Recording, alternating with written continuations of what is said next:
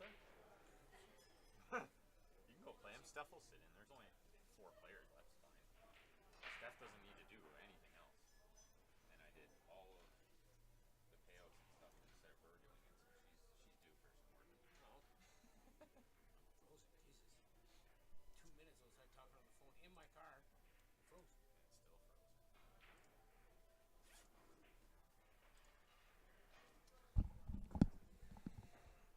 All right, everyone. Welcome back to the 2024 Len Sbitney Memorial Pool Tournament here at the Leather Pocket Billiards in Calgary, Alberta, Canada. Got another good matchup for you here. Myself, Ben Francis, going to take on the legend Brady in a race to 9. It's the winner side final. Make sure you guys do me a favor. Click that share button. Doesn't have to be live to share it. You guys can share it after, during, whenever you like. But make sure you share it. That's all we ask with these free streams, you guys. And we're real close to 50,000 followers, so tell your friends about it. Hopefully we'll give a good show. I'm going to try to get Stephanie Toy in here to do a little commentary for you guys. So sit tight. We're going to get going right away. I want to give a quick shout out to our great sponsors here of this event and others. Brett Armston with Good Plumbing and Heating. Make sure you give him a shout out or use his services, plumbing and heating. And my man Ben DeWolf with DCL Labor and Contracting. Always around the hall, so if nothing else, you guys just thank him for everything he does to help support these tournaments. Alongside those two, we had LP kicking in some of the green fee back to total up to $1,000 added to this event.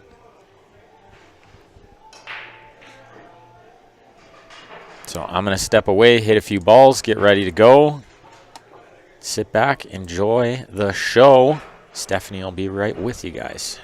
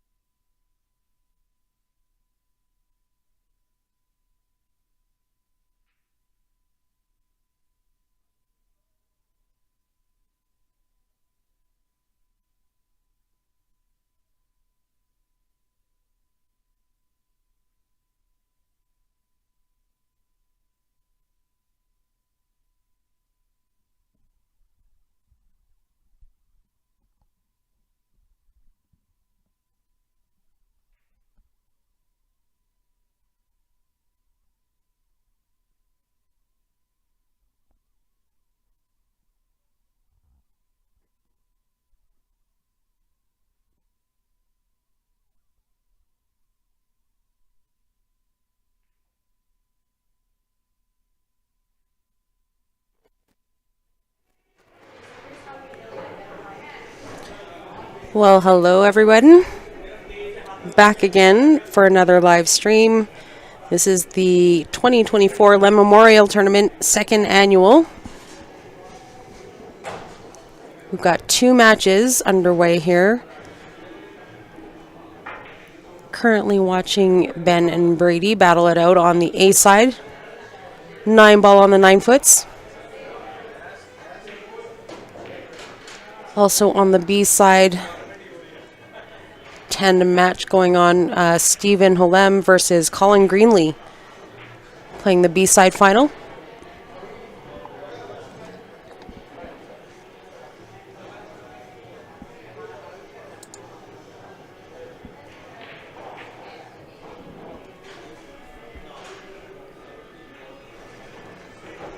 Both just starting out, so 0-0 on both sides.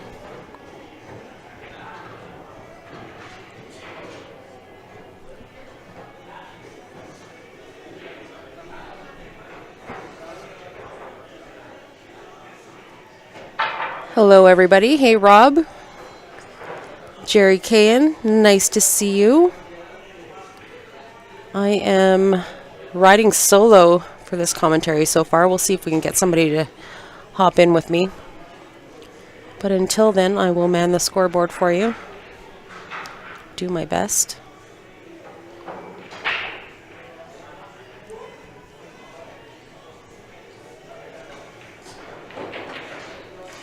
Tail end of the tournament, A side final, B side final happening right now.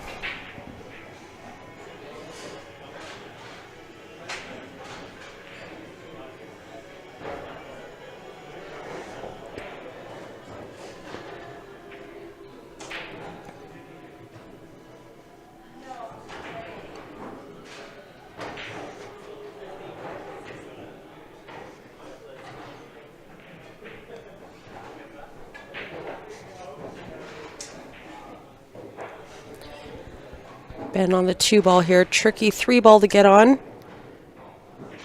He gets down there. A little heavy on the weight. I don't know if he's going to be able to see this 3 ball. That is a big 9. He might just be able to see a sliver of the side there.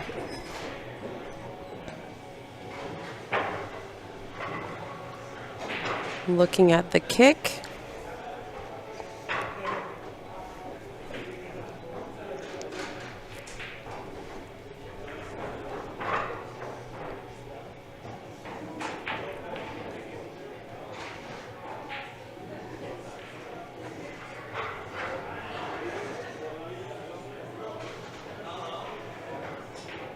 Good leave, good leave.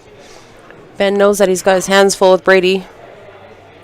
And vice versa, Brady knows that he's got his hands full of Ben.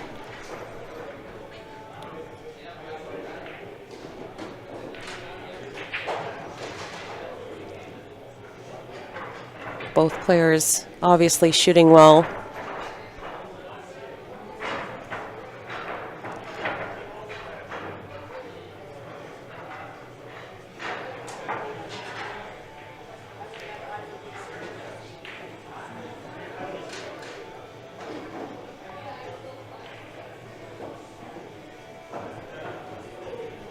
Brady gives ball in hand to Ben on the 3 there.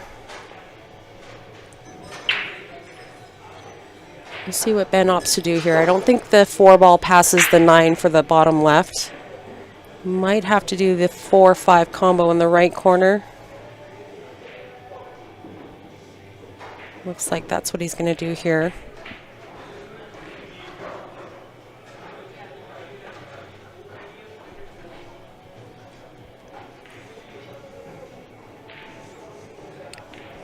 Makes a 2-fer. Thinking that this game's going to take a little too long, so he's just going to do 2 balls at a time. Chuck Fisher is wondering, why would we be playing on 2 different size tables? Well, Chuck, I will tell you. It's actually worked out to be really good for us here. At this particular hall, we have 8 9-foots and 8 7-foots. We had an 80-person field that we started Friday night. A side is nine ball on the 9 foots, and the B side is 8 ball on the 7 foots. And it's been awesome because that actually gives us the ability to have a bigger field. And the players don't have much long of a wait in between matches. Normally you would play like 2 rounds of A side, then you would have to play a couple rounds of B side in order to catch up, and you're waiting on tables. But with 8 and 8 and 9 foot and B side and 7 foot matches, we're able to keep the tournament going. Players don't have to wait. I also think personally that it adds a second element to the event where the players have to kind of change gears. Going from a 9 foot to a 7 foot. The 9 foot players that are typically favored on the 9 foot aren't necessarily the favorite on the 7 foots, and vice versa. So it kind of evens up the field a little bit.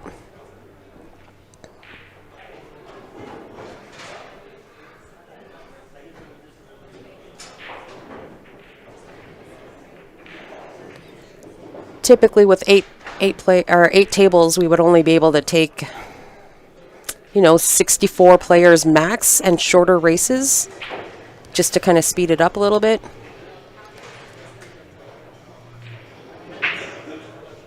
This way makes a lot of sense to us. And the players seem to enjoy it, so that's really all that matters.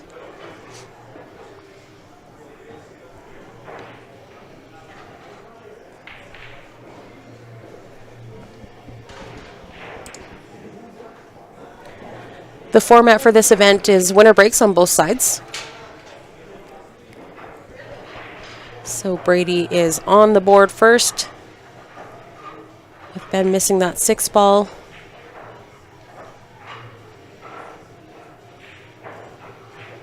So going into rack number 2, Brady is breaking.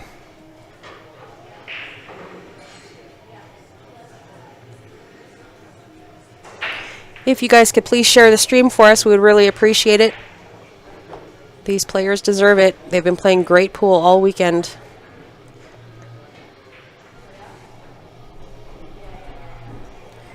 For this 80-person event, it was staggered entry. So 550 and unders with a robustness of 200 or more. Paid only $35 to enter. Then according to your Fargo, it was $50, $75. 720 plus paid $100. So depending on your Fargo, decided your entry fee. And then they played straight up throughout the event. Race to 9 on the A side, race to 7 on the B side.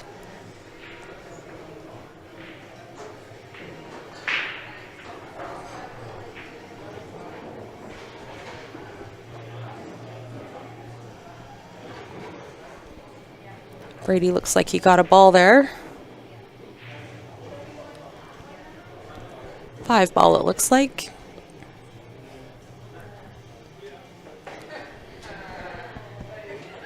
Looks like the 1-9 combination is super tempting. Brady lining it up here.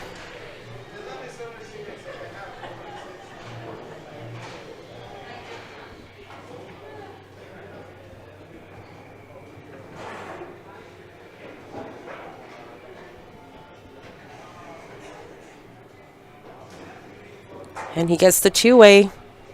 It's a nice shot. 8-3 covering the 1 ball nicely.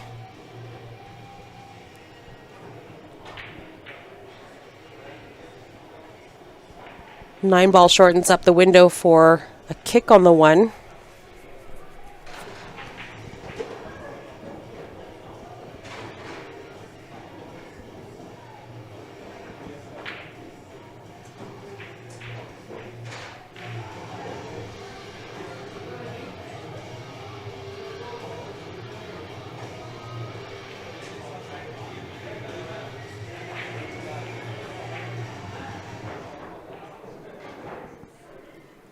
Great contact. Is he going to get a good leave?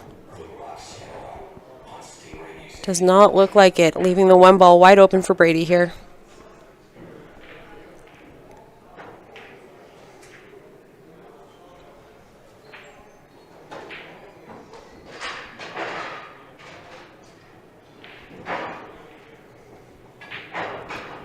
Brady a little bit stretched for this one over that 8 ball, but he's very well versed in using the bridge. If you don't know who Brady Golan is, he is a snooker champion. Recently just won it, I think, a year or two ago. Maybe that was just last year.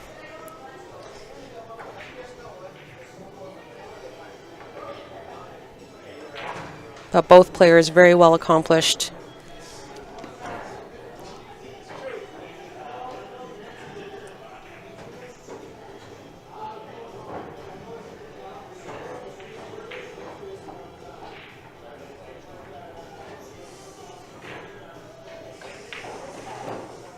Brady Golan currently a 721 Fargo,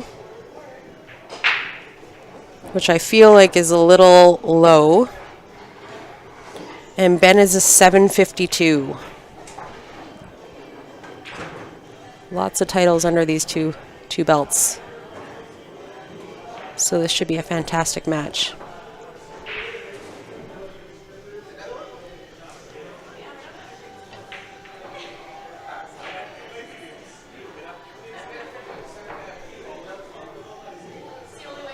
I know that Brady has a lot of fans. His fan club has been loud and proud in the chat.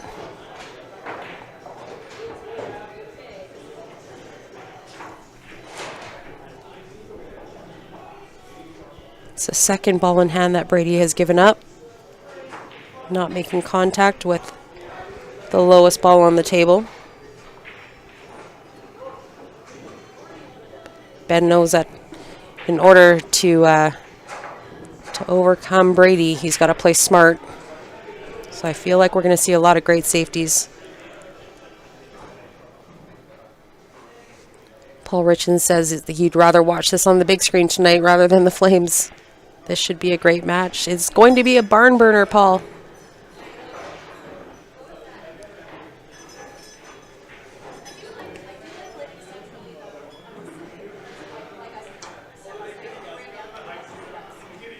This is the A-side final that we're watching now. We've got the B-side, I guess it would be the semi-final that we've got on the B-side.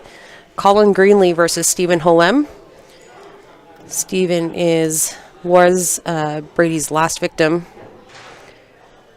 Brady got him 9-6, but it very easily could have been the other way.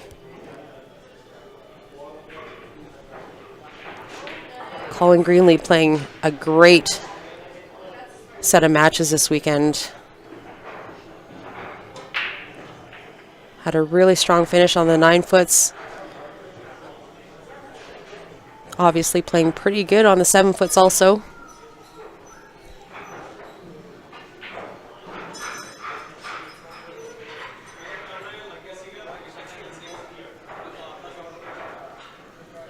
There's Warren Saffel with the stats. 2018 and 1988 Canadian snooker champion. Did he not just win another one recently, Warren? Like just over the last year or two?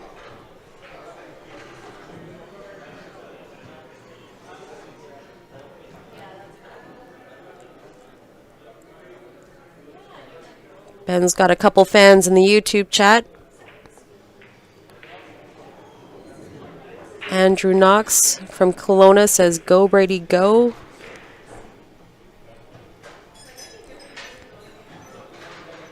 These guys have fans from all over the place. Thank you guys for joining us. Share the streams if you could. We would appreciate it.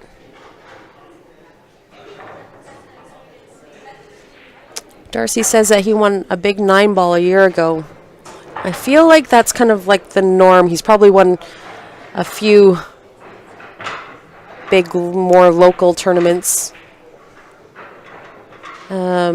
Brady does go down into the States, just over the border, into like the Montana, Spokane areas. There was a tournament, the Spokane Open, that they hold annually, and Brady for a number of years has won that one. They actually nicknamed that event the Brady Golan Open because he's just won it so many times.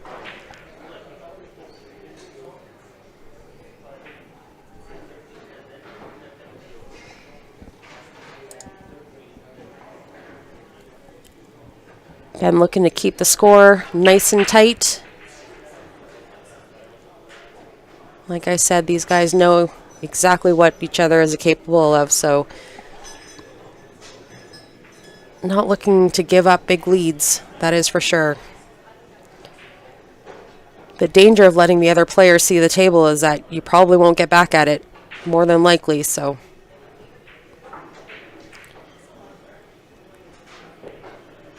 Better to just close it out while you can.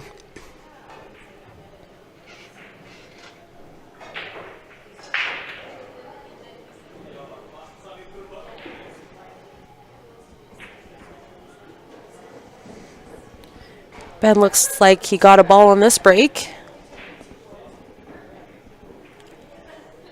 7 ball is down. Everything is nice and wide open. 1, 2, 3, 4. The 4 to the 5 might be a little tricky. That's probably going to be the key shot to this rack.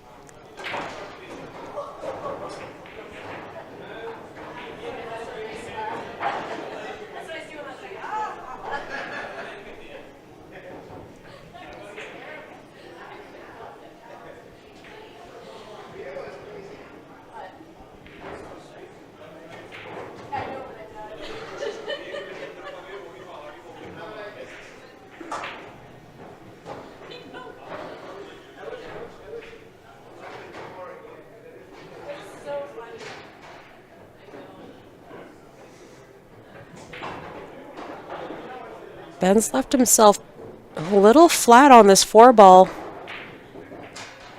Kind of tell by his body language he was hoping to have leave himself a little angle.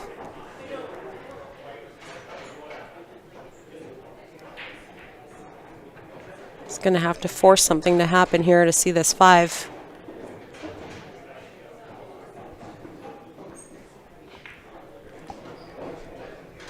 Didn't quite get the draw that he was hoping there, and this is still makeable.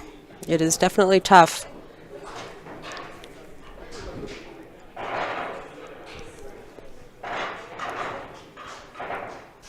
Opting to just play smart. Not sure if he got there or not, though, however.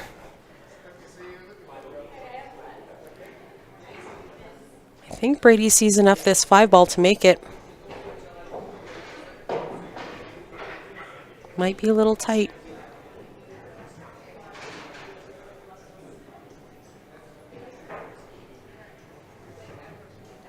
Looks like he's putting a little outside on it to help it in. No.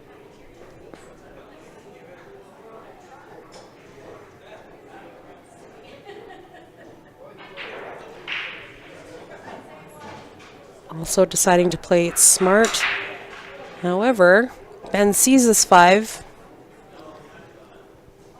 I don't know how tempted he is to get that 9 ball moving.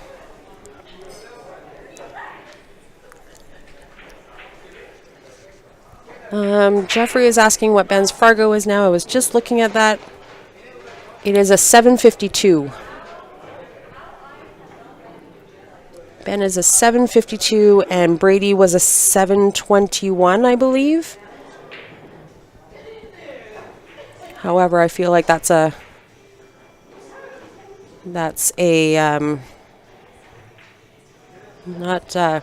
generous 721. I feel like he's above that.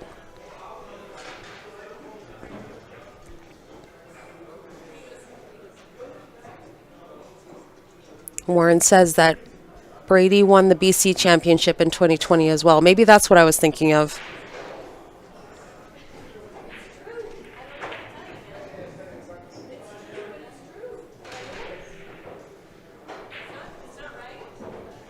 As I was saying earlier in the last stream, Brady has recently moved here from BC, from the Kelowna area.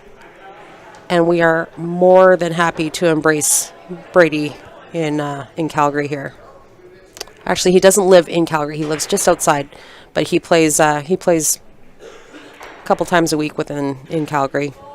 What a great shot by Ben there. Jump bank.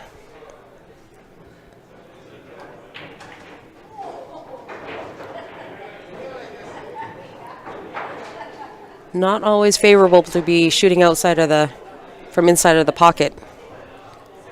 Makes it a little tougher, but I'm sure he'll take it.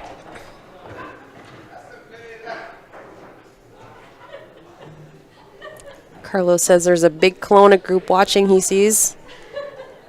They've been in the chat, popping in and out of the chat all afternoon. And Brad said if Fargo was around 30 years ago, Brady would be like a 900. And I would tend to agree. Brady is one of my favorites. Just amazing to watch. And such a pleasure to have in the room. He's always the nicest of guys. Ben manages to take the lead with that game. 2-1 over the mighty Brady.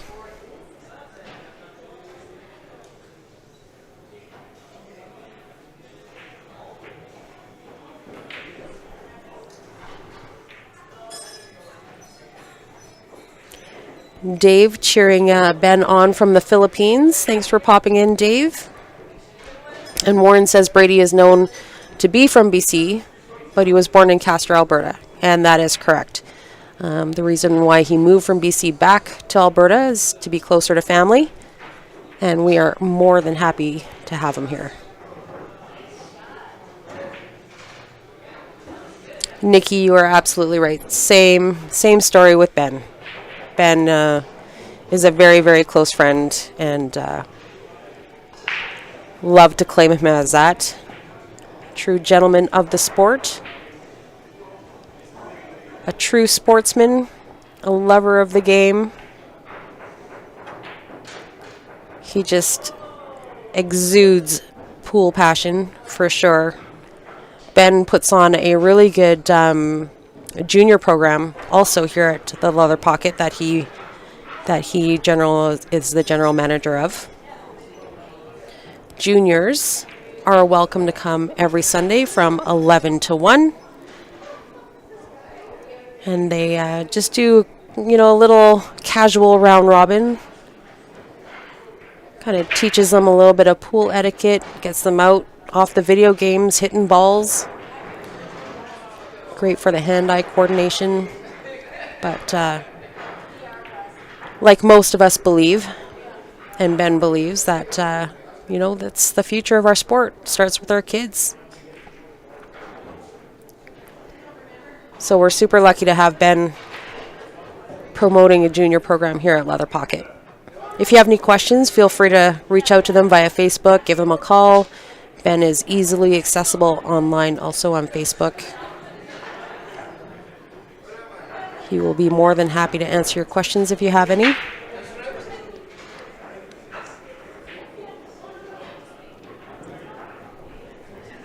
I am following the chats on Facebook and on YouTube also. If you guys have anything to say, any questions, I will be more than happy to try and answer them for you.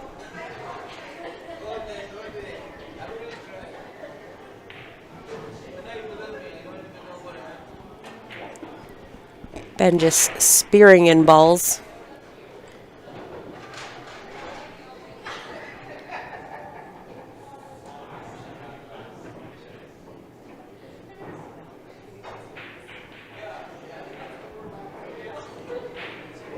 In the heart, making it look easy.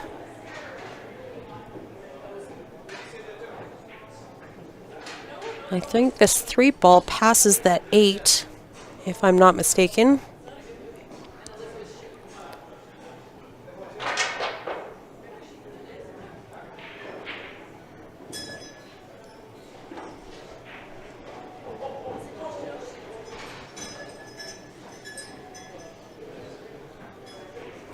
Ben not getting the big draw that he wants off that rail.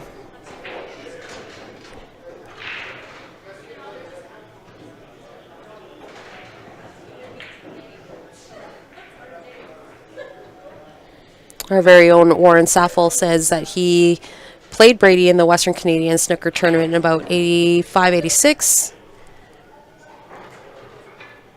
Also accomplished snooker player.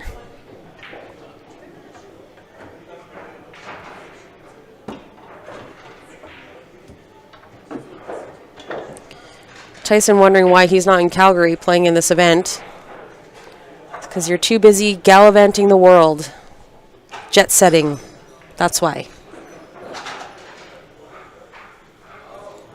And Leonard is asking how deep we are into the tournament. So we started with 80 players Friday night.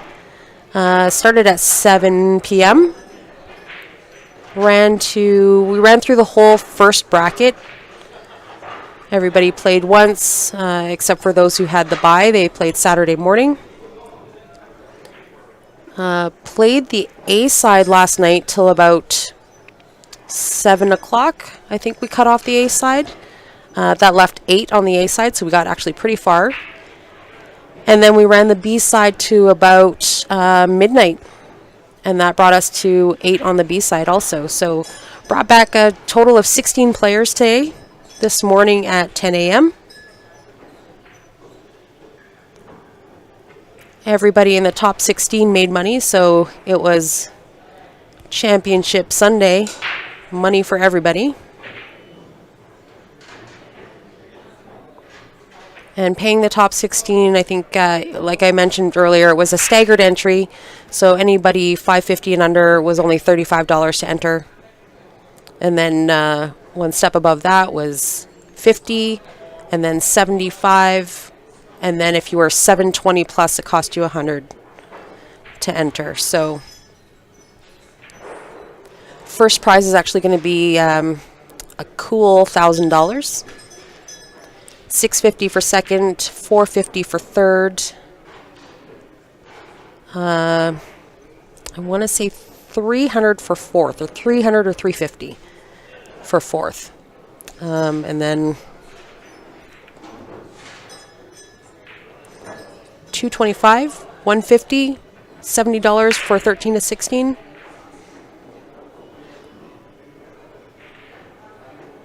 Something like that. I'm 100% on the 70 for 13 to 16 and first, second, third prize money. It's the in-betweeners that I'm kind of taking a stab at. I can't exactly recall. So currently right now we are watching the A-side final. Ben versus Brady. And on the B side, we're watching the, well, we're not actually watching, but I can flip over in between time. The B side semi, which is Stephen Holem versus Colin Greenlee. It's a race to 7 on the B side, on the 7 foot. Playing 8 ball. Also winner breaks.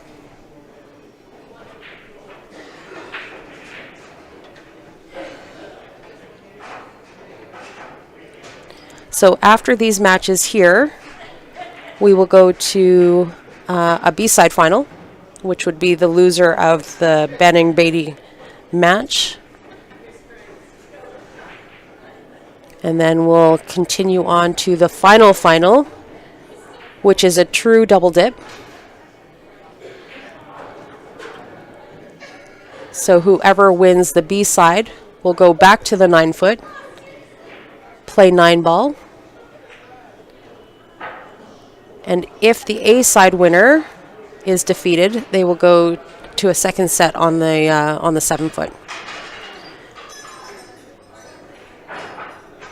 And I actually quite enjoy the format. You get to see these players play on a 9 foot, on the 7 foot, change disciplines, 9 ball to 8 ball. Forces them to change gears. They gotta shorten up their stroke, obviously, going from a 9 foot to a 7 foot. Makes it a little bit more interesting.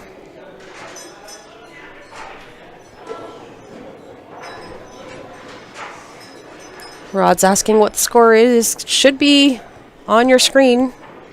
2-1 for Ben over Brady.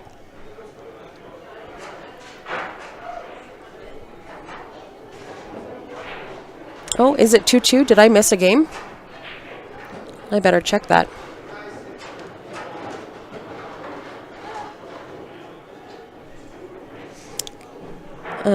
Darcy says it is 2-2. Carlos says it's 2-2, so I will take your word for it. It is 2-2. And I will just pop out maybe in between racks and just make sure.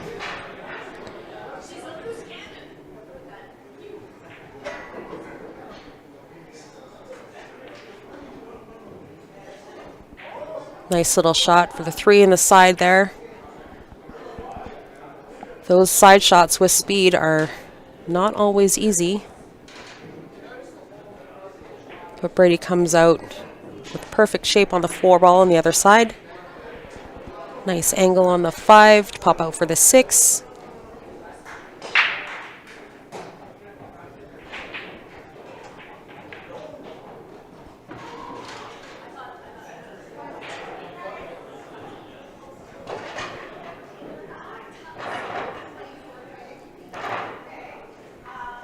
See what Brady tries to do to get shape on the 7 here.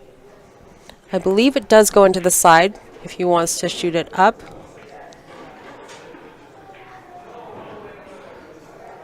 Is it wired to the corner? The angle on the screen looks a little off, but maybe it is. It's obviously wired to the corner if that's what he played for.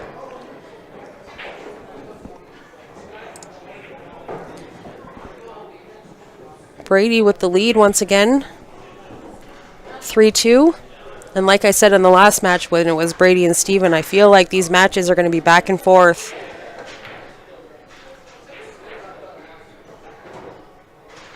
With the winner break format, you have the ability to, hit a gear and run, 4, 5, 6, 7 packs. That ability is there. However, if you let your opponent see the table, chances are you're not getting back. So these matches here just might go back and forth.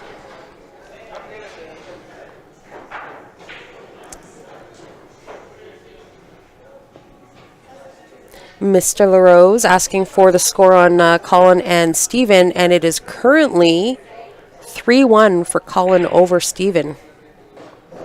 Colin has played fantastic pool this weekend.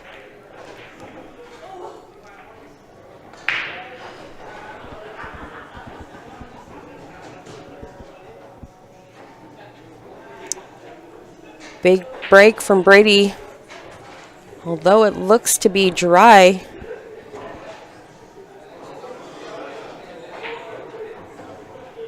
Ben might be licking his chops right now. This table is wide open. Nothing tied up. Everything looks easy to get to.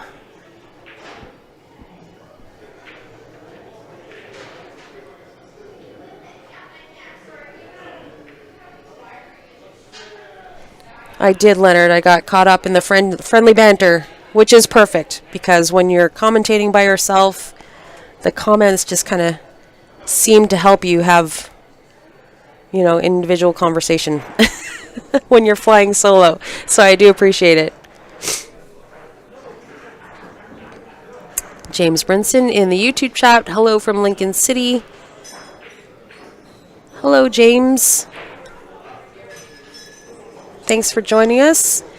Denise confirming it is 2-2, and I think we got it.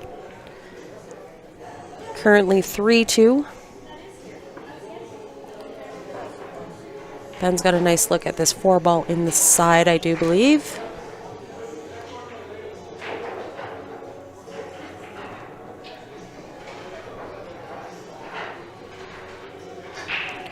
Just checking out cue ball placement here. The 4 to the 5 is pretty standard. 5 to the 6 might be a little tricky.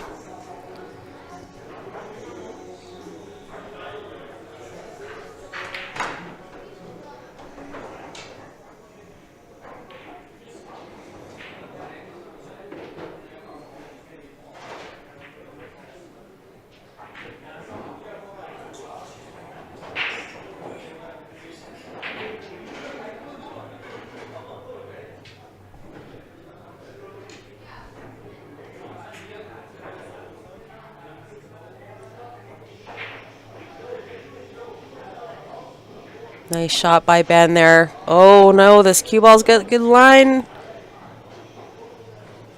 He's safe. But he said a little prayer there. I don't know if you caught that. Kind of looked up to the skies. I felt that early eye roll. I don't think that he expected to stay up.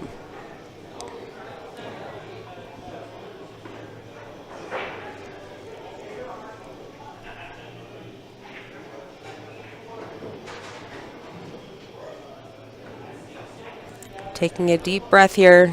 Definitely wants to make sure that he keeps the match tight in the score.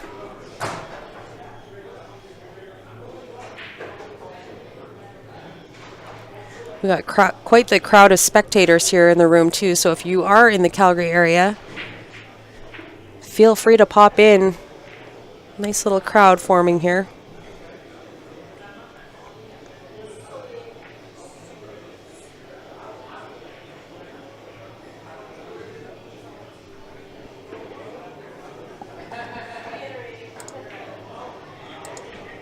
And we're at threesies.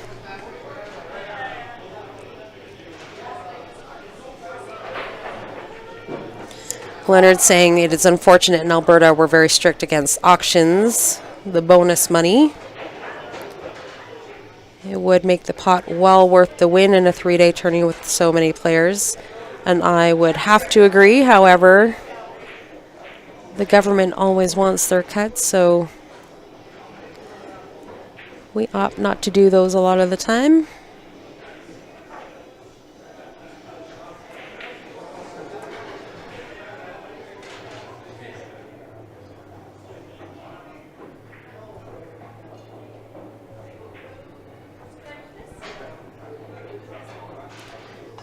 Ben really wants a break and run here just to regain the lead. Did he get one? 5, 6, 7, 8. Looks like he did get one.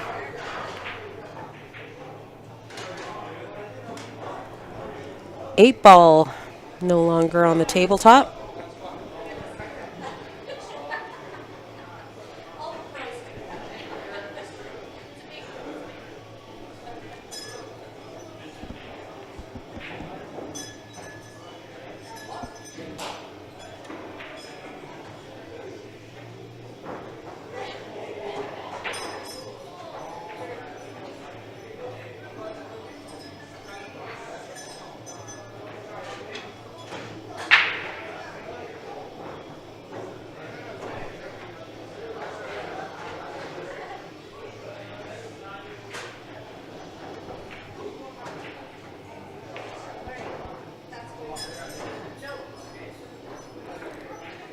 Leonard says that he's in Ontario and won't play without an auction. Well, we don't have a choice here. Unfortunately, the government wants their piece of the pie.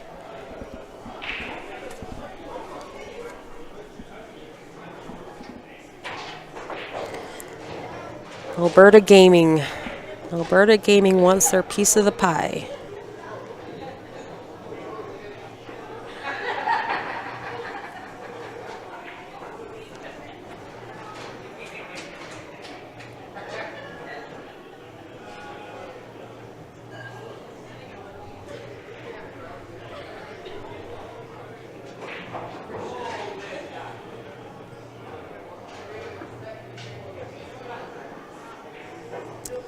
A little short on the shape for this 5 ball. He's got the wrong angle to get back down for the 6, so we'll see if he just kind of floats forward here. A little zigzag back and forth will do the trick. Nice angle to come off this bottom rail to get back up top for that 7 ball.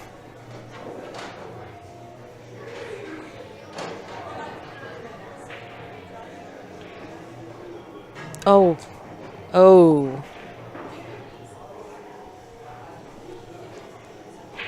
Unfortunate. Just kind of hit the side rail a couple inches off of his target.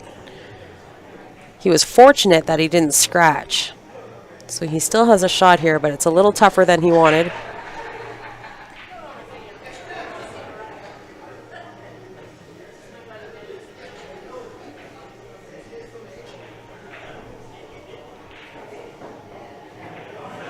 Oh no, he left a hanger. A hanger for Brady Golan. Brady's going to have a chance here to steal this rack from Ben.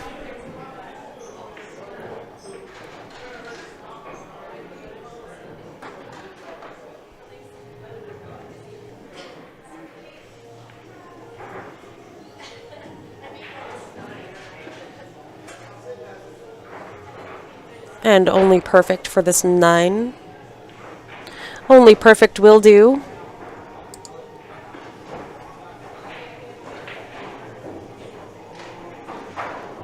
Not giving Ben the lead that easily.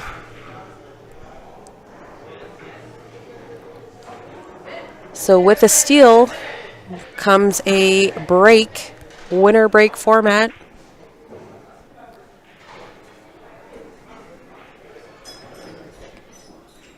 Mark says GVM making players pay money. They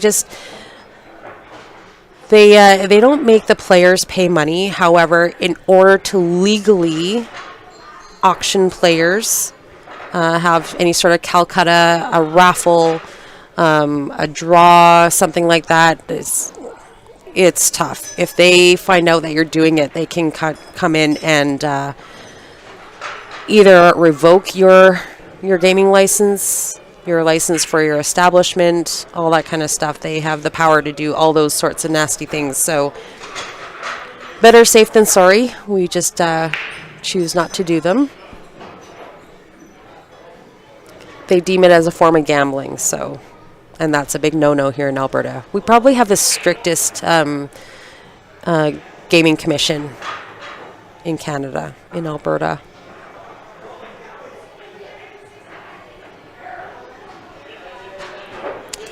Leonard saying pool players don't make enough. Known fact for our sport unless you're top echelon, travel expenses, etc. And I would have to agree.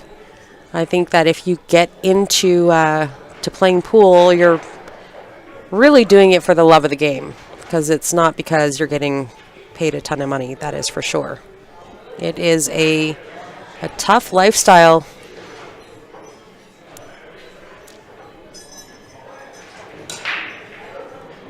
Especially with the prices of, hotel and expenses and meals, the price of food going up, even groceries. Flying within Canada is super expensive. I would speak for the people of Canada when you say, or when I say, that we choose pretty much to not travel east and west within our own country because it's cheaper for us to go to Mexico and do an all-inclusive, something like that.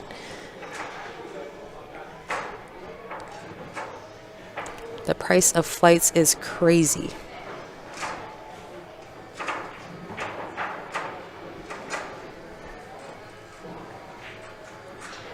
Jason says it's unfortunate. Prevents throws. I do like the money if it brings in and everyone can get involved. I absolutely agree. The excitement of, player auctions and stuff like that is second to none. And you're probably right, it does prevent a lot of throwing matches and collusion and all that kind of sort of stuff.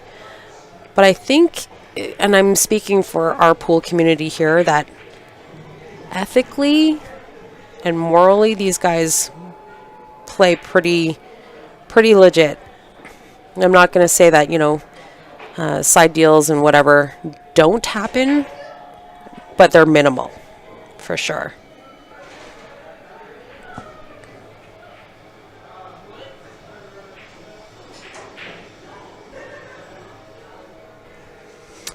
And Mark says the only good way is to get good sponsors, and you're absolutely right. We're trying to do our part. We try to run, good events here, especially in Calgary. We have a very strong pool community.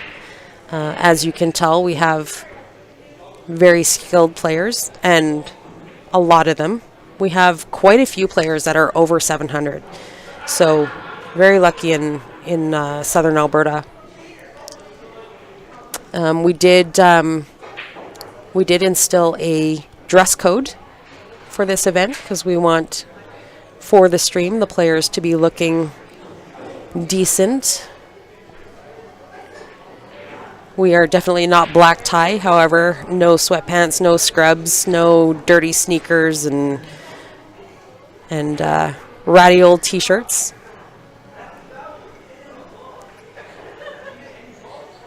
So trying to make the sport look leveled up is our goal. That is the only way you're going to get outside sponsors. I'm a firm believer in if you let the players run wild and do whatever they want, then it's kind of a black mark on our reputation. So trying to level up while we can, or where we can, I should say.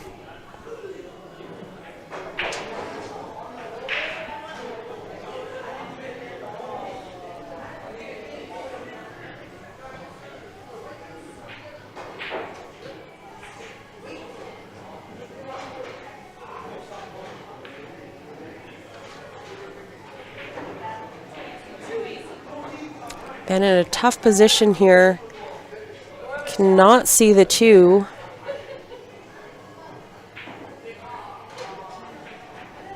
Is he looking at a masse? A jump, possibly?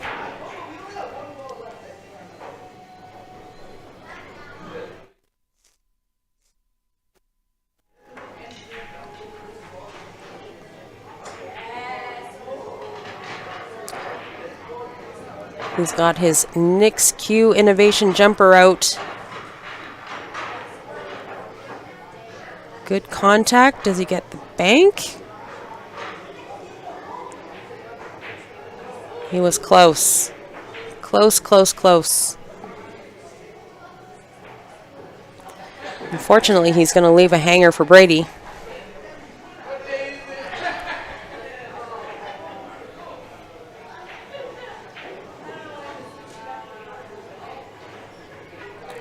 Nice and smooth. Pop back out for the 4 in the same pocket. 2 rails for the 5, I would imagine. Oh no! Oh, I thought he underhit it. I thought he underhit it.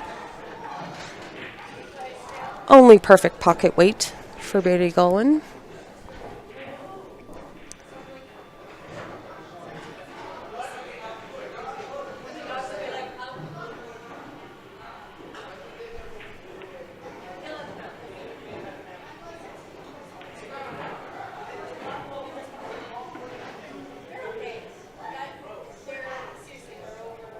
Nice angle on the 6, 2 rails for the 7,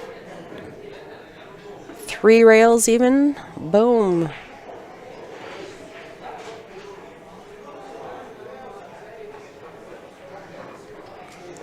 Back center for the 8. Making it look easy.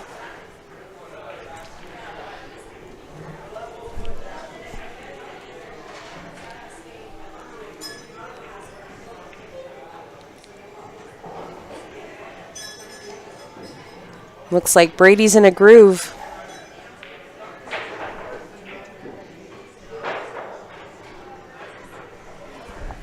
One second.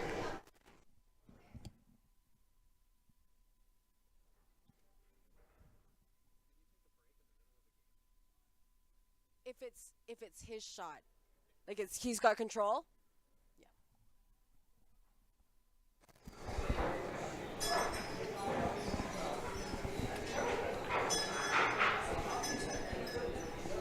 Sorry guys, I just had another player ask me a question. I'm trying to run the tournament and commentate at the same time because we don't have any extra bodies here.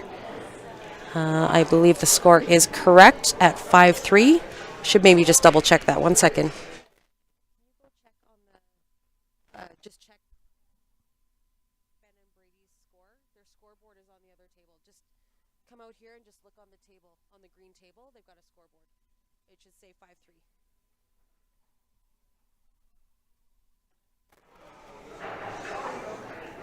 Sorry guys, multitasking. Score is correct. It is 5-3. Brady over Ben.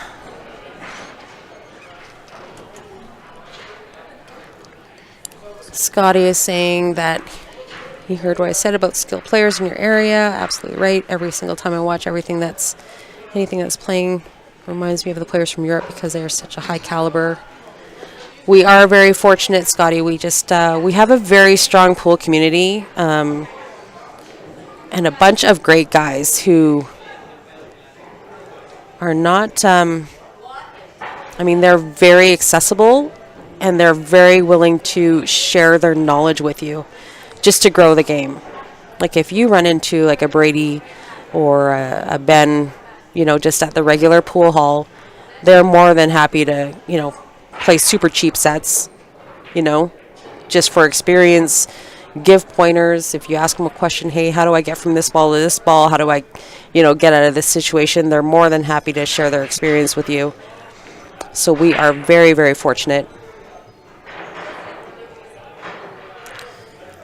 Looks like Brady gave a ball in hand up to Ben. He's making quick work of this 4 or 5 balls left on the table. Tic-tac-toe.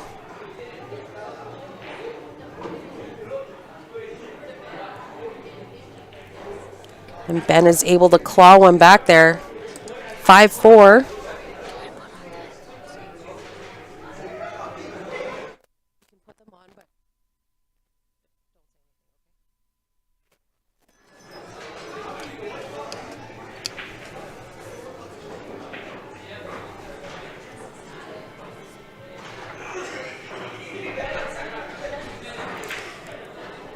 Scotty says this is the first time he's ever watched Ben where he's not shooting like a robot.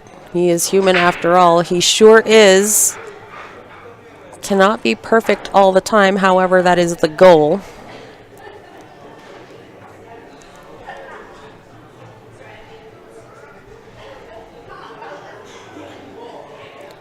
Ben looking for a big break here. Gets a ball. 5 and the 6 are off the table. He's got a good look at the 1 ball. This table is laying nice.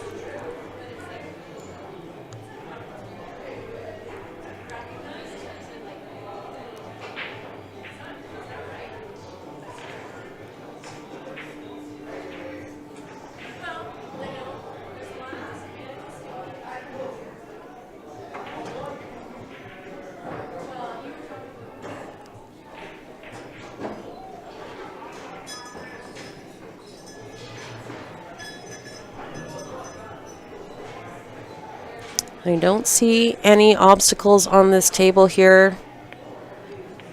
Traveling back and forth from the 7 to the 8 back down for the 9 should be a non-issue as long as you leave yourself a little bit of natural angle. Should be easy peasy for these guys.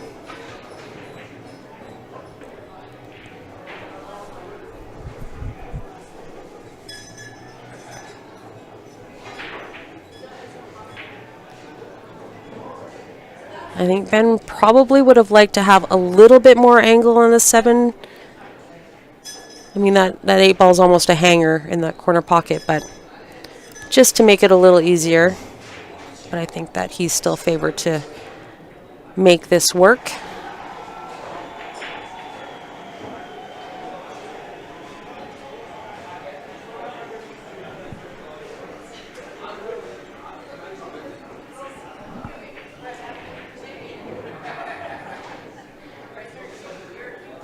A little back and forth for perfect shape on the 8. A little jelly rub just to make sure.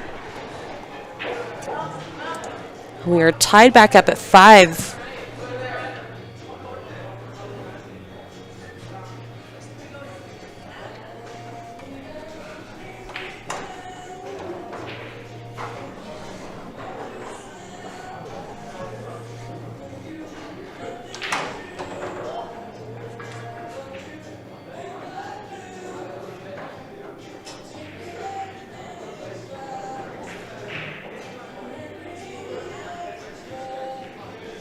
Scotty says that he has trouble with the higher level players giving up their experience or advice. And I don't know where you're from, Scotty, but typically Canadians are pretty nice. So I'm assuming you're not in Canada. However, definitely feel free to pop in our chats when we are streaming. We are more than happy to help you out, give you our 2 cents. Ben and Grant, who are, and Derek, Ryan, whoever you hear on our streams, are higher level Fargo than myself. But they're more than happy to give you their 2 cents, their advice. Ben is often on here, and he's got he gives more technical advice for sure.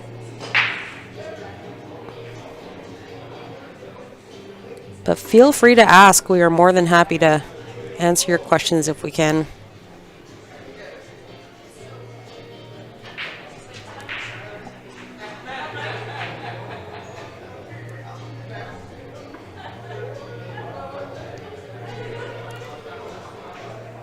Dave said that he met Brady today. Nice guy. He is not a nice guy, Dave. He's probably one of the best guys. Absolutely love seeing Brady's name on an event draw sheet. We actually have quite a few event gems, I will call them. Brady definitely one of them. Ben another. Steven, Joe, Stan Taranjo. He often comes. Love seeing those names. I think this is going to be the first time Ben has a lead. And he may be catching a gear here. When Ben catches a gear, it is tough to slow him up. You can tell by the pace that Ben plays. He when he thinks a lot, or he looks like he's a little bit more calculated. I kind of feel like that's when and I really don't call it a struggle, but that's when he's not really feeling it. But if he's playing fast, walking fast, two-stroking balls in, you can tell that he's feeling good. So just an update on the B side, which is 8-ball on the 7 foots.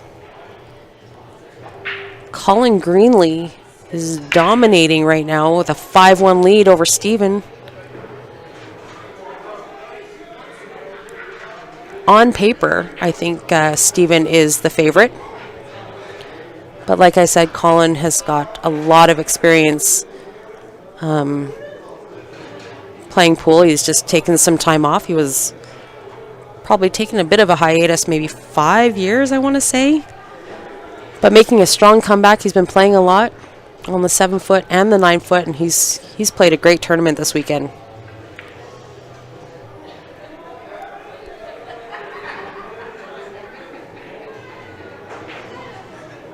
Scotty's from Northeast Indiana. Well, Scotty, I'm telling you, if you ever come to Canada on the West End, it is absolutely breathtaking, stunning in the Rockies. We're just about an hour away from the Rockies. And feel free to send us a message if you ever are up in this area. We'll let you know when all the tournaments are happening. Maybe we can line up a visit with a big event. But more than happy to help you. Have you attend one of our events?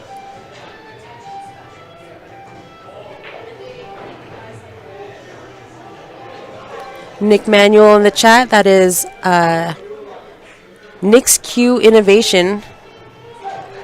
Nick makes great cues, does fancy cue maintenance work if you're in the area. Even if you're not in the area, Nick will ship your cue back to you if you want to ship it to him for maintenance.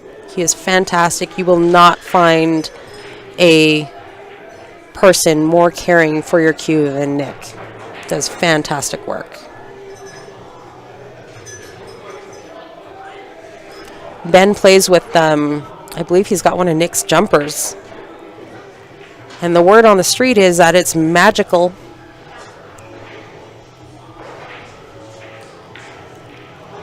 Pretty sure Nick's got a lineup to buy his cues. So if you're able to get your hands on one of Nick's cues, I would definitely jump on it. Really great. Oh, was that a foul? I think Ben fouled there. Or Brady fouled there. Sure did. Gonna give Ben ball in hand.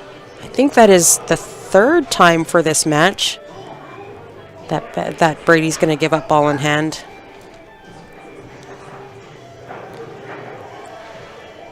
For various reasons. However, that was a big whoops.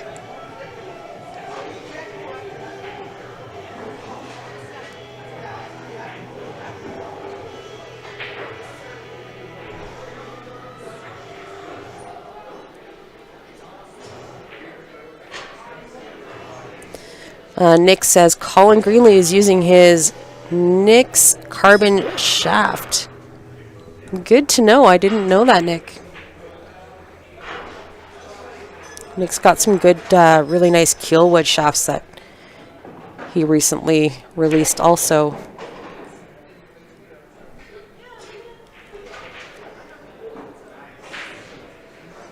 Tyler says that he's got one of Nick's carbon jump keys. Saved his ass more than he cares to admit.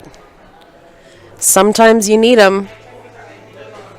And Scotty and the wife has talked about coming up. I'm telling you, if you venture up, we will be more than happy to help you coordinate your trip alongside of an event, give you some travel tips, tell you where to stay, where you can go. It is a beautiful landscape here, I will tell you that. We take it for granted, I think, because we're so close.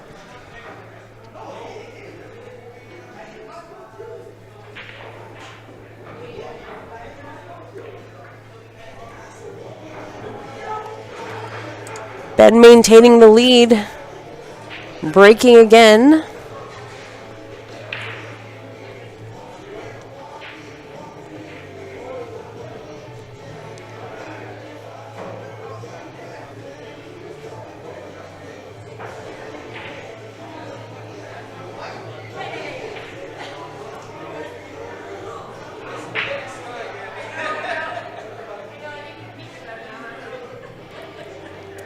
Scotty asking what it takes to cross into Canada. I don't think we really need anything special. We're pretty friendly here as long as you don't have a long-winded criminal record. I think you're more than welcome. I would say just a valid passport is really all you need.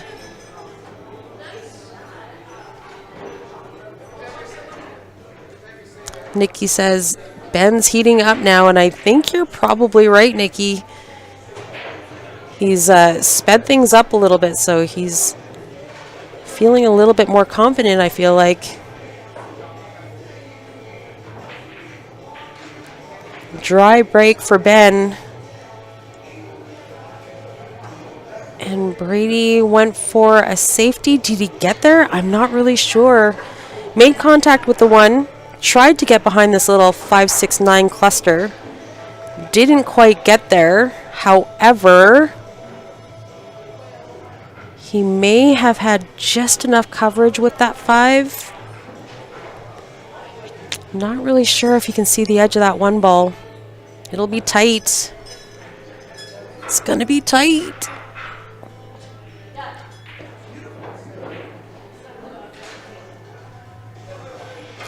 Ben is using Nick's extension jump cue and also maintains his cue.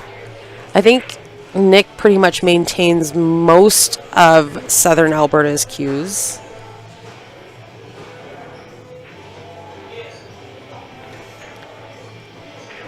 Great 2-rail kick by Ben there.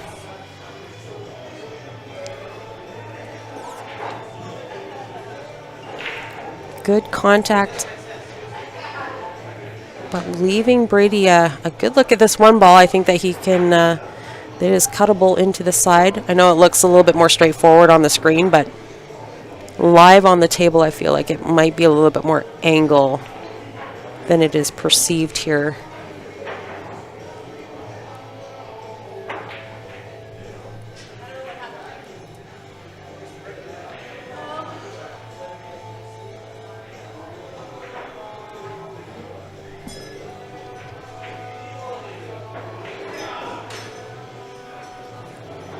A thin little cut into the side is successful. Brady's got a nice little window between this 3 and 8 for the 2.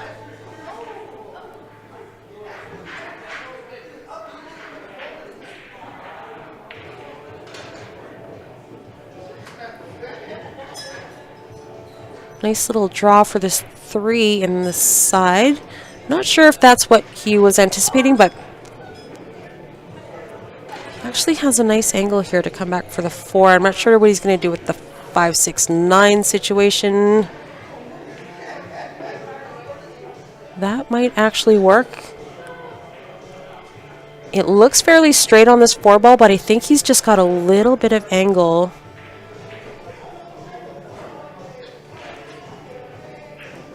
And that 5-9 combination looking pretty tempting. Another quick win for Brady. Bringing it 1 back.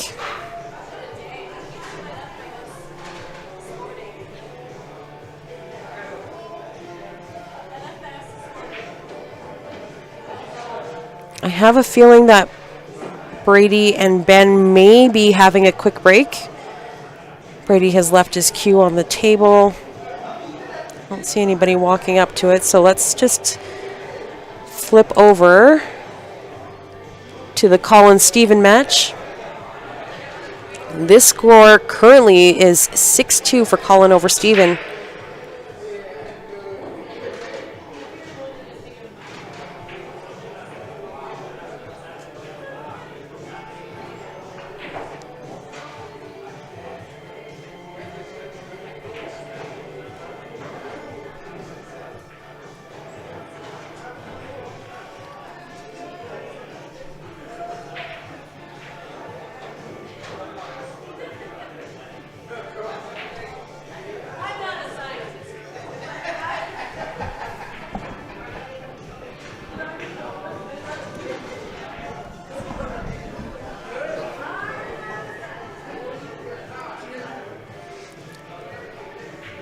Scotty, if you don't have a passport, I would actually look into it, because I'm not I'm not a travel agent. That's not my expertise, but I believe you need to have a passport. I think the days of just having a valid driver's license are kind of behind us, but I could be wrong.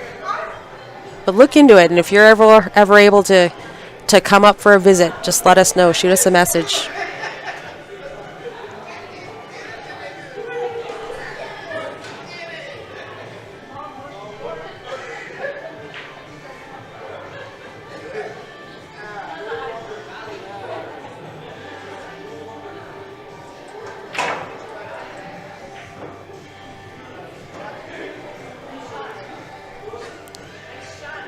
Cole looking to get some work done on his Revo, and the tip came off.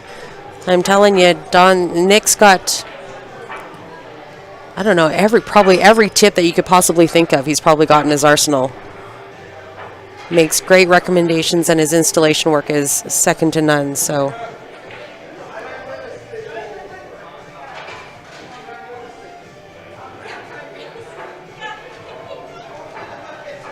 And the one thing I will say about Nick is that he is very affordable. Probably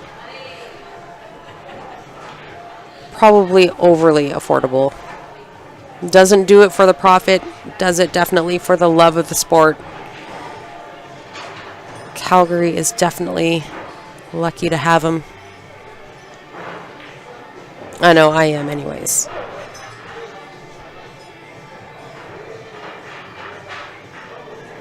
Colin just picking this rack apart.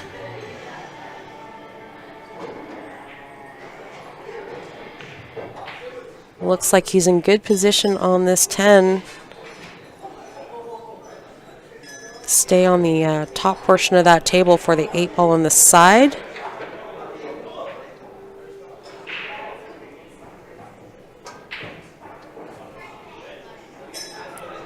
I think he would have rather have had the other angle on this 15 ball, but I still favor him to make this work.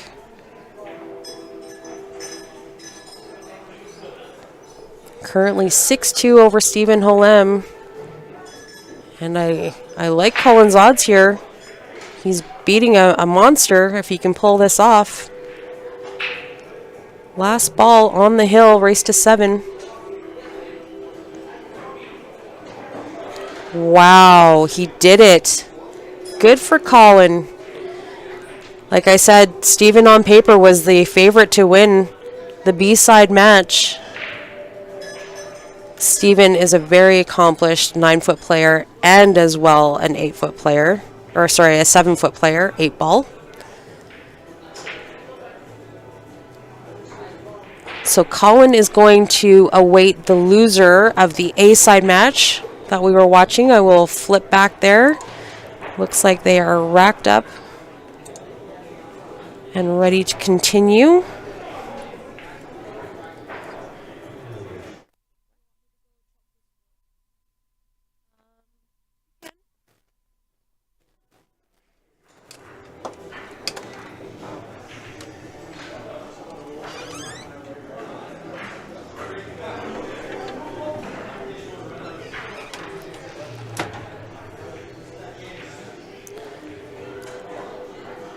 So Stephen is going to walk away with 4th place money.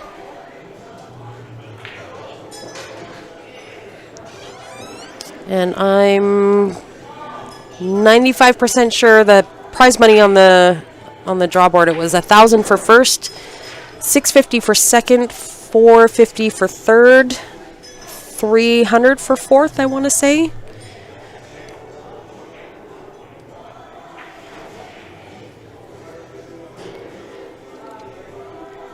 But watching Stephen play, regardless of whether it's on the 7 or 9 foot, is pretty special.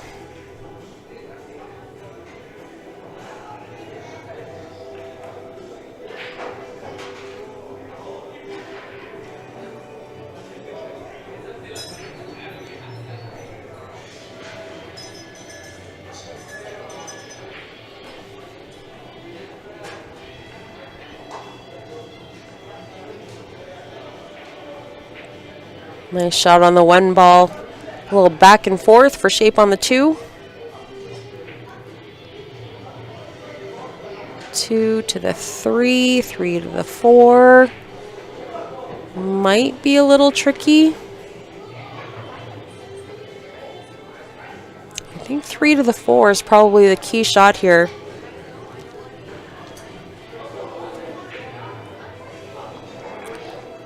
Ben's just looking to maintain the lead.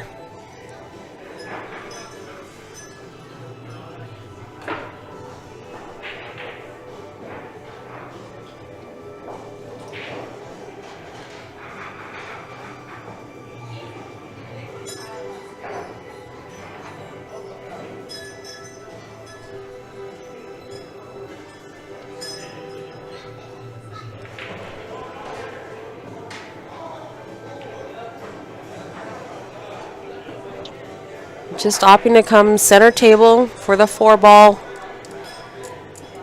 Not trying to do anything too fancy. Sometimes when you try to be too fancy, you get yourself into trouble.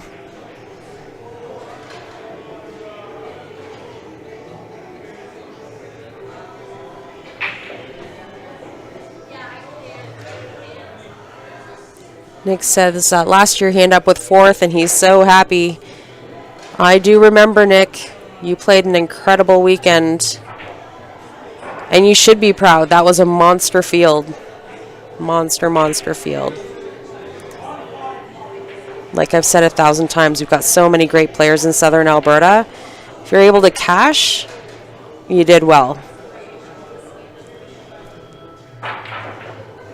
If you're able to place, top 4, top 3, top 4, then you did really, really well. But that was a great tournament for you. And coming around for the 5, I feel like the smart thing to do would be just be center table again, cut the 6. It's just looking to see his margin for error here. Like if he runs a little hot, over, under, is he still in good shape? Does the 6 ball pass the 9 to go in the opposite corner?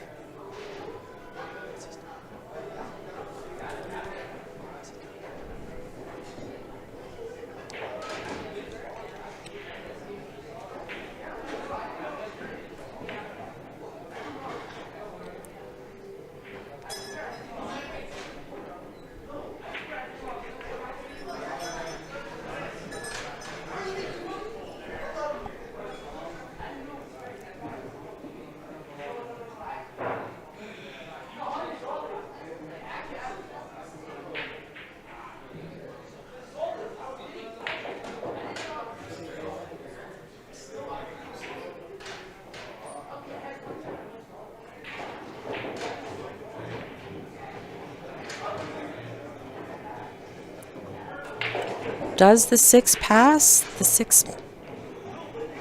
Oh, it's going to be tight.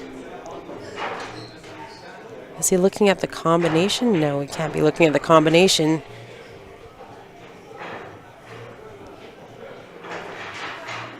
No, he had room. Hits it perfect.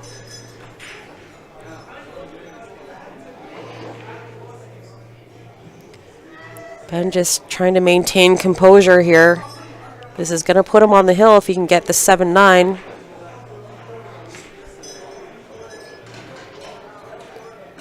One ball at a time, one ball at a time.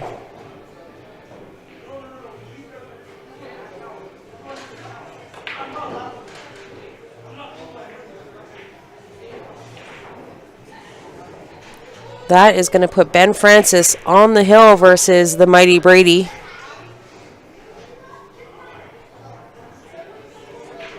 Ben would love to have a big break and just run this last rack out. He knows it is dangerous. If you let Brady see that table, it is dangerous.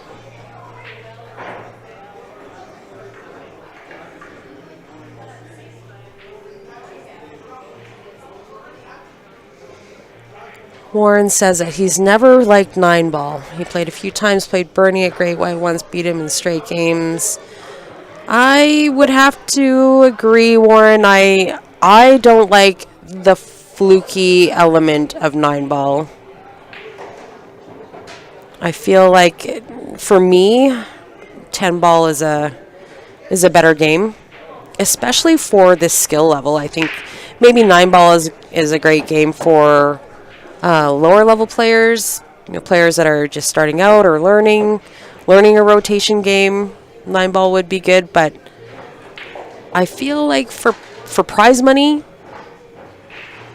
at a higher level, playing against this kind of caliber of player, even better, even for the pros, my opinion would be 10-ball is a better game. I prefer just to not have to deal with the fluky element. Just my preference.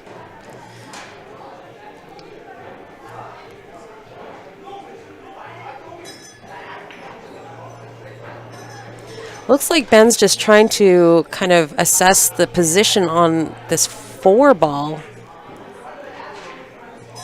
2 to the 3 doesn't see the problem. 3 to the 4. Does the 4 go past the 9?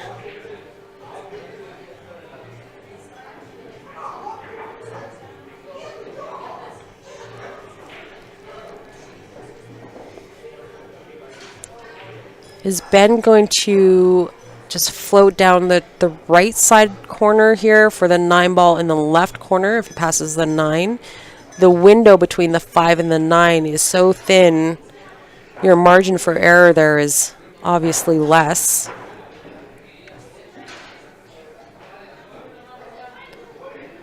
I kind of feel like if the 4-ball passed the 9, it's kind of like a no-brainer. He'd be shooting already. But because he's so back and forth about it, it makes me question whether that 4-ball goes.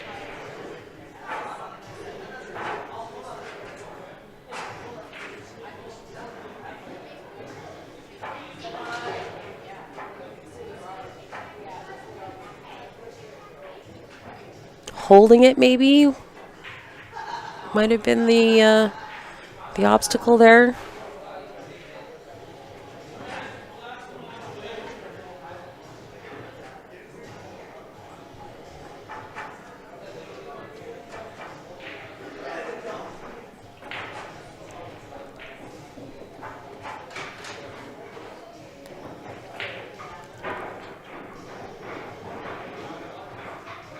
Oh, he opted to go for the 9. I don't think the 4-ball passed.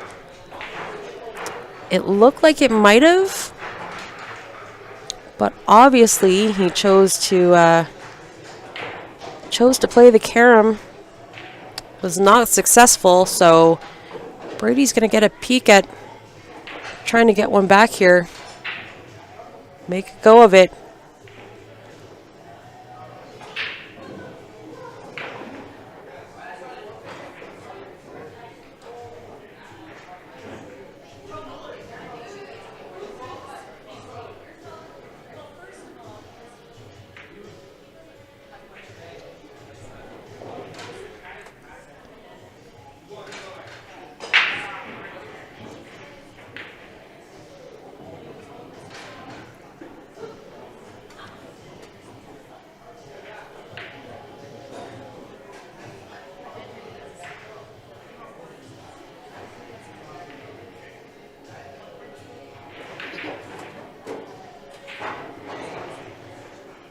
And there it is. That is the danger of letting somebody like Brady see the table.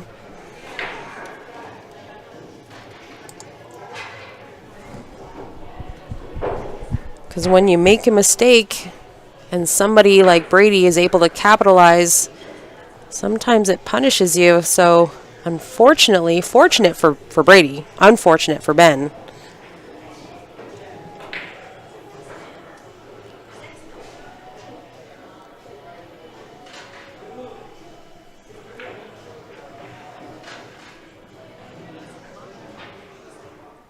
Edward Hoffman says some legendary commentary action. Thank you, Edward. I'm just trying to fill the void. We don't have any extra commentators this week. Everybody is out of the area, unable to attend. Our regular commentators, that is. So just making sure that I fill in the blanks for you. Keep the score right on the screen.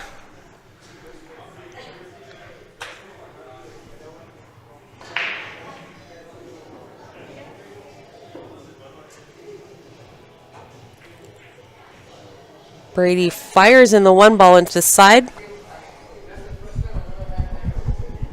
He's got a good look at this 2-ball here.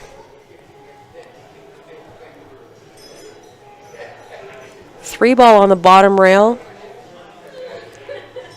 Is he able to get down there for the 3? Is he so straight? Can he force it? That is the trouble with that. I felt like he was a little flat on that 2-ball. Brady was trying to force some action on that cue ball.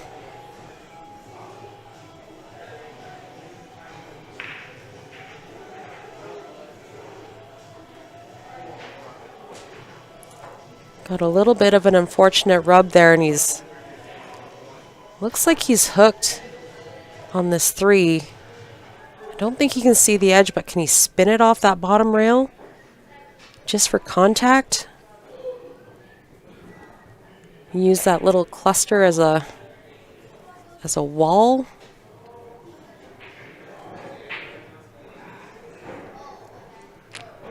Negative. Good news for Ben, bad news for Brady.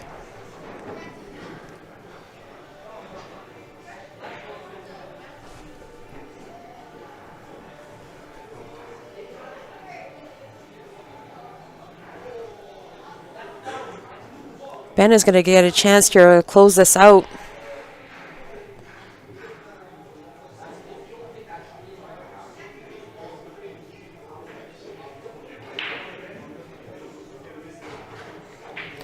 Ben would like nothing more than to just put the nail in the coffin here, so to speak.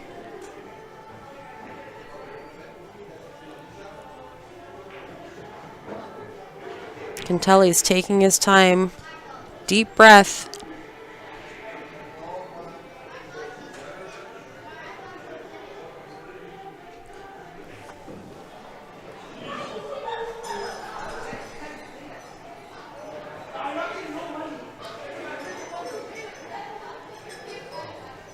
I feel like Ben is being very calculated here. He definitely knows the dangers of, you know, making a mistake here.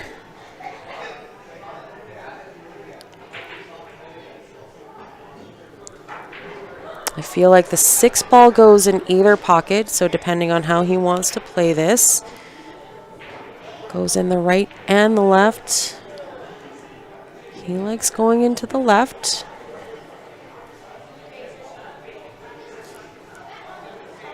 Looks like he might have a little bit of angle here. So is he able to draw back for the 7?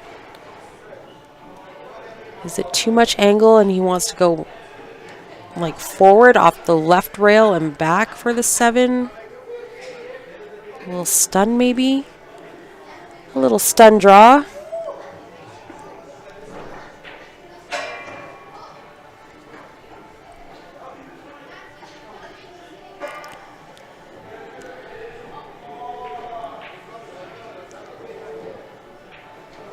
Thanks, Dave. Colin's got his team Bad Company watching this live. Thanks for joining us, Colin and Bad Company. Hope to see you guys come and play in some of these events soon. Colin, you should definitely be here playing in these events.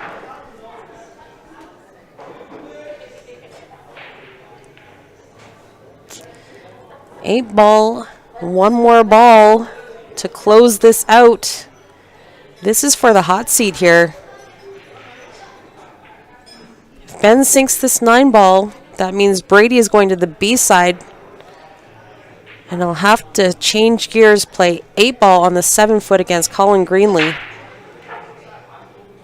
And there it is. A little fist pump. A sigh of relief. Ben is able to do it. Closed it out. Mission accomplished. Took down the mighty Brady Golan, which is a huge accomplishment. It was a close one, though. It was definitely not a. It was not one of those one-sided games.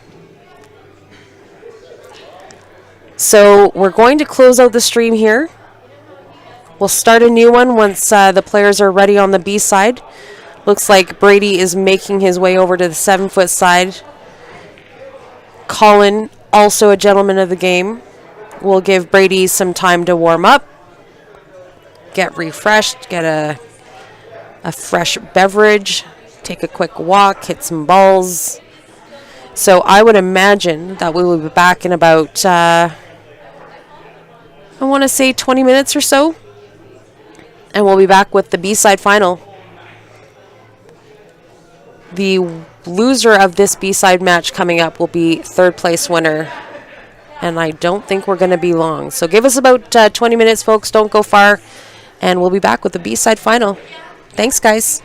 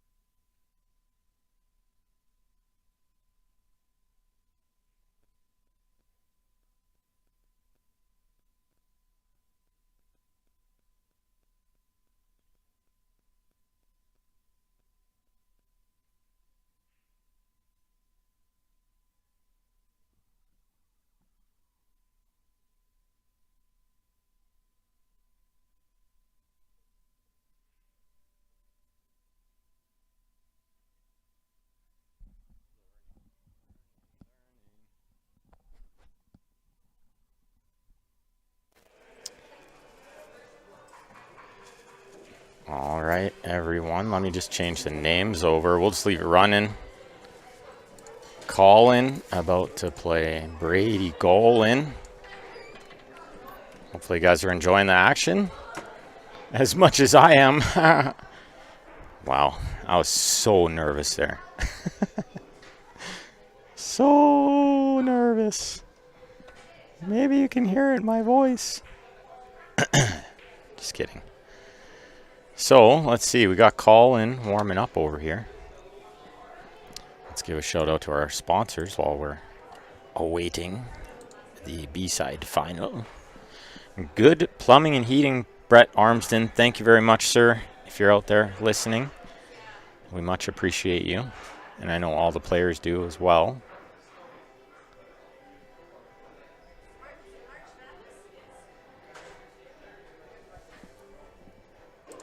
And Ben DeWolf, my man, Ben, DCL Labor and Contracting, always helping out with the added money here at LP tournaments.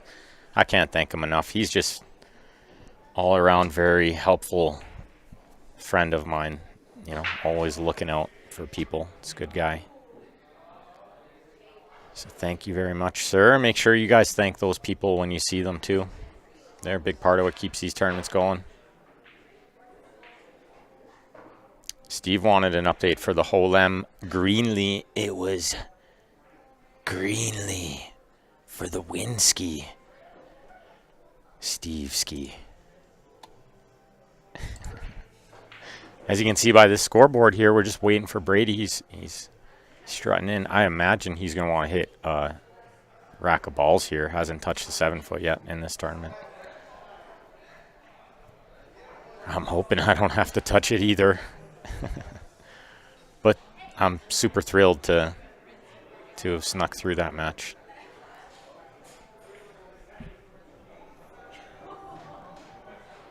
Question from Cue Ball Control in the YouTube wants to know, has Brady maintained his highest level of play, or has he been even better in the past? I don't know if Steph answered that one, but he's still unreal good, like you guys can see. What a player. What a super player, man. He's just like a fine wine, better with age. I mean, he's obviously not in his prime anymore. He played professional snooker for a while. A few years. Played at the Crucible. Okay, you don't want to hit a rack of balls. This is kind of Brady-esque. I should have predicted this. Brady-esque. You don't need to hit a rack of balls. He's going to lag with his break cue. Is there something to this? No. I'm so confused. So is he, I guess. And thanks my dad out there in the Facebook chat and everybody else with the nice comments, and thank you all for watching. I know Lenny would be super happy to see everybody having a good time.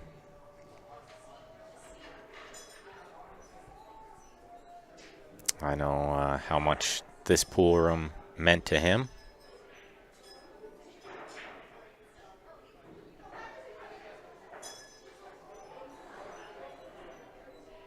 So hopefully you guys are having just as good a time out there watching this as I am playing it.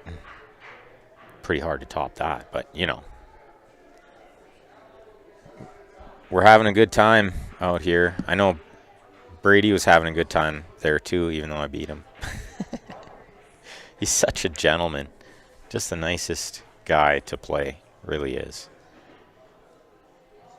He said, nice break every time I hit it good. And even a couple times I didn't hit it good. And always the taps of the leg or the tap on the table if you made a good shot. Every time I made a nice out, he said, nice out. Such a perfect gentleman of the game. So I've learned a lot from him. He wouldn't know it, but...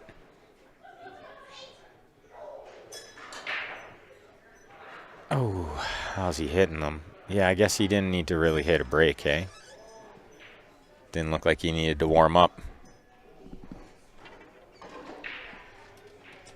Stephen Holem exiting the building, not often before the final. Just gave me the knuckles, fist bump. And his dad was here as well, and his mom. Real nice to see them. They're some of the kindest people. His dad is a great player as well. Dude can hold a cue. He played as well, so nice to see them out, of course, as always.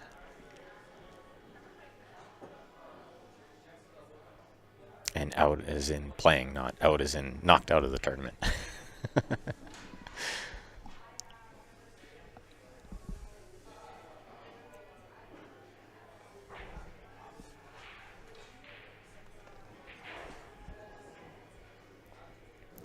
So I'm going to sit in with you all for majority of this match.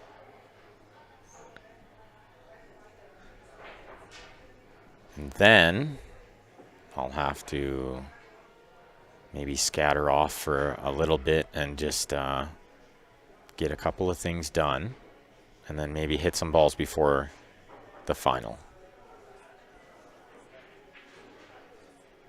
And Cole, thank you for the nice comment. And Kane, yeah, he is a cool as dude. As he wrote, guys, as. Okay. Let's watch Brady go to work on the 7-foot here.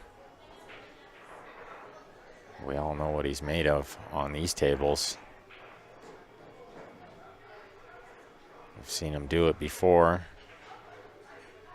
If you've watched some Q Sports Live in the past, you've probably seen him a couple of times. Maybe in the Fall Classic when he won it. Beat some chump in the final. I let him get away with one. Nah, he played super. And it's always a pleasure to play him, as I was mentioning before. Thanks, Normie.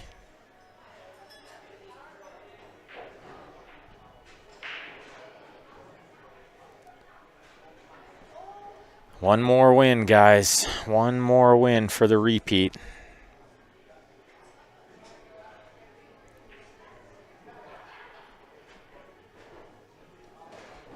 Nice shot there. How good is that? Just nudges the 7 perfectly, and now he can use it to get on the 8.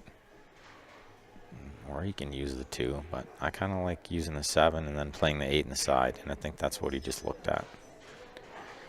Because I think the 8 passes the 11. You could potentially shoot the 7, try to get real good on the 2. The problem is, you land funny on the 2, you're in huge trouble. This way, it's real hard to land funny on the 7. It's so close to the pocket, you can kind of do whatever you like with it.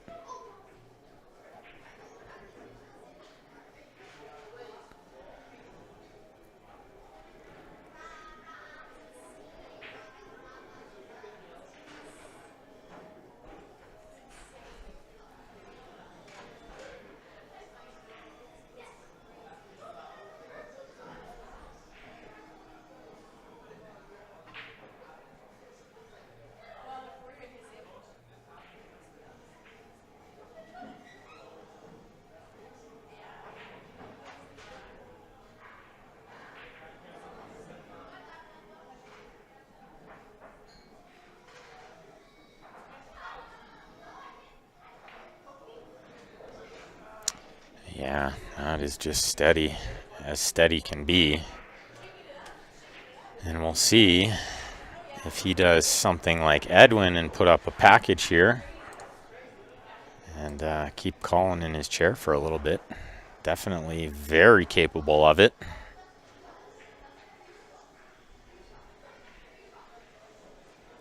Colin having a super run through this tournament. He's got to be very proud of himself with the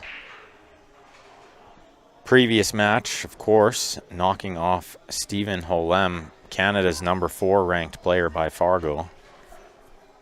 That is a sporty win.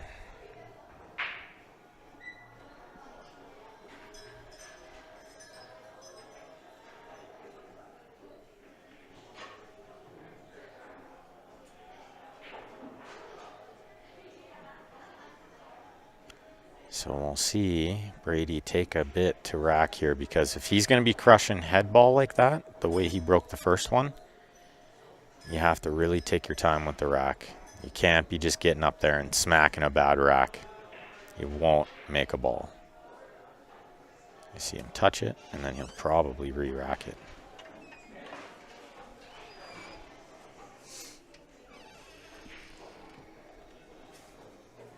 Yeah, it looks like he's got it where he wants it now.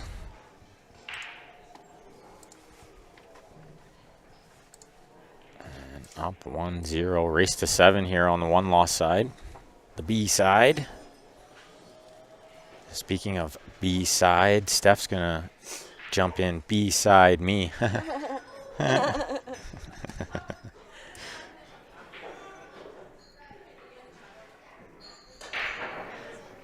Look at him. He just wins a big match, and he's so witty. Was that a big match? It was a big match. Take down a Brady Golan or a Stephen Holem. Those are big matches. I was just mentioning, yeah, good win for Colin over here too. Oh, I've been talking up Colin like crazy. Like, okay, he's played so good all weekend. Oh, I thought somebody was knocking. It's just somebody getting cues. This place is busy even on a Sunday, so it's hard to keep. Lots of civvies walking through. Yeah, it's just hard to keep everybody away from the stream table. You know what I mean? Nearly impossible. I mean, the solution to this would be have them move with Dylan. Dylan's on table 2 Do you want me to by get him himself. to move? If you want to, it'd probably be a good idea. There's more than 1 or 2 of these people over here, so just tell Courtney too. That would be swell, ma'am. Thank you very much. Or 3. Look at that.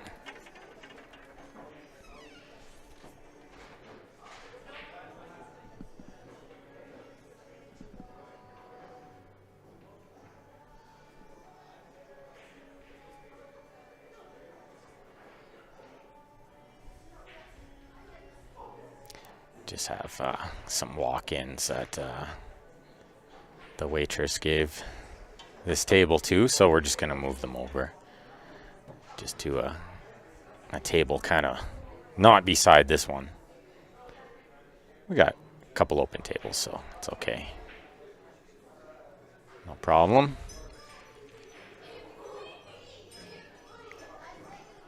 Just gives them a little extra room and gives Brady and Colin a little extra room.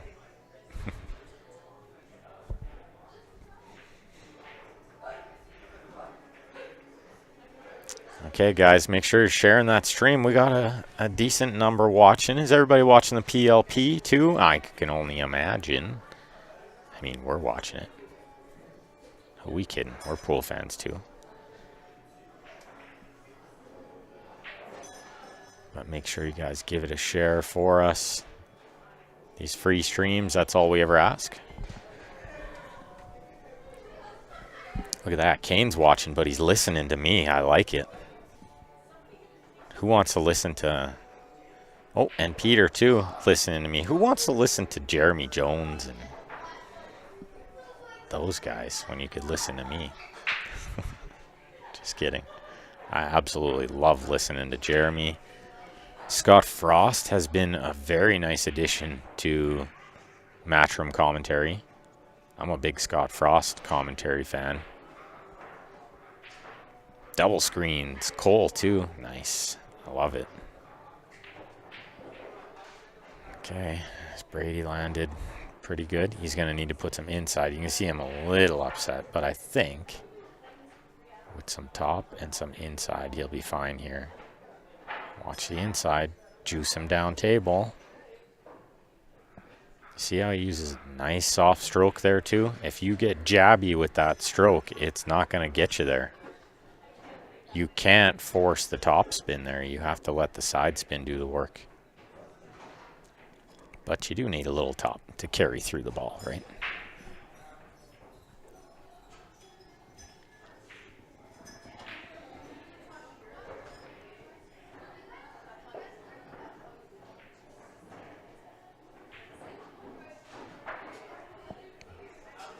Looking good for 2-0.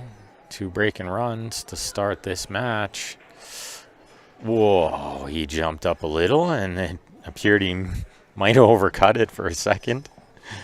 He was just keeping us on a edge of our seat.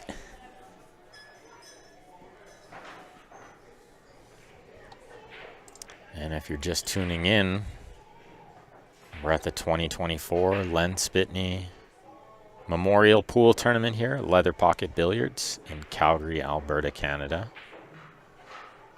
And we're having a real great time. 80 players started. We're down to 3. And we're making pretty decent timing. It's 7:30 p.m. local here, so we're not going to be here till 2 a.m. or anything crazy like that. Is nice. Pool tournaments have been known to finish a little late. But thank you guys for tuning in with us. If you're enjoying that stream, make sure you share it. Click the thumbs up on the Facebook, or the YouTube, rather. Yeah, click it on the Facebook too, right?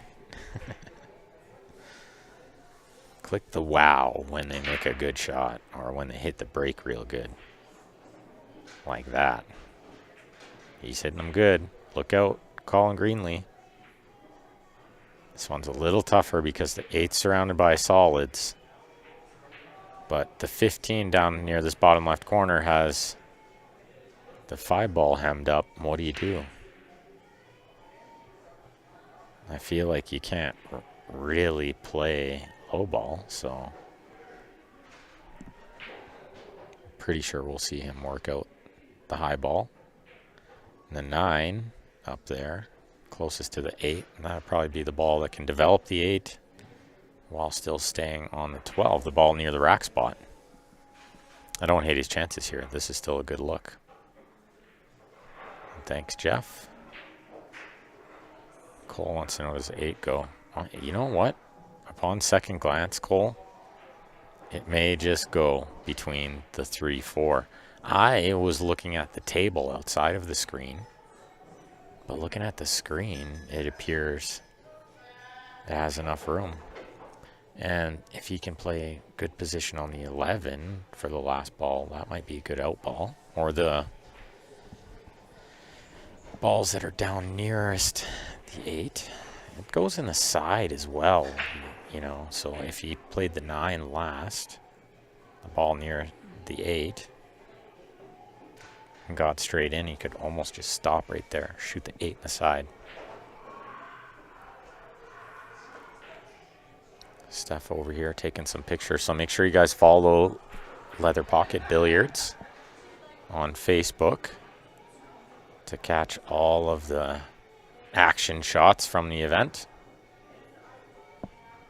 Steph, of course, doing a great job. Big shout out to her too for helping me with this event.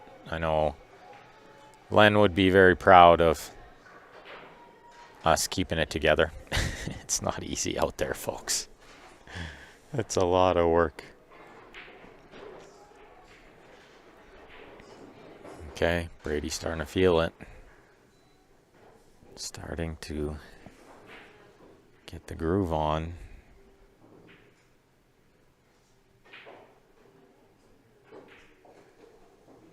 Does he get far enough? He's absolutely inch perfect. Just gonna roll this one in and play the 8 in the side. Cheats the pocket perfectly. Gets as close to the 3 as he could to get dead straight in the side. That was impressive. You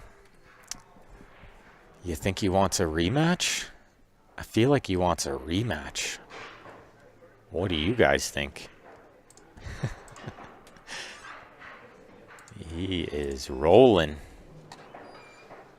It's all about that break too, you know. The first break, he hit it super sweet. Got a nice spread, ran him out, and then now he's just going to keep it rolling.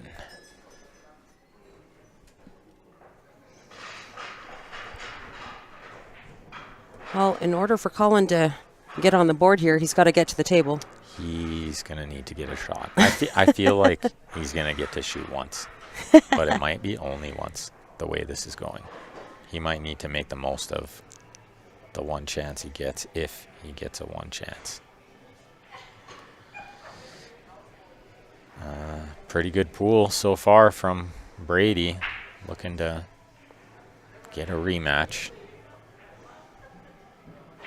He did say, I'll try to get back to you too. So comforting. Yeah, I was like, yeah, okay, great.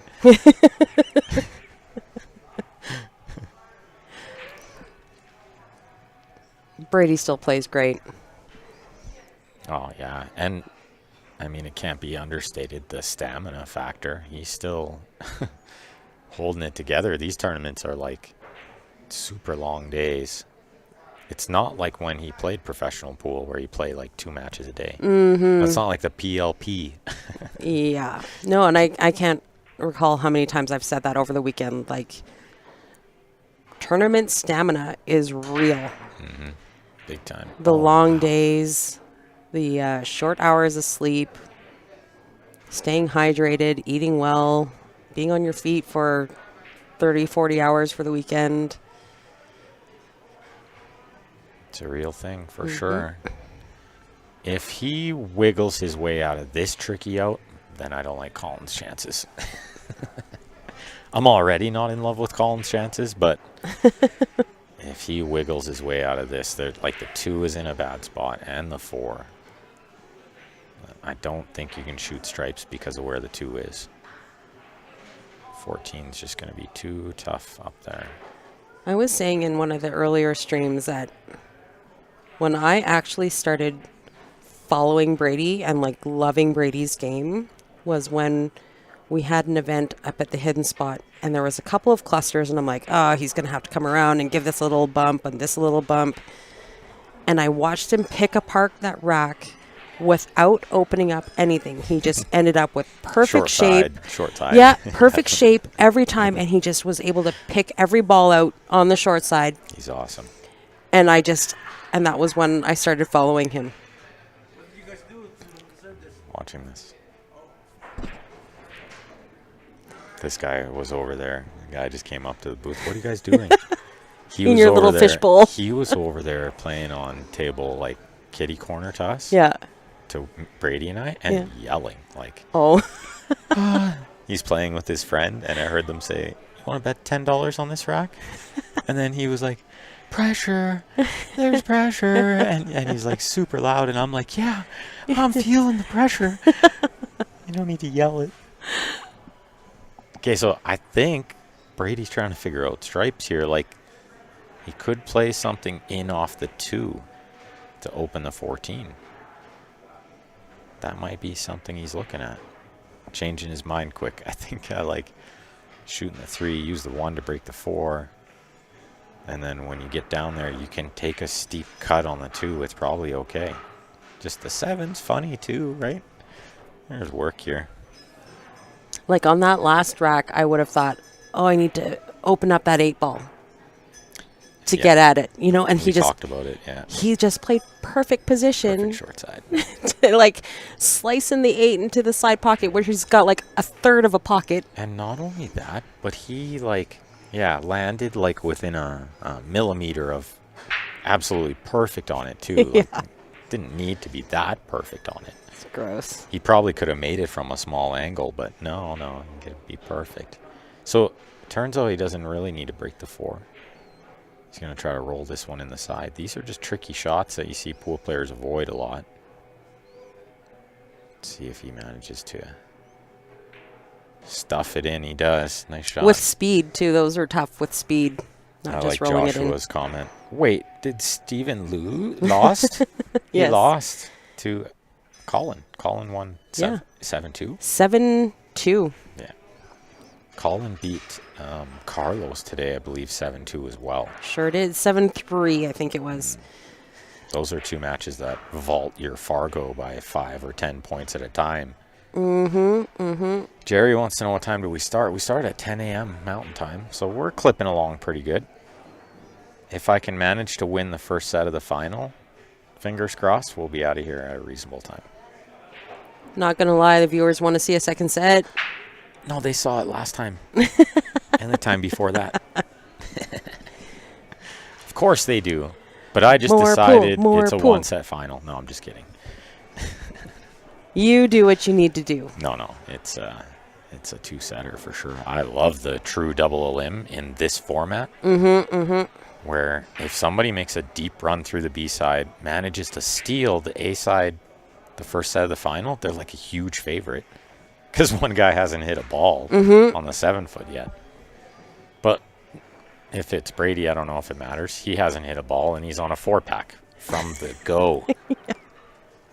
He is a sick monkey.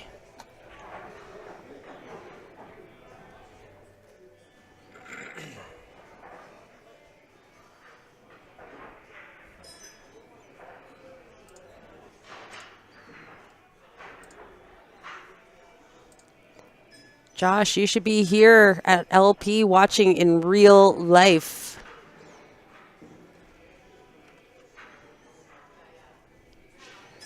Dean Warren says, you just jinked yourself, Benny boy. Better plan on staying late. No, I already planned on staying late. I'm always here late. That is what true. difference does it make? And Josh has got his first baby on the way. So he was here late Friday, late yesterday, and the wife's probably ready to, see, there you go. Need to get groceries with the boss, he says. Yeah. Smart guy. Yeah, I got you. He's smart. Good decisions. That's what will see you through your marriage. Yeah, good life choices. So is Colin staying awake over there? You know what I like is he still just looks ready. It's easy to be like... He's pumped. It's easy to be slumped in your chair and just kind of like, oh, this is fun to watch. Instead, he just looks like he's still ready, just waiting for a chance. He's pumped. He's feeling good. Well, we watched him run 3 earlier, a 3-pack. So if he gets a chance from Brady here, then he can easily come back, winner breaks. Yeah, winner breaks. Anything can happen. It's a bit of an if after that last out, which was absolutely sick. And he made it look way easier than it was. It's scary stuff when he's hitting it like that. Makes a high ball off the break. But I feel like low ball might be the choice here. But what do you start with? Yeah, the 3 is okay. It's a little thin. But you look on the camera and it's not so bad. Yeah, I'm looking at the table in real life, and I'm like, I don't know what I'd start with. On the screen, I guess you got a couple of options. 3's okay. He could shoot this combo first if he wanted, but I can't see him doing it. Is it a combo, though? He might actually have the 2. Like, on the screen, it looks like he actually might have the 2. Not quite. No? He can shoot the combo later, or he can maybe short side the 1 to play in the same pocket as his 3.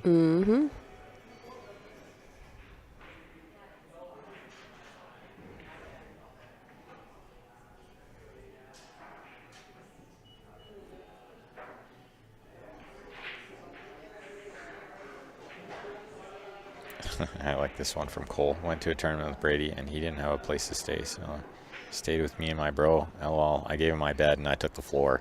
That is a good friend there. Good friend, Cole. Yeah, you're a nice guy, Cole. And I'm sure, of all people, Brady appreciated that more than you ever know. Yeah, didn't want to push too much, hey, Josh? Yeah, good choices. Yeah, that way you can play a little more pool sometimes.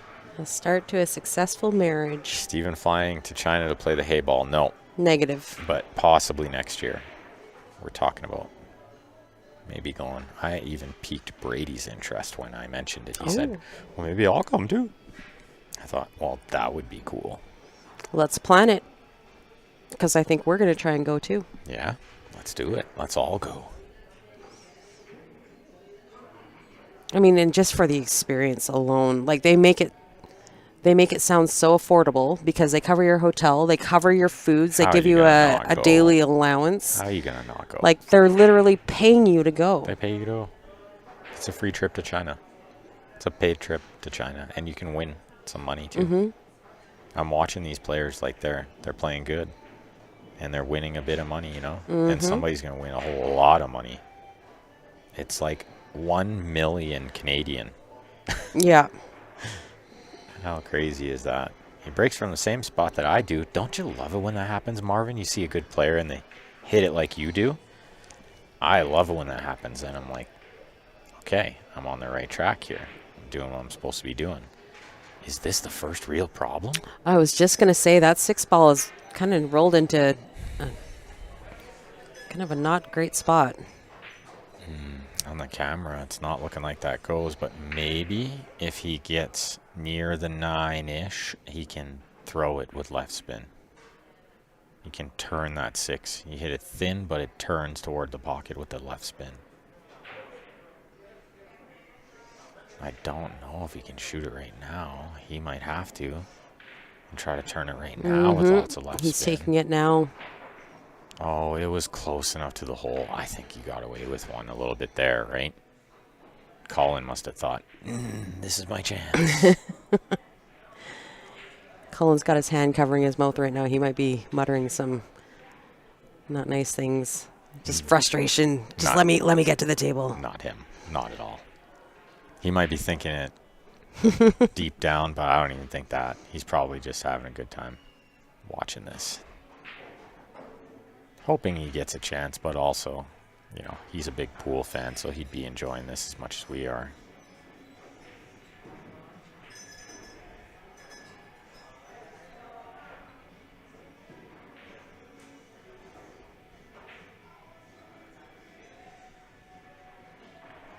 This is still not that easy. He's got to dodge the 12 that's straight near the rail and No not problem. overhit it. But, man, he's like just Only dialed. perfect. He says, well, I'm just going to get on the 7 because it's easier to get from to the 8.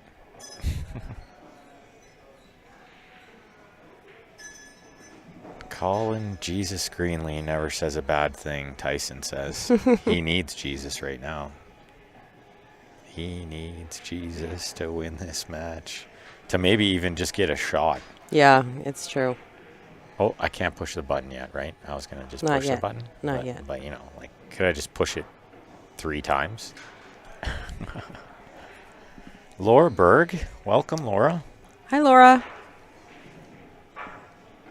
Welcome to the Brady Golan Show. Hope everybody's enjoying this as much as we are. I know Len would be sure enjoying this. The 2nd annual Len Sbitney Memorial Tournament.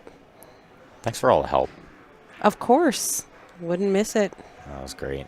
Larry couldn't make it, which was disappointing. We tried to work around it because I didn't want Larry to have to miss it, or Michelle, right? Yeah. Because they're big parts of Leather Pocket too. But we couldn't really find another weekend, so we kind of just had to go with it. But it worked out. We made it happen. It was a good weekend. 80 players was able to make it out, which was fantastic. Fantastic. Filled up a 64-man draw, like within an afternoon. There was enough interest to open it up to 80 staggered entry entrants. And we got through it. It's literally almost 8 o'clock on a Sunday night and playing the B final. We're in a good spot, I think. This is great. This is not bad timing. I mean, the odds of being here till 2 a.m. are slim. So that's always good. Mm-hmm. Plenty of tournaments and at closing time. Okay, here we go. He's got him racked how he likes. He's been just crushing this break too, like, which is kind of interesting because Colin is having really good success winning match after match with the second ball break. Brady just comes up hammering head ball. I like the head ball. Runs 5 racks. Oh, me too. Did he get one? He's not getting one. He's not getting one. And are you kidding me? Look where the cue ball is. Colin jumps out of his chair. Look where the cue ball is. Jumps out of his chair just to see the table. You got to be kidding me. I'm feeling like what? Not fortunate on this sleeve. That cue ball looks like there's a little space between the cue ball and the 11, but there's literally maybe a quarter of an inch. I can't even breathe right now. I don't know what's happened. What just happened? How Poor does that guy. happen? What kind of game are we watching here? You know, Brady said this before. Last time when he double dipped me, he said, "I live clean." Like, he's not like apologizing every time he gets lucky. Sometimes he does, but other times he's like, "Clean living." It's so funny. Thanks, Plowman, for the nice comment there, and thanks for playing too. Of course. Always count on Plowman for a good entry if he can make it.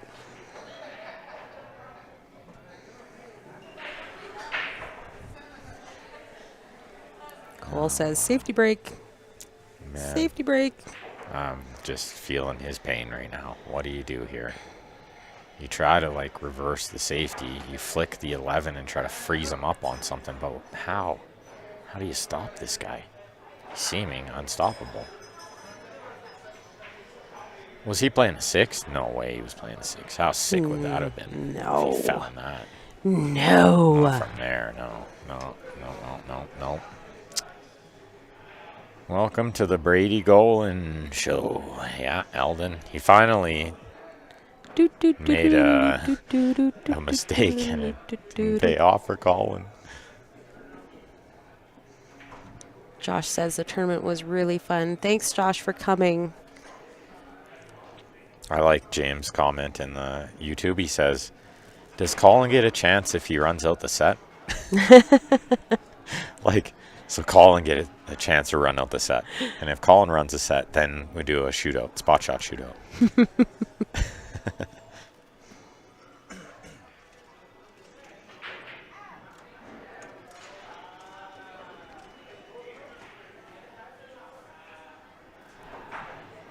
All right, I'm going to watch him run this one, and then I'm going to go Warm up. eat half a cookie and warm up. Yeah. I might even eat the whole cookie. You animal. I know, right? Ah, that's right, Carlos. You nailed it, man. And thanks, Plowman. Hopefully it's the franchise show. And yes, Carlos, he ran 5. He ran not 5, the first 5. It's important, too. My dad's comment. Len, Ben, Michelle, and Ryder. Shortest people I know. Why didn't you include Steph in that, though? Because I think I'm taller than you. That half inch is a lot. Yeah, Josh always coming if there's a 9-foot on the tournament poster. You'd come if it was only 7 foot. Don't lie, Yeah, I'm Josh. pretty sure. Yeah, Cole. I think he's done that to a few people. Yeah. False sense of security. Cruising. Okay, I'm out of here. See you guys on the other side. Ben's going to go warm up. He's assuming he's going to have a match coming up here pretty quick. Brady's on a mission. He is on a tear. Taking no prisoners. He wants another shot.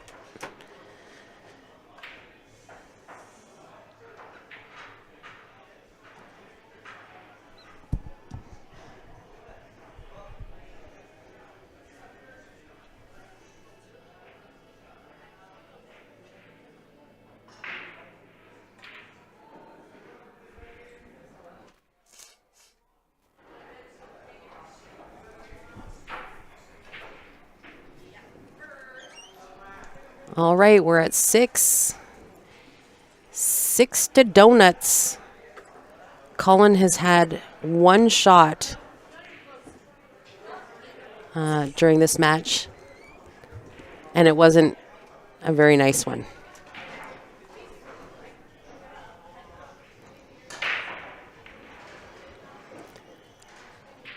Brady with another monster break, getting a high ball in the side pocket.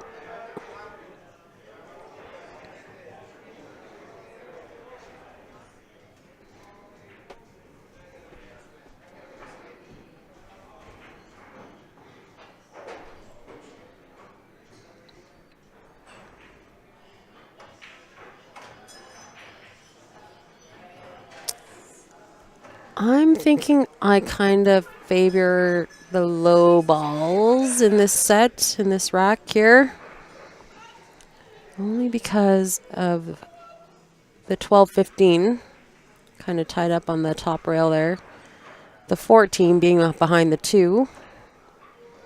Low ball seems to be wide open, but how do you pick it apart?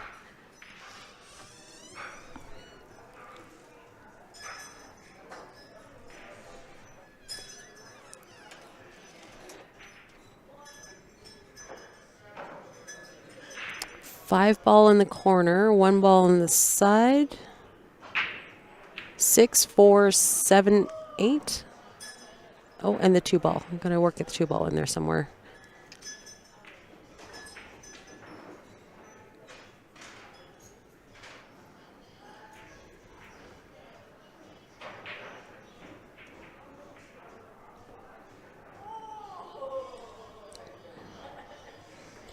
Laura says Brady is completely dialed in. I feel like you're probably right. Just as accomplished as Brady is on the 9-foot, he is equally amazing on the 7-foot. He's just got that ability to change gears.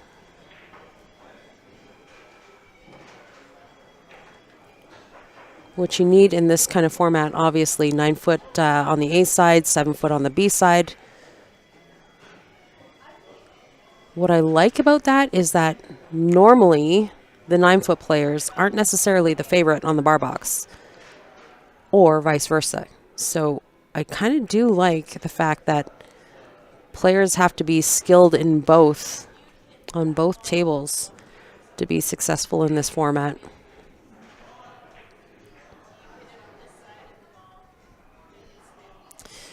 Correct, Romeo. Eric is in the Philippines until probably mid to end of April, I believe. He'll be back soon.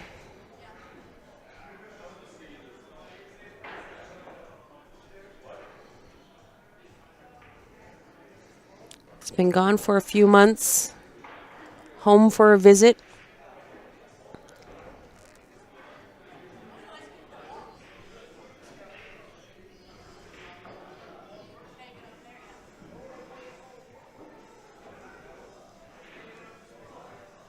You're right, James. There wasn't really a good starting point on the high ball.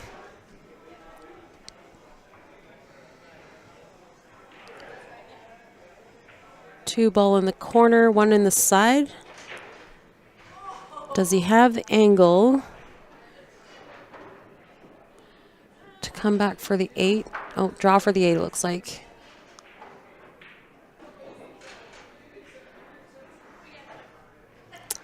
This is it. This 8 ball for the win. Wow. Brady just picked apart every rack. Colin Greenlee, within this set, only had 1 shot at the table, I believe. It was when, and it wasn't even because Brady missed. It was because Brady broke dry and was unfortunate for Colin, fortunate for Brady, that the cue ball was kind of tucked behind. He didn't have a shot on anything. Unbelievable. Unbelievable. But congratulations to Colin Greenlee. Colin Greenlee on a 3rd place finish. A very strong weekend for Colin. Took down some monsters. Played some great sets.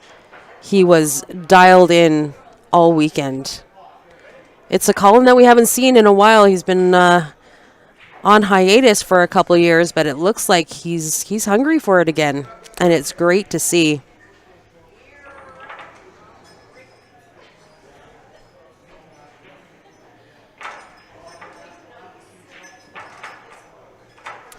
Jeff wondering if the Greenleys were still in town, and they still are. Colin took a few years off, but it looks like he's feeling it again. He's been practicing in the hall, coming a few days every week, playing in the tournaments. It's been awesome.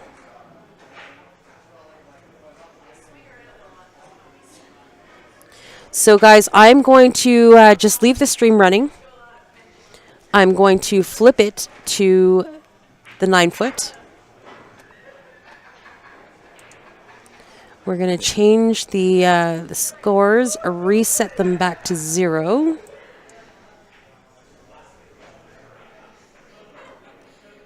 This is a true double elimination. So we're going back to the ace side, playing on the 9-foot, race to 9. Ben has got the hot seat. And so I've got somebody talking to me here through the window. And if Brady is able to overcome the first set, then it'll be a true double elimination, and it'll go to the 7-foot, playing 8-ball.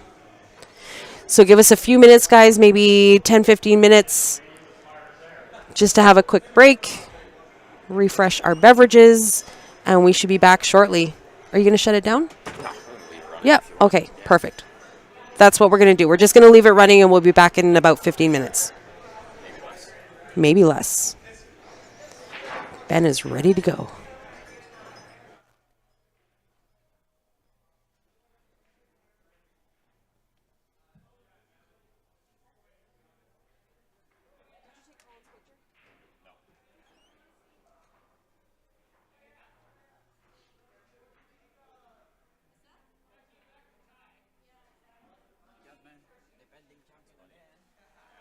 One more match to win yet.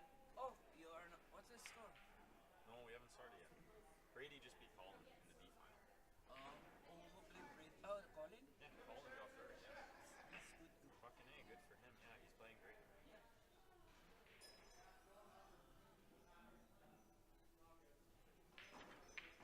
Thanks, man. Good job. You made it. You got it. I trust.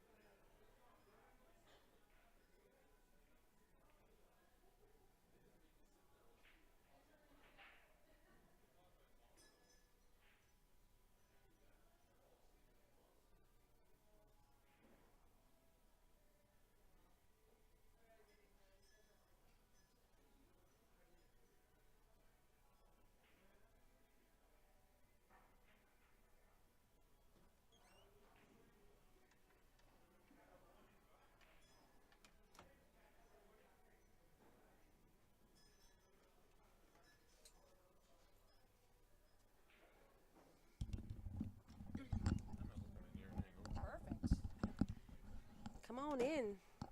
Haven't done this in years. Yeah. This is the YouTube chat and that's the Facebook chat. This is your volume here. I have a hard time reading a lot of this stuff. I can't stare at the screen so much. Yeah. You're fine. This is your volume here, so just turn it right down if you need to sneeze or something. That's okay. All right, everybody. Sorry for the delay. Doing some TD work in the background. We got the match here currently at 2-2. Ben and Brady, and I've got with me my friend Paul Beatty. Keeping me company. Hi, everybody. Keeping me company so I'm not talking to myself. Much easier when you have somebody to talk to. So it looks like Ben's a little off the angle he wanted, but he can just shoot that to the corner and come to the rail and back out for the 8. He might try for the side, but I think he's going to the corner. I think the corner. Corner is a bigger pocket. A much bigger pocket. I'd be surprised. Oh, he went for the side. Oh my God, we were both wrong. That's why we're here. And Ben he's just out there. makes us look bad. I would have gone to the corner, but Yeah, maybe it was straighter in than it looks like on the screen. that's why Paul and I are both here. And Ben and Brady are out there. Oh, no, I think he would have made it to the corner and gotten the shape in the 8 as well. But Personal preference, maybe. yeah. Also different angles when you're sitting here looking at the Yeah. screen versus being at the table. But that is going to give Ben the lead. 3-2 over the mighty Brady Golan. I'm surprised they aren't using a template, or is that not allowed in this tournament? No templates. Okay. No templates for this tournament. Both sides, it's winner break. Cue ball fouls, only 3-ball rule in effect. All the typical And I'm stuff. guessing no 9-ball breaks? No or 9 no 9-ball in the top bottom, 2? Bottom Okay, two, bottom yeah. 2. Okay, no 9-ball in bottom 2. So 9-ball off the break in the top 4 will count, and they're racking 2 in the back. So Okay, 1 ball yeah. in the top, 9 ball in the middle, 2 in the back. That's pretty standard. I just wanted to make sure because I wasn't here for the entire tournament at all. Only watched a couple small matches. That is the rundown. Nice break. I don't think he made one. Yeah. No, he did. Yeah, me Yeah, too. he did. Not a great look at the 1. He'll probably play safety here. Just hit the 1 thin, come 2 rails back into the 5-ball there, I guess. 5-2-9 little cluster. See if you can Yeah. hide in there somewhere. He'll hit the 1 thin. It'll go up table there. A little bit of siding. Exactly the first rail it should hit there and go behind those balls there and leave Brady a tough shot no matter what. Should be a pretty standard safety. Oh, he went for the bank. Just went for it. I'm kind of surprised at that. Maybe he thought it was a 2-way. I mean, it was a nice shot. was a great Unfortunate shot. that he moved, ran into the 8-ball, because that probably was not the plan. Yeah. There And we that's go. a pretty standard safe there. On the screen, it looks like there's a window, but I don't know if that's there. Between the 8 and the 9. Yeah. From here, it looks like there's a window, but that's tough to tell. Yeah, there's a window. He's he's just going to hit that soft and get the cue ball over. Use the 5 as the blocker there. Yeah. Pretty easy kick for Ben. He should be able to kick safe, actually. Kick and stick it behind the 8 and get the 2-ball down table. That was actually not the best shot from Brady there. He left him more rail than he should have. Ben can hit this solid. He will leave him solid, hooked solid behind the 8. No jumps, no nothing. Oh. Ran into it, but I think he got fortunate here. Yeah, it's a pretty easy hit for Brady, but he definitely doesn't have a shot on. He might be able to make the carom. Oh, yeah. 2 into the 7. That's definitely possible, but I think he's actually kicking off the rail towards the side. I don't think he has the 2 to make that carom. The 9's in the way. You think? Pretty sure. I think he's hitting the rail, and he's going to either kick the 2 towards the side. And if it goes long. Oh, he doesn't even have that much. Okay. Yeah, hard to tell from our our angle on the screen here, it looks like he's got like half of that 2-ball. Apologize to everybody watching. I guess I don't do enough commentary to read the screen very well. That was a good effort. I see what he was trying to do there. Yep. Just kind of roll into the 2, tuck the cue ball behind the 7, maybe just catch an edge of that 7. Ben's likely going to have to play safe here. I mean, I don't know if Ben plays really aggressive, but slamming that cut, letting the cue ball go might not be the best idea. We'll see.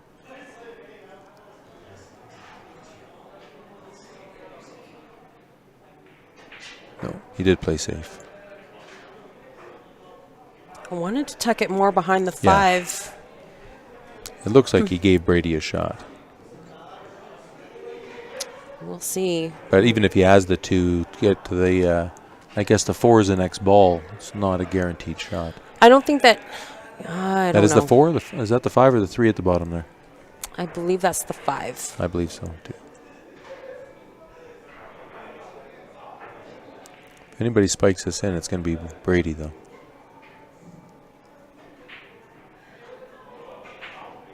His big snooker background and all the shots look a little.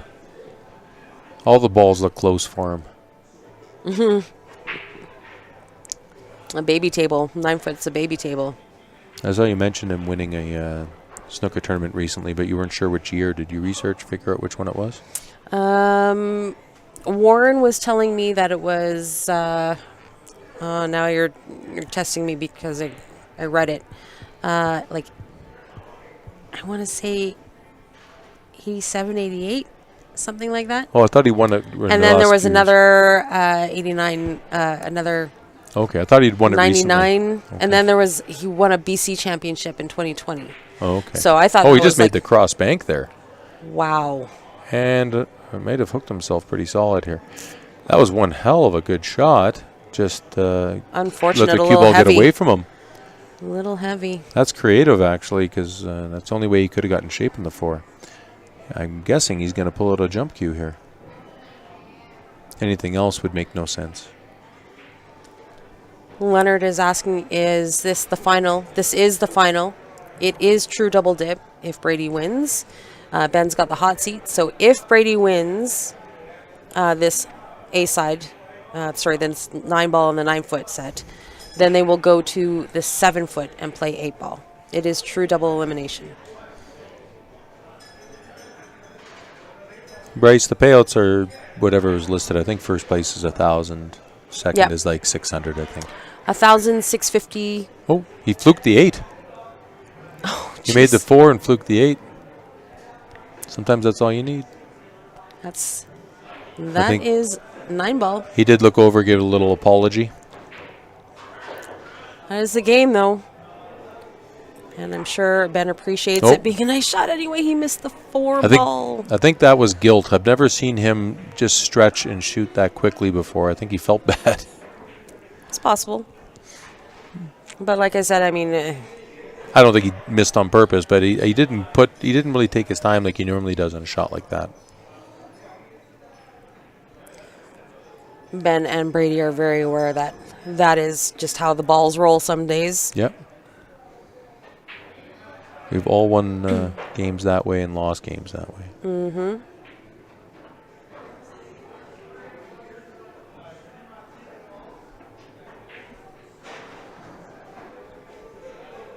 We got the always colorful Mario joining into the side of the stream there. Yeah. A little behind the back. Ben is thin and stretchy that way. A lot of pros will switch to left hand or right hand to go back and forth, but if you not good with it, the back, a lot of times the behind the back is going to be more consistent than a rake. Ben is skinny and flexible that way.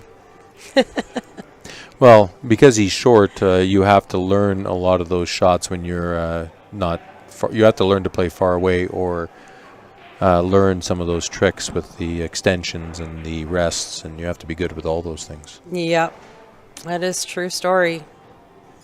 And Ben went in for a bathroom break. Brady's out for a smoke.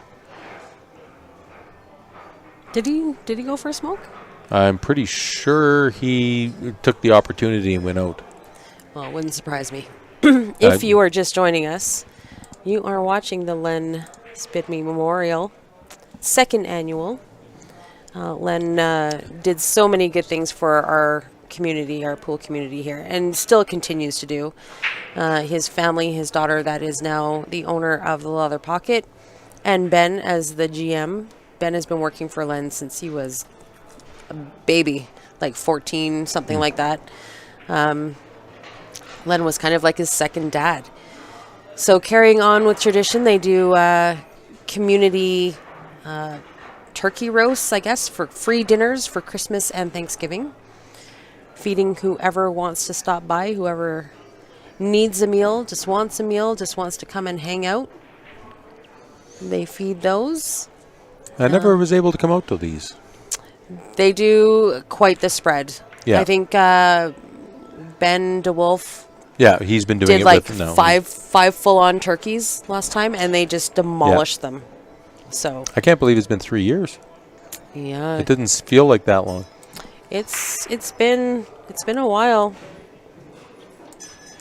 It has been a while. Yeah. Since I've seen him napping in his chair. Len was Notorious for napping while Yeah. running the show. Just let the pool players go and just fall asleep at at the computer. the computer. He was funny. Where's Len? Oh, there he is, sawing logs behind the computer. Rob, I was told that he's turned 60 just this year, but I'm not 100% sure on his age. But that's what I was told. He turned 60 this year.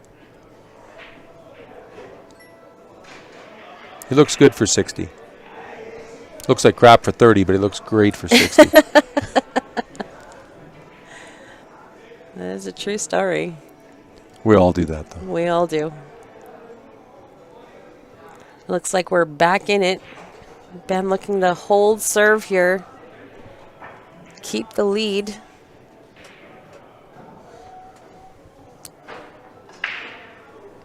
Right. Oh, is that a dry break? Yeah. I believe it Yeah, it's is. 9 balls on the table. So the 2's up there behind the 8, so he should be able to cut this in the side and get the shape on the 2, and 3's right there as well. These guys just, you can tell they play a lot of pool. They're just so smooth. They know where that ball's going. They don't have to think about it. I was just going to say, had that have been me, I would have had to take a couple minutes, just like assess where do I need to hit this one ball to cut it into the side, because I only have, half a pocket or whatever. Yeah. And that's not good. Brady barely looked at it. Oh, no, he had to stroke that through, but he didn't think he was going to get stuck behind that 7. Now he's got to make a good shot to kick that 3. Yeah. Look at us talking off the side, and we forgot to commentate. Yeah. Well, no, I was just saying, like, he barely looked at, like, how to cut that one to the side. He just knows it, right? I mean. Well, it was a pretty natural shot to get from one to the other, and then he just goes and kicks the 3 and 2 rails, gets shape on the 4.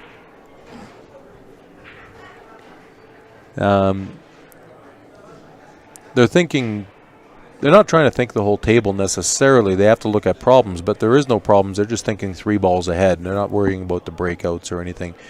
And just get on the right side of the ball to get on the next ball. That's what it really matters. So right now it's pretty cut and dry. He's not supposed to miss from here. I'd be surprised if he has any more problems like he did in the first couple shots.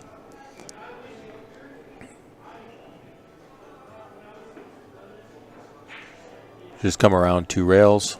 Oh, he's going to go up 1 rail. See, I'm a terrible commentator for these guys.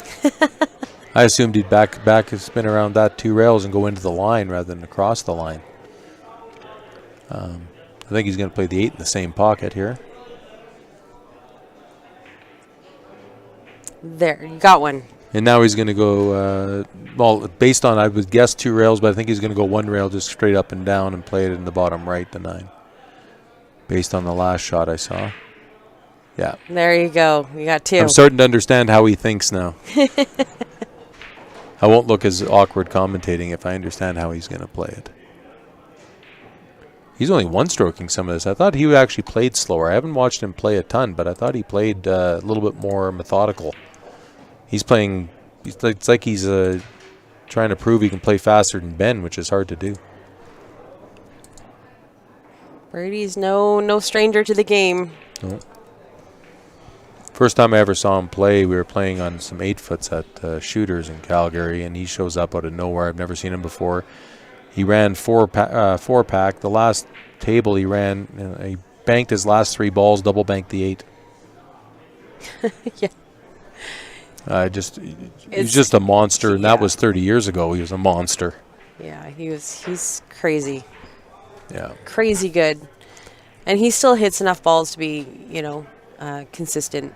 Like, he still plays amazing. It was another one that came out this weekend was Edwin. Edwin came out and played this weekend, which was amazing to see. Getting him off a poker table is tough. Yeah. But he did great. I mean, we watched him play, and it was just kind of like getting on a bike. I mean, he struggled a little here and there because just consistency for not playing for a while. But I don't think I've seen him hit a ball for like 5 years. No, he's been playing in a few of these tournaments, and he got out and started gambling a little bit, and he lost to a couple of players that normally he would never have lost to. And I was thinking that might put the fire under him to start playing again, start playing more, but he went back to poker. Well, the pay's probably better. Possibly. Swings are probably bigger. The swings are a lot bigger, yeah. I've never been at a poker table with him. So, but I know playing on a pool table with him, you can't make too many mistakes. He's like the quintessential Filipino. Watching them play 8-ball on a bar table, patterns are definitely not what you'd expect, and they just play shape to the next ball like it's nothing. Just their touch is so good.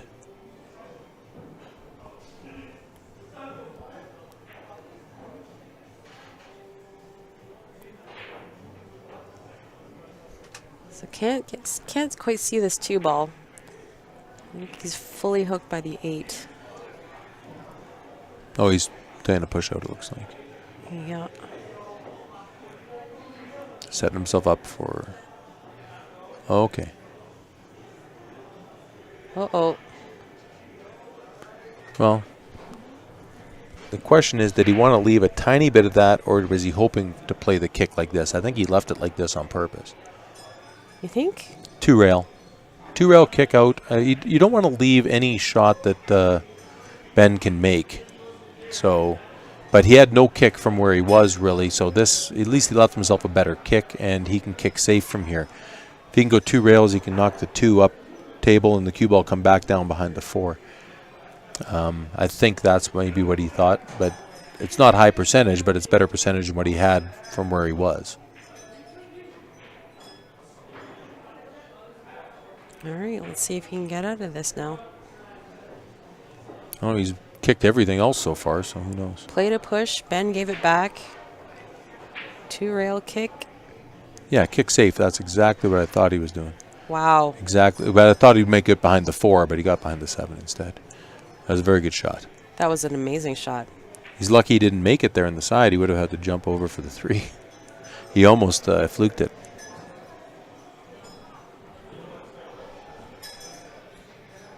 Jeff says he's got fond memories of playing at the old Leather Pocket and playing against Len. That Leather Pocket on 4th Street, that seems like a lifetime ago. I only played there once. Is that right? I went for that a golf parking game. lot was terrible. Oh, yeah. It's It's terrible. Yeah. But I fully believe that Len would be just giddy like a squirrel girl just to see all the players that came out in his memory this weekend. 80 players. We definitely would have had more had, life not happened. Everybody's got, oh, I promised my kid that, or we're away for the weekend. Or I thought you were full. Is that not full? Prior commitments. Yeah, it was 80. 80 was full. 80 was the max. Usually you have like a even number, so not well, like 80. We called it capped at 64, but then there was so much interest that Ben said, okay, we'll extend it to 80. Make sure that we can get through it, And right now, it's So actually 80 was not the bad number. time frame at 9 o'clock on a Sunday. Sometimes these tournaments are 2 in the morning, and Yeah.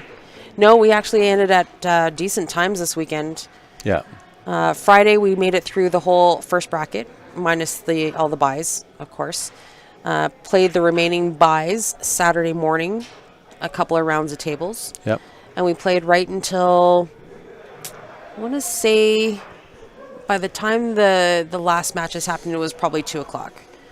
yeah. By the time the last For Saturday, by yeah. the time they finished. and Yeah. there was only like 1 or 2 games that just took a little longer than the others. Yeah, Saturday night we cut off the A side by 7, yeah. Okay. and we played until midnight yesterday. Back at 10 o'clock today, and we're down to the finals at 9 o'clock. I think we did pretty good on timing. Not terrible. Yep. We've been to bigger tournaments that have lasted way longer. Terrible hours. So it looks like Brady just played a couple good 2-rail shape shots in a row. This one he hit short. He wanted to play that straight in the side for the 9, but he might just play it in the side and go up and down, or he could play it to the corner, but I think he looks like he's aiming the side.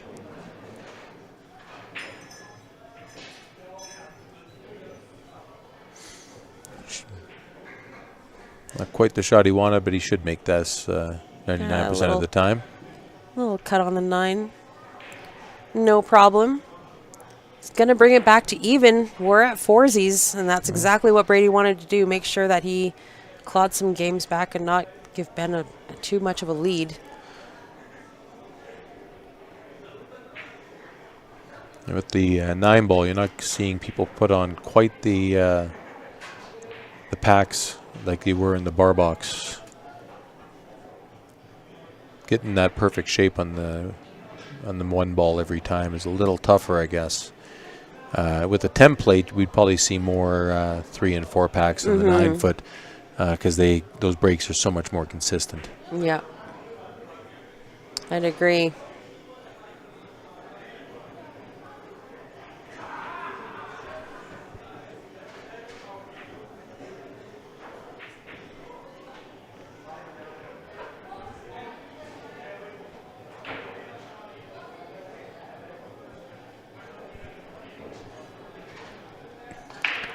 They're definitely both breaking exactly the same.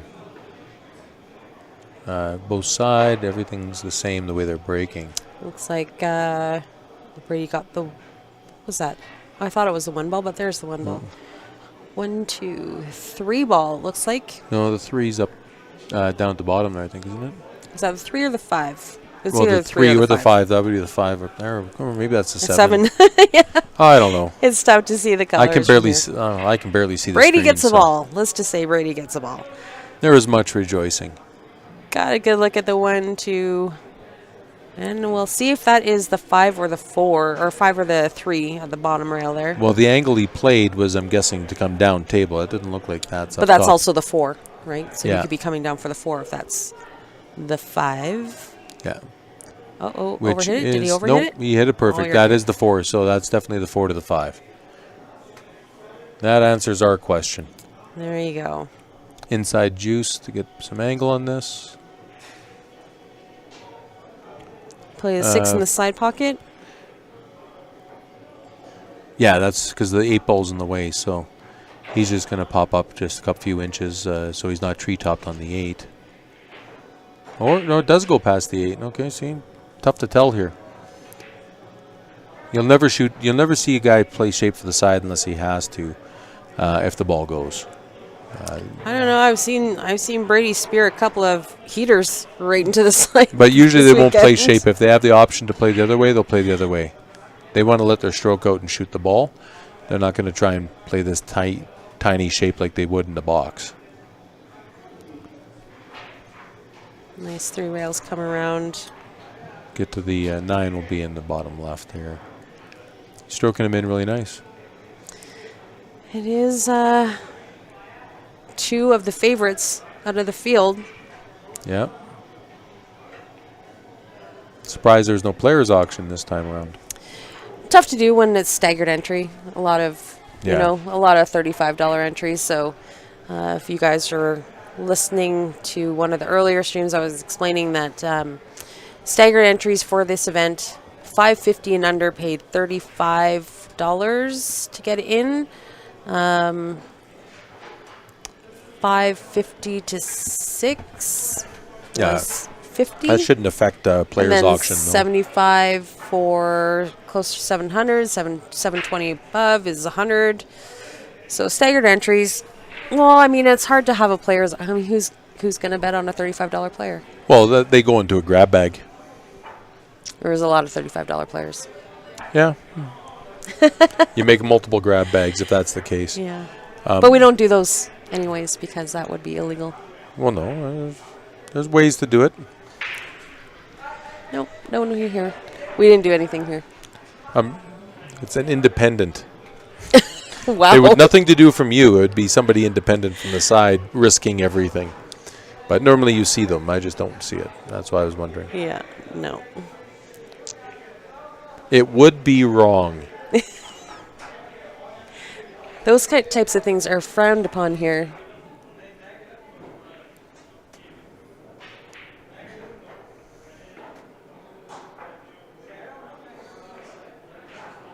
The race of the 9 had been about an hour and a half, maybe.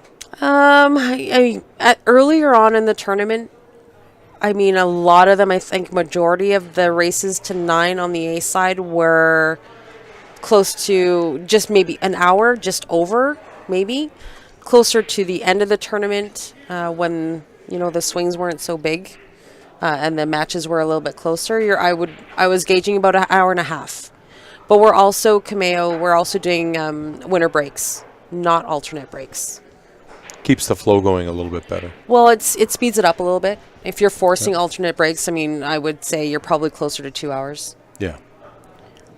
But with winter breaks and the ability to, you know, run 4 or 5 packs, whatever. Yeah. I like the winter break format. You don't see that ever. The only time you ever see winter breaks is when people are gambling nowadays. Yep. Which is legal. Yeah.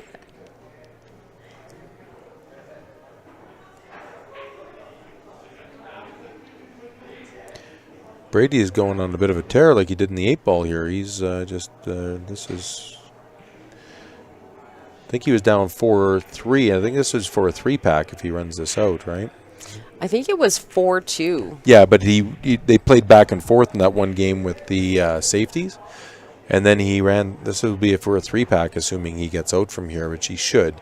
I think he's going to hit this to the rail and come up for that 7 in the side, most likely. Just go 2 rails. I think he wanted to come the other side of the 7, but, I mean, realistically, he just has to cut this in. And he has his choice to come straight up and play it on either side. I think he's going to play a little bit of bottom left and come down for the bottom right-hand corner. Yeah, just draw the ball. Yeah. Always, that gives him a little bigger option. The other side was technically a little smaller window, but I don't think there's a problem either way. He's getting on a roll, that's for sure. Brady's going to take a bigger gap here. 6-4, 2 games ahead. He's going figuring out into the the break. 11th rack.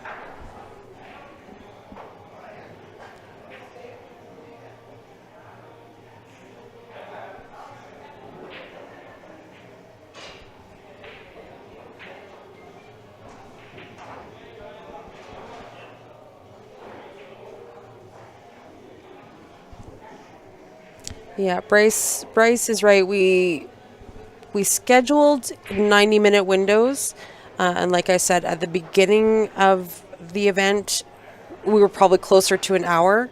You know, just because there are a lot of stronger players versus lower end players, the gaps were a little bit bigger. Closer to the end, we were closer to the hour and a half. That's probably a good gauge.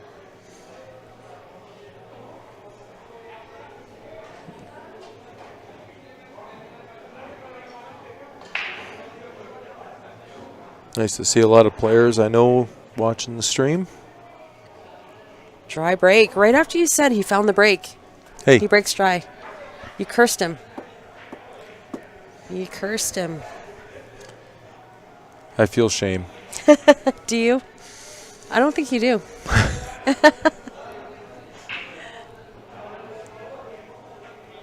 It is packed at the Leather Pocket tonight. I do want to say I feel shame just in case he hears that I did that and he comes at me with a weapon. So. I don't think so. Ben takes everything in stride. No. But it is packed in here. Like, I can't believe the amount of walk-in traffic that they get. It's perfect. It's been consistent here for quite a while. It's any night, even without league, they seem to be consistently getting a lot of players out here all the time. Uh-oh, I don't know if he meant that to happen. No, he wanted. Him bowing his head into his chest kind of gave that away. But now he's got to play. Is this a carom? He's either going to go off the rail, off the 8 into the corner, or he's going to play the combo, or because if he plays the combo with this angle, he's got to really hold that ball, and if he misses, it's a sellout. Especially the way Brady's playing. So he's thinking that right now. So his best bet might be just to, if he plays it thin and plays shape behind the 9 and 6 as a safety, he might fluke the 8 and then he's screwing himself. So that's why he's thinking about it so hard right now, because he doesn't. It's very easy to fluke that 8 if he tries to play the safety. Oh, and he's stretching. Oh, he didn't want that. I think he might be. He got away with though. it. He got away with it, I do believe. We'll see if Brady can see this 3-ball. He can see it, but I don't think he can see it in. Even if he can see it in, it's going to be hard to avoid those other 3 balls to come back for that 4. So I think we either see a bit of a slam and a bit of hope for shape, or we're going to see a safety.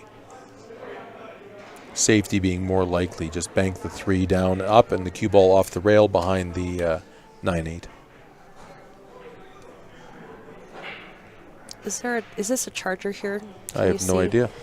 This phone is about to die. We're about to lose our... Yeah, it's a charger here. We're about to lose our YouTube comments. You need that for that? Yeah, we need it for this one. Thank you. That's as long as this one goes. Okay, we'll see if we can make this work.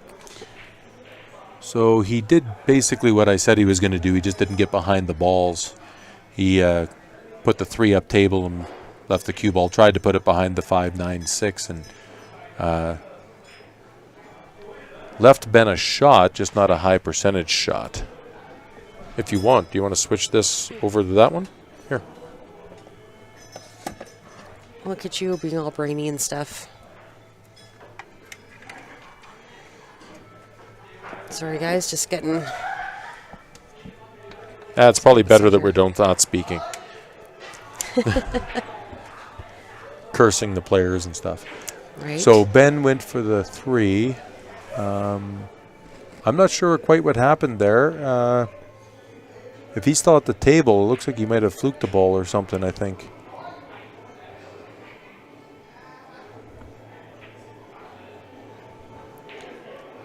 Because he had a weird shot at that 3, and it looks like the... Oh, no, the 3's gone. So it looks like he made 5. The 3, and now he's left himself not tough very on good the on the 4, yeah. So it looks like he's going for the Evel Knievel jump. Oh, there you go, Josh. Or the kick. Nope, kick. Josh says he went for it and hit the 7. Yeah. Ran into some traffic. Oh, what a great hit. Does he get lucky? Come out fortunate? No. Brady can see that all day, I'm pretty sure. Got it. Yeah, went for it and got a unfortunate rub. So Brady, it looks like he's got the angle to go 2 rails around for that 5, but he might have to drop back. It's tough to see from here. No, 2 rails. That's what I thought.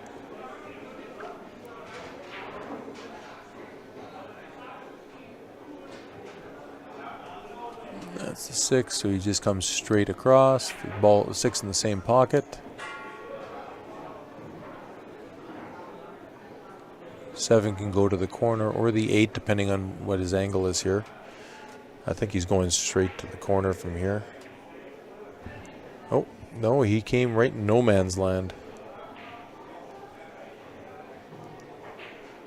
I think he'll work his way around this. He'll probably just cinch it up to the corner and play the long shot in the 8. He might slam it and go 3 rails around, but I'm not sure if that's the right shot. I don't know. You think? I think he's just going to hit it and is he cinch it right loading there. up? He might be. Yeah. He's loading up. Oh, that wasn't the way I thought he was going to do it because he got way more juice. I thought he was going to go 3 rails around if he loaded up. Yeah, I kind of thought so too. Now he's giving himself what he's going to do is play shape behind the. He's going to hook him behind the 9. That's what his goal is. Hit the 8 thick, thin. He hit the 8 too thin. He went to hit that a little thicker, come behind the 9. I think he just wanted to leave distance rail to rail, just a tough leave. Well, no matter what he did, he was going to leave distance. He's just, you always want to hook him if you can. So that was his ultimate goal, but this distance is at least something. I don't think it's frozen because he didn't make eye contact and call it, so it should be. He did put his hand over top, though, so it must be close. It would be close for sure. He was looking for a shadow there.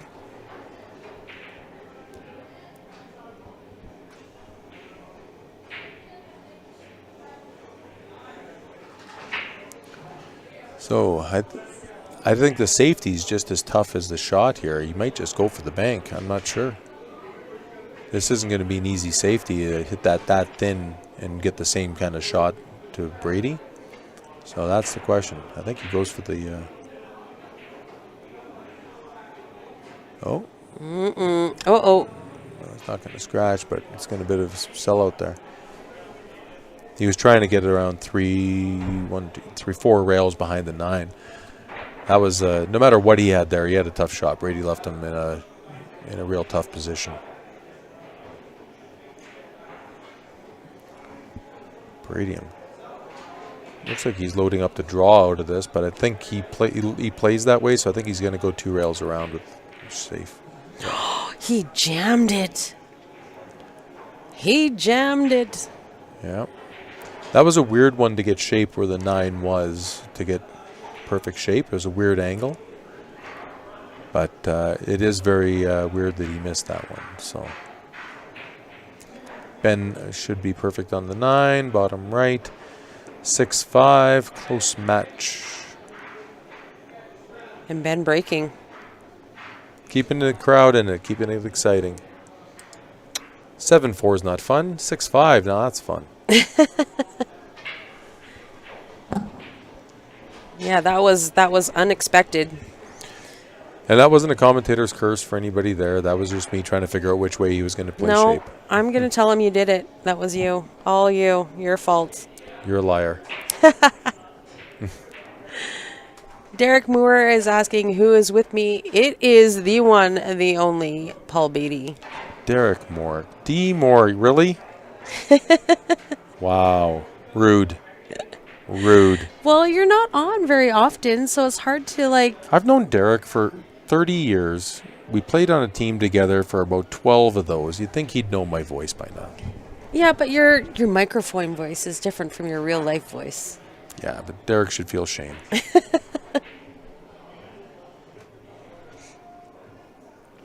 Bryce Powell says it's TSN turning point. We will see. For those of you who are not Canadian, that is the equivalent to the ESPN turning point. That's the shopping network?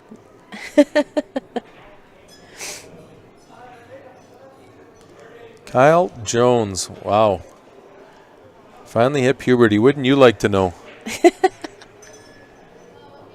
Thank you guys for tuning in. This is the final of the Len Memorial. Ben's got the hot seat. Thanks, Jesse.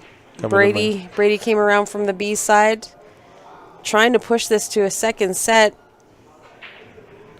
But he just made a mistake that Ben was able to capitalize on. Got a game back. And now we have a push-out, which I think is likely to be given back, and we're looking at a jump shot. Oh, well, he's Brady likes the shot too. Jump cues have become so easy to get over the balls now that not a lot of players. Oh, there was the ball over the pocket there. I didn't see that. That made that an easy decision to play that jump. That's right. Either one of them were 90% to make that shot. I didn't see the ball in the jaws. Hi, Derek. It's Paul, Beatty, and Steph. Ryan, Ben won the hot seat. So Ben beat Brady 9-7 on the A side to win the hot seat. Brady goes to the B side and puts a clinic on against Colin Greenlee. He ran the first four. He ran the first four. Came up dry on the fifth. Ran the back door and then ran the set out. Yeah. He did not miss a single ball in the B final. Colin had one shot at the table and was only because Brady broke dry, but he had no shot, no opener. I actually laughed with Colin because he played so good to beat Stephen Holm, but I said you could have been in the commentator's booth commentating your own match in that final, in the B finals. It's true. I do actually. I've been accused of looking a little bit like Paul Bettany as my my Hollywood look-alike.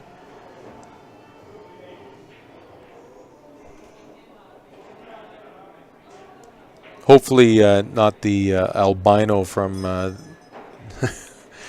or Vision. I'd rather him from like Wimbledon when he played a lead in a romantic comedy, not the guy flogging himself with a whip. So pick your movie carefully for me, thanks. Either way, you look the same.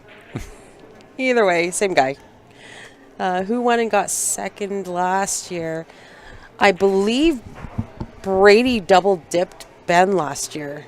I do. Same two guys in the final last year. Yeah, too? I Wow. do believe so.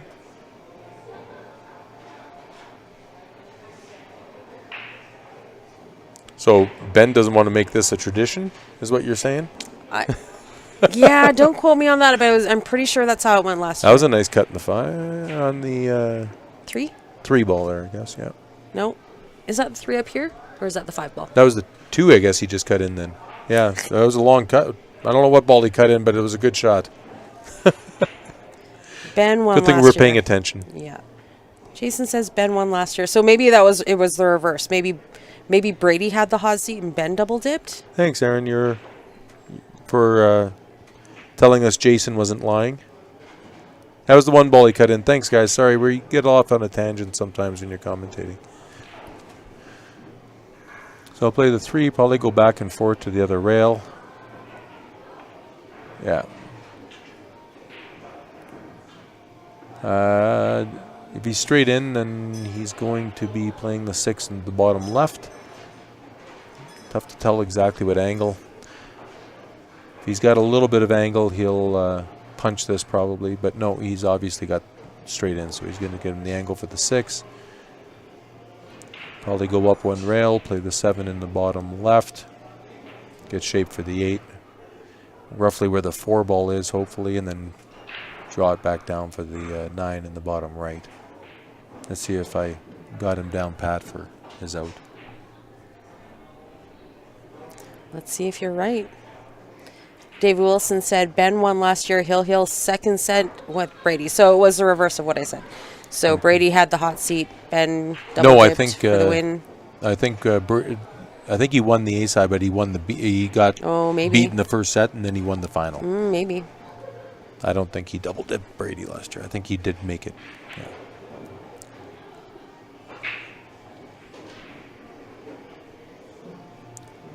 I think he's going to end up roughly center of the table, and he's going to come back for exactly what I said. He's just he's going to come at it from the left side rail and come back for the shape to the center of the table, and then the 8 ball back for the 9 in the bottom right.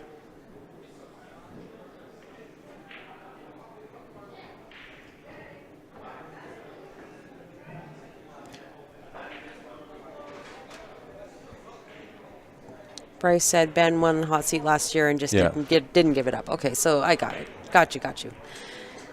Aaron with a little Albert dig. Chokes all the time on the last ball. Hey, I called it. Rude. Rude. I called it. I can call it better than I can shoot it, apparently. Yay me. He did what you said.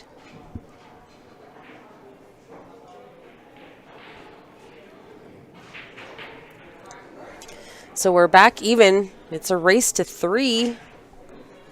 Let's see how we do here. Winner breaks. So all Ben has to do is put on a quick little 3-pack. I have to say, this is really nice to see 178 people watching. On Facebook. We've got another 100 over here in YouTube. So thank you guys for joining us. Share the stream. This is some great pool going on. Not so great commentating, but great pool. What are you talking about? I just called a 5-ball out. We get a little sidetracked. I have ADHD. It's easy for me to get sidetracked.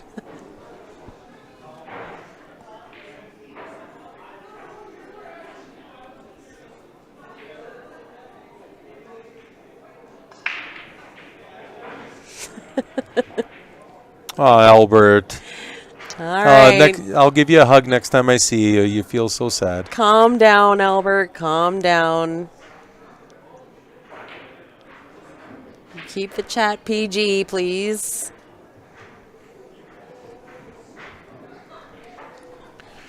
All right, so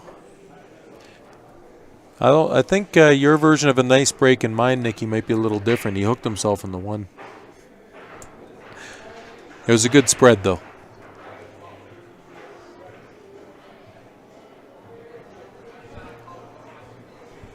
Everybody runs 7-packs on you, Ryan, because you take a long time to shoot otherwise. Just keep you in your chair and and the match gets done on time.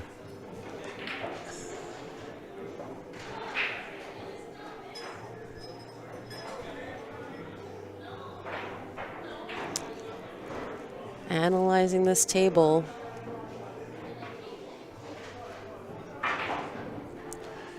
Well, he's just looking at where he's going to play a push-out at this point.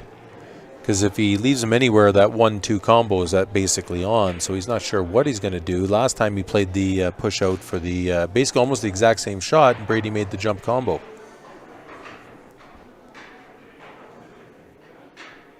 Or is he going to kick and hopefully make the combo? I think he's looking at the kick. I think he's a little gun shy after leaving himself, hopefully getting back to the table with the jump shot where Brady took it on instead and made it. Obviously something went wrong or else Ben wouldn't be at the table.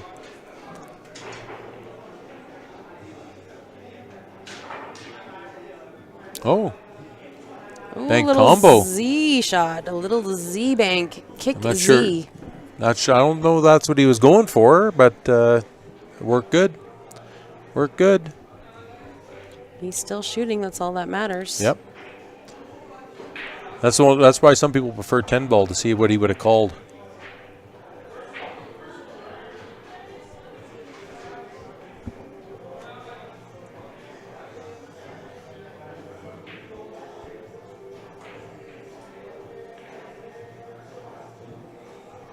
Yeah, we got Dennis from Mexico cheering on Brady. Hey, thanks for tuning in, Dennis.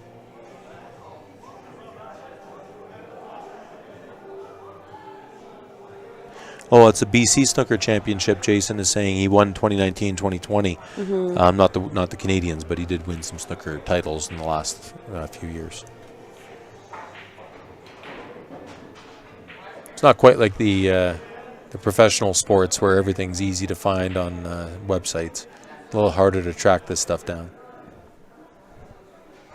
Well, I like Ben's chances of getting out here. Everything is pretty standard. Play 3, get to the center of the table, give himself some angle.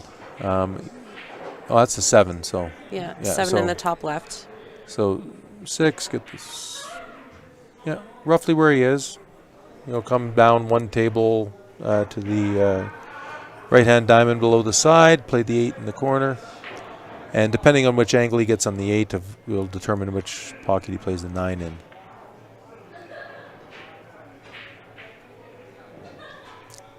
Yeah. If he's a little lower straight, he'll play the 9 in the bottom right, obviously. And if he comes up a little high and avoids the scratch at that point, if he comes high, he'll play it in the other. He'll play it in the same pocket as the 8.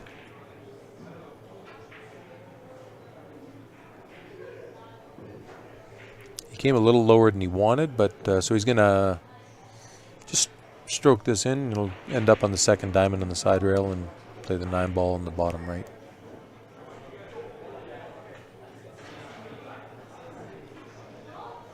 Albert says, can you please ban Ben and Brady from the tournament?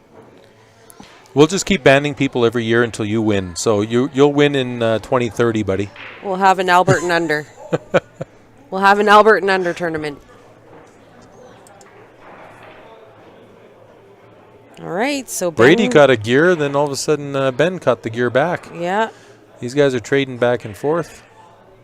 Which is to be expected, I think. Oh, yeah, neither of these guys are going to give it up. Felt it was going to be kind of back and forth. Nobody's going to give it up.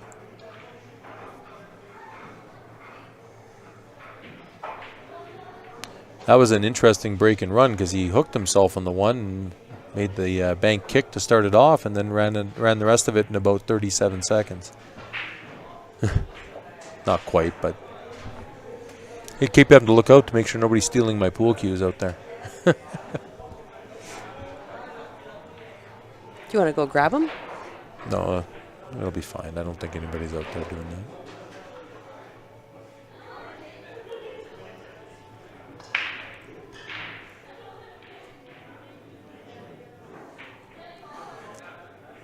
Didn't get the spread Has on that nothing one. on the break. Dry. He finally has. He didn't hook himself on the 1, but he came up dry. So the 2's down to the bottom right there. So he's got to play the 1 and go 1, 2, 3, 4 rails basically. He's got to go 3 to the inside by the side pocket and come down for the 2. The 3 is the one right below the 9 there. It looks like.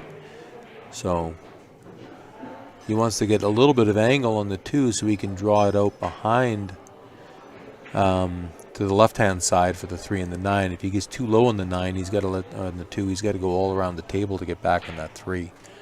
I don't think it goes to the bottom left from anywhere. Might go to the side if he's dead straight, but he'll draw it out to the bottom right pocket for the 3 if he can get on it. But he's still got to make 3-rail shape here, which I'd be surprised if he doesn't. That was 3, a nice 4. shot. And as I thought, he might be on the wrong side of that. It was tough to control perfect shape to get on the right side of that 2. So he's going to leave himself long, it looks like.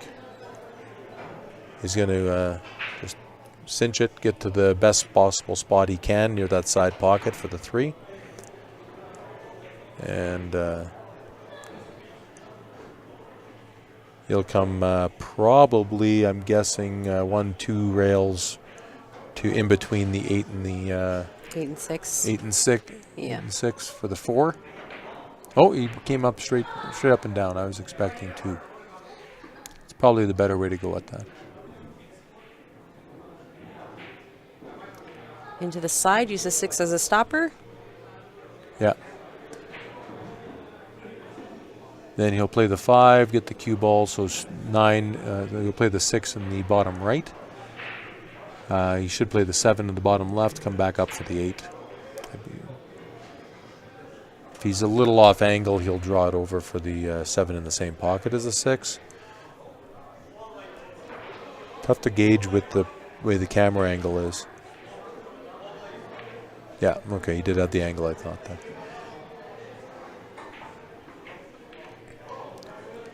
So I think he draws it back 1 rail and out. Oh! Wow. Oh, no. That is the... Didn't see that one coming. Yeah, he wanted to put a big stroke on it, but I don't think he was getting into a rhythm rather than making sure of his pre-shot routine was a little off, I think. Weird. That's not something you see too much. No. But he is human. Yep. He is So Ben's human. probably going to go to the right-hand rail and come up, giving himself a bit of an angle in the 8. So he wants to be So he's looking if he wants to play into that pocket and go 2 rails around or hit above it and come 1 rail back. So he's going to go straight up the rail and back down again. Probably the 9 in the bottom left, I'm thinking, from the angle that he has. Play a little bit of top right on this. If Ben can hold it together and get out here, that is going to put him on the hill. You give... Oh, he went 2 rails. I didn't think he had that much angle. Okay. Didn't look like he was leaving himself that much angle. I thought he was going straight up and down. Because that's the better way to play it if you have the angle, is always go 2 rails to the side and you have a much bigger margin of error for your shape. But you don't want to leave yourself on the rail. Avoid it. Right. On the hill. Ben is not messing around. He's like, all right, you're going to make a mistake. Let me see the table. I'm going to make you pay. Oh, what is this?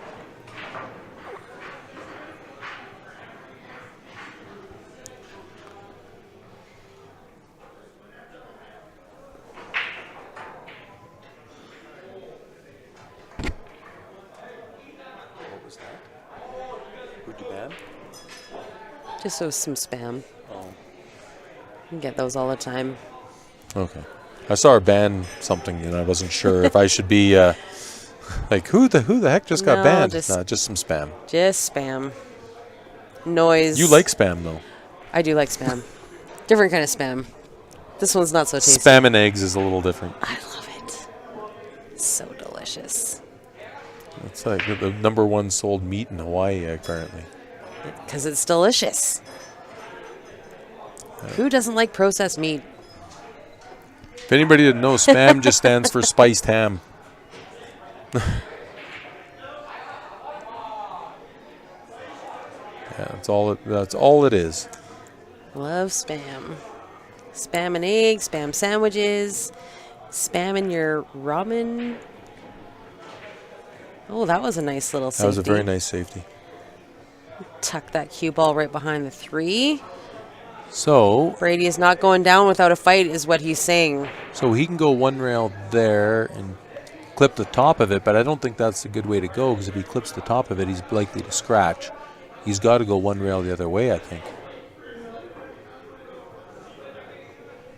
He's got to hit the long rail first, the top rail. Either way, he's not the favorite in this game right now.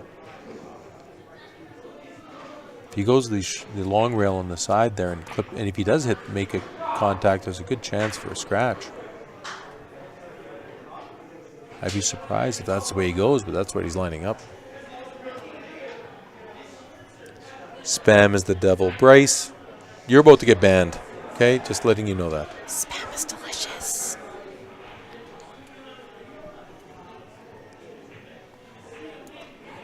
Also great for camping. Spam should be like high on your list, Bryce. Oh, that was a great. That was that's the best shot of the tournament, I think, right there. That was a nice hit. That was returned safe. He hit that perfect. There's so many things that could have gone wrong there. To hit it that thin and come out perfect, that is a championship shot right there. He basically just turned it around. Brady was the 99% favorite to win from that safety, and it just completely turned it around. That was a great, great shot.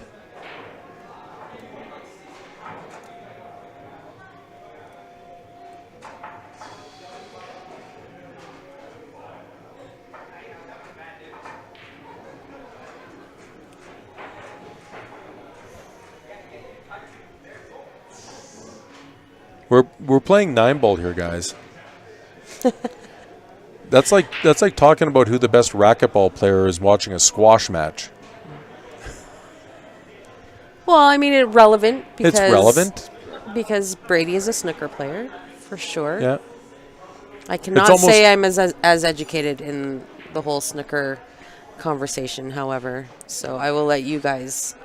But I can start. We can Together. actually almost say that snooker and pool is almost the same as like calling tennis and pickleball. Very similar in a lot of ways. Use the same type of court, but it's different rackets, different balls, all that stuff comes into play. Just because you're fantastic at one doesn't mean you're fantastic at both, but you have a common basis of what you can do with it, so that's good. Oh, a Ooh, rattler. rattle. He's the right size for a rattle, but he's too old for it. 3 rails on the one ball, didn't drop.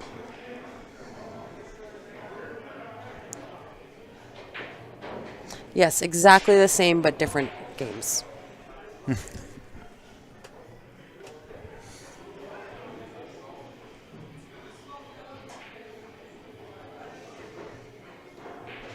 See if Brady can get one back here. The viewers would love to see a hill. Well, 2, 3, 4. There's nothing in the way, so there's no reason why he doesn't get out at this point. I don't think Brady. If you fed him spam, he might choke, but that's about it. Not feeding Brady spam. I'm just kidding.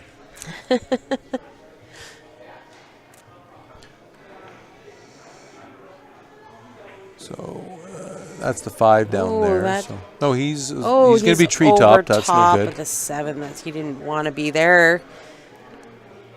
It's natural shape at least. All he has to do is pot it. But just makes the shot that much tougher. And that was another miscue. Did he miscue that? I think so, because it looked like it came off weird.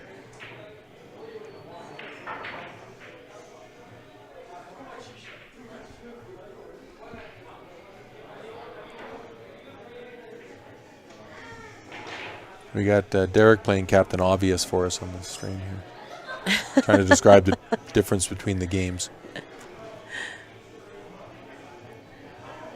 Looks like Ben just went for it and gave it right back to Brady. Took the opportunity and gave it back.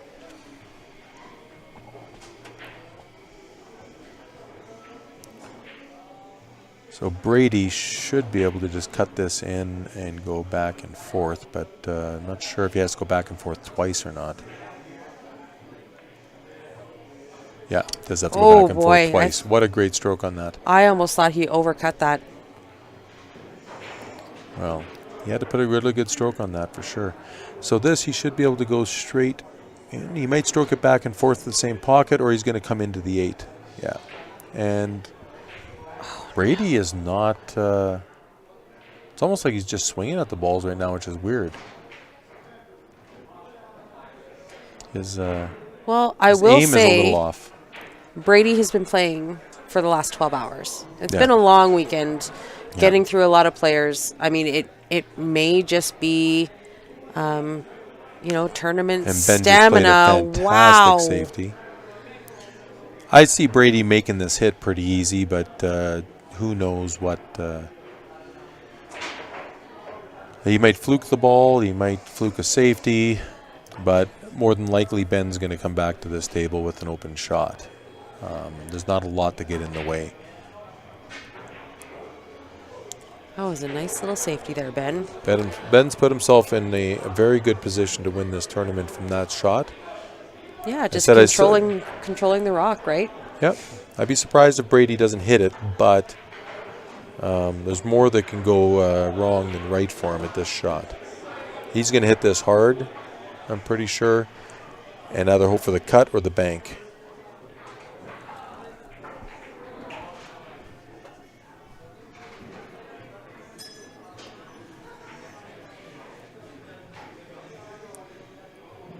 Oh, good hit. Oh, you might get lucky. Get fortunate. Fortunate. Yeah, that's what I figured. Negatory. Where is the 6? Down table. So he's got to draw this back to a very small window because he's got the wrong angle. So he's either going to leave himself long and an 80-degree cut, roughly what he has right now where the cue ball is now. I don't think he's going to try and draw it back down because he could clip the 6 and screw things up. So I think he's going to just take his medicine and just draw it back roughly where the cue ball is right now and take the long cut. That's what I would guess based on the angle I can see. If he has more angle, then he might do something else. No, draws it back right into it. Oh, behind it? See, that's why I was surprised he tried that. I thought he would just take the longer shot. He can pot the ball from anywhere. Why risk it at this point? Why get cute with the ball? Take the right shot. Playing to a window of 2 inches made no sense. But, hey, he's there and I'm here, so I can't really say much. It's true. It's true. Well, I can say a lot because I'm the one with the microphone, but I can't criticize him much is all I'm saying. We're on this side of the glass for a reason. Yeah, both these guys got a lot of adrenaline going through them right now, and it does change the way you swing the cue and stuff fatigue. like that. Yeah. Fatigue. It's been a long weekend. I'm telling you guys, I'm also hitting a wall. So, and I didn't have to do half the amount of walking and focusing as these guys did. Yeah. That is for sure.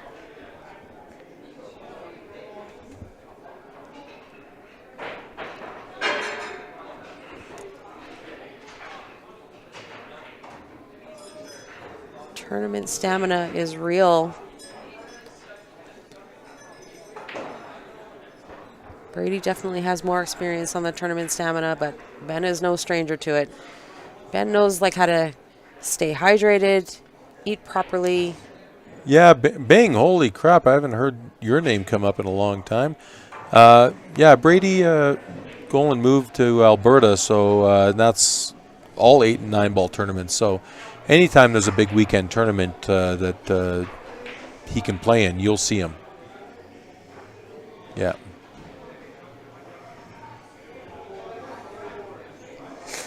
There isn't that many big snooker tournaments as there is 9-ball tournaments out there. No, that is true. And not too many places have a ton of 9-ball tables to be able to completely run it. So looks like he got away with a leave there. So Ben's got to find a good shot here. Oh, thanks, Josh.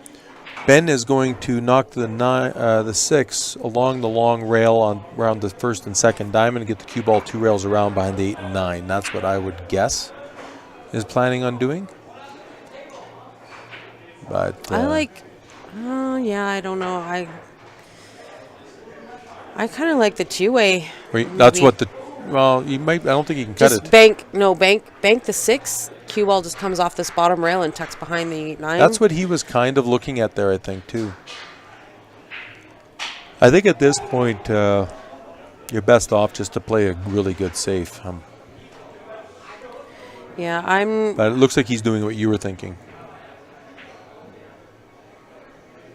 Yeah, it's been a long weekend. Oh, he's got it. Good line, no, good he line. Missed it. Oh, damn. But he did leave safe, it looks like. Well, I like Brady Brady's can chances of hit it for that's sure. a hanger. It's it fell down on the long rail, so it's not in the jaws. And where he can kick it easy is from the other side, so I don't think he has it. But I might be wrong. He's just going to do a little bit of a swerve. Tough to gauge in these distance shots, but he knows the shot. Perfect. Wow. What a great shot that was. That was a very, very nice shot. Those are tough to gauge from a distance. Usually people are swerving around the ball that's close. From that distance, you can be a little tougher. Wow, that was not their best game of the tournament. I really thought when Ben played that safety down below, he was going to win this match. Mm-hmm. Yeah, he had it on lockdown pretty much. But he went for that bank. Which I was kind of surprised at rather than playing a smart safety. Looks like they going for a break again.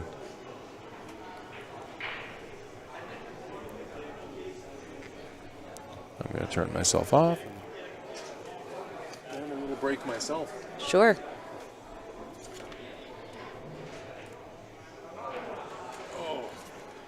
I think we saw Brady start to get a little fatigued there, so just go out for some fresh air. See if you can just wake up a little bit. I was actually talking to someone earlier today and talking about the amount of hours that we've been here over since Friday night. And it's about 36, well, it was 36 hours when I talked to him. So it's, I mean, we're close to 40 hours over a 3-day weekend that we've been in this pool hall. Myself as well as the players. It's a lot of hours over a couple of days. And like I said, the tournament stamina is real. Just staying hydrated, making sure that you've eaten something without, you know, something that's not too heavy to weigh you down, make you tired. All those things. Getting some good rest.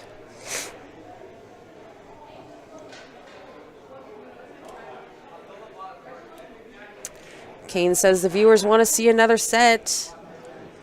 I'm not going to deny that. Yeah, Josh, he missed a couple of balls that he, and like jumping that 7, that was a miss. You know, a couple of ball in hands he gave Ben.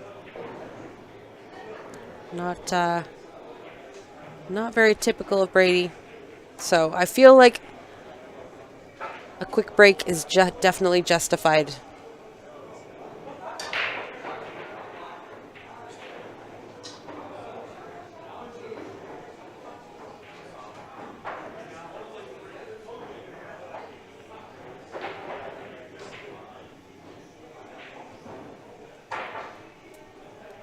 Carlos says that his money is on Brady if they get to the 7-foot table. Judging by the last performance, and I would have to agree, although Ben is just as capable on the 7-foots.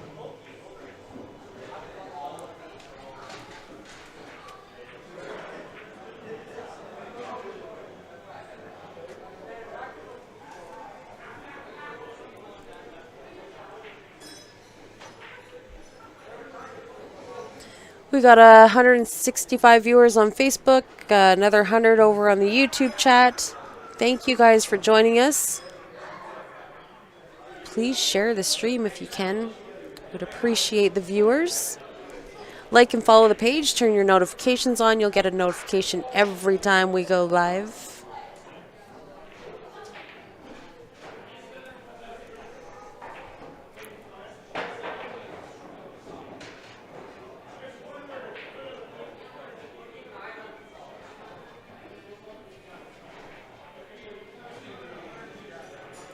First place, like we had mentioned, is $1,000. A cool 1,000. Second place, $650, and third was $450. Third place acquired by our very own Colin Greenlee, who had a very successful weekend. Putting lots of time in on the tables, and it showed this weekend, took down some monsters. So he was great to watch this weekend. I'm always great to watch. Not you. Oh, come on. Fourth place went to Stephen Holem. On paper, he was probably one of the favorites to finish in the top 2, top 3. But got a fourth place finish thanks to Colin Greenlee, who beat him 7-2 or 7-3, I believe. 7-2.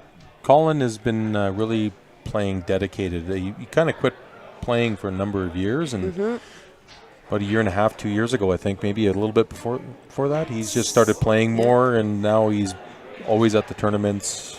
Yeah, he's putting in the hours and been dedicated. He has a really good head for the game, and I really enjoy watching him. And I do too. I'm glad to see him playing again. Yeah. His dad was always a good guy to have around as well. And, of course, everybody knows Uncle Al. Mm-hmm. All right, so I think you wouldn't have shot that if the 2 didn't go in past that. Weird things can happen when he hits that, what I think is the 5 ball there. Yeah, I think that's the 5 up there. So he cuts the 2. He's going to go into the 5. The 4 ball, he should have shape. Just play a little bit of left siding on this. He'll hit the 5 and come up for the 4. Maybe a safety here. I don't know if that 2 I think passes that 2 the 4. goes. Yeah, he's lining up like it goes, I think. Oh, no, he is playing the safety. You're right. Or he went for the carom. Tough to tell on these screens. That's an interesting... I think he went for the carom on the 4.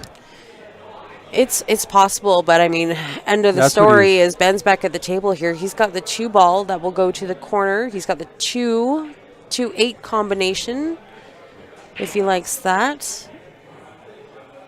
Yeah.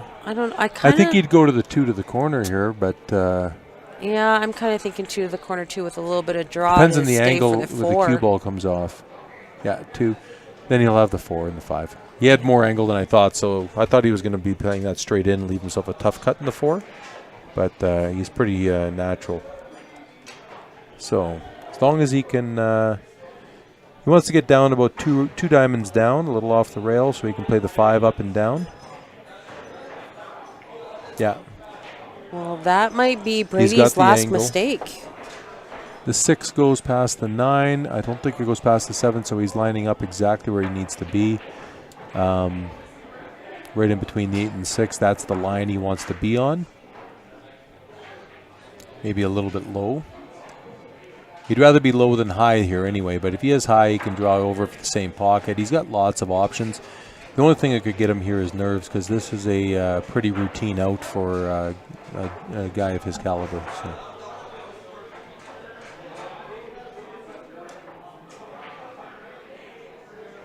Yeah, I'm thinking we may have just seen. I think he came up short there, so now he came up short about 8 inches. So this is a little trickier than I thought he'd leave himself. So he should be able to draw this over into the rail for the 7 in the same pocket.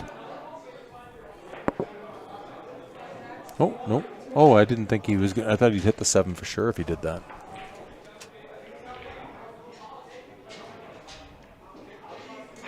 Yeah, I think we may have just seen Brady's last misstep. Ben is looking to close this out here. Does not want to see. Oh. No. Commentator's curse. That's you this time. I didn't do nothing. It's all you. Wow. I was ready to say goodbye to everybody. Let's see what happens here. Wow. That is a huge surprise. I thought Ben may have just gotten a little excited. He was, didn't want to see the second set, which I do not blame him, because Brady just put on a clinic in that last set with Colin. So, but it looks like we're gonna get a hill confrontation. Poke, poke, yummy, coke. Whoop, whoop. It's hill, folks. Share the stream. Wow. This is why you play pool and watch pool. Hill confrontations. Aaron obviously not done giving the pokes to Albert. Wow, I did not expect that. I don't see Aaron in this tournament either, but I think he has a weekend job like myself. Where I think Aaron was working. He was here earlier. Is he still here? No.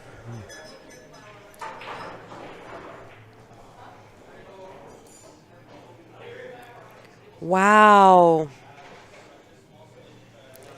Could be a repeat from last year. David Wilson, you might be correct.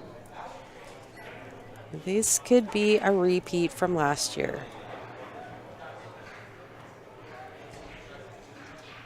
Whatever the result, I'm definitely not commentating another match. Wow.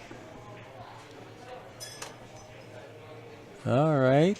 Well, he made a ball. The 1 ball is open. It's not the easiest shot, but it's natural shape for the deuce should he make it. So if he can get past the 9, he might clip the 9, but the 2 in the middle of the table, I don't think he can hook himself.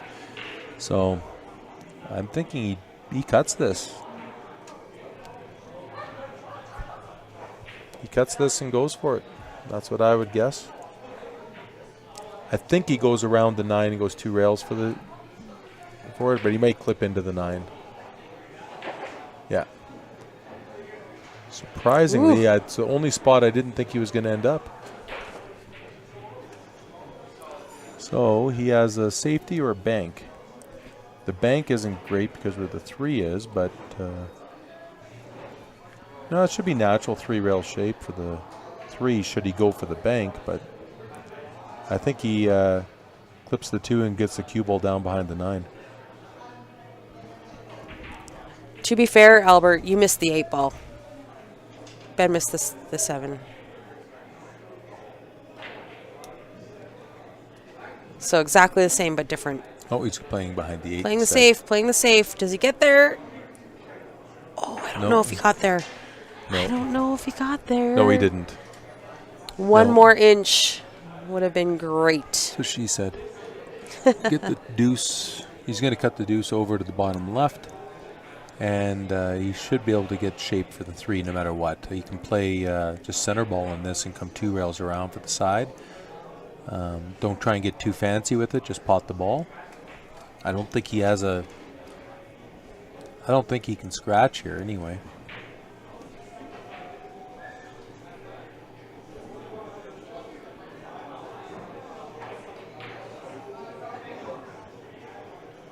But this is hill. Take your time, make your shot, get in line. What if you cut the 2 in and pot the 9? Well, no, he's got the wrong angle. If he cuts, if he caroms the 9 in, the 2 ball is going to be hitting like the second diamond between the side and the corner for that angle. I've seen stranger stuff happen. But I'm just saying, if he makes the cut to the corner, the 9 balls, he's going to hit the rail. I think he went for it and he played the 2-way safety, but I think he just gave the 2 away. And Brady's going to come back and play the 3 probably in the same pocket. He'll leave the cue ball roughly where it is now. And then he'll have the 5, the 6. He's got to get a good angle on. Oh, he's going to come back and forth. And he played a little bit too much inside juice and made it tough on himself. Now he's got to play safe or let the cue ball loose. So I think he's going to play the 3 behind the 5, cue ball up table behind the 8, where he tried to play safety before. And no matter what, he's going to leave distance. And with the 6 and 9, he's pretty much guaranteed to play a safety here. Ben's going to come back to a hard shot here, I do believe.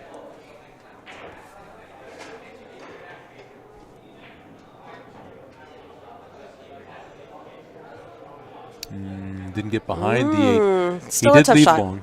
Tree-topped, long shot, not easy. The tree-top might even be worse than the hook because he can't put a stroke on it the same as he would if he could see the ball.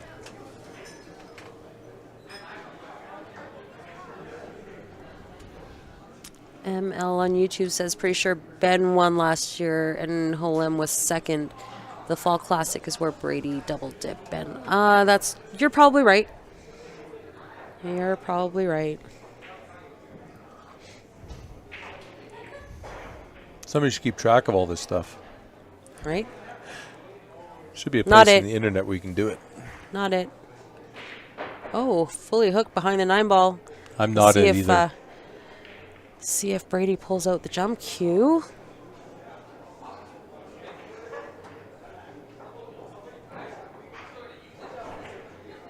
Surprised nobody's been canceled for using that yet. Chinese hook. Yeah.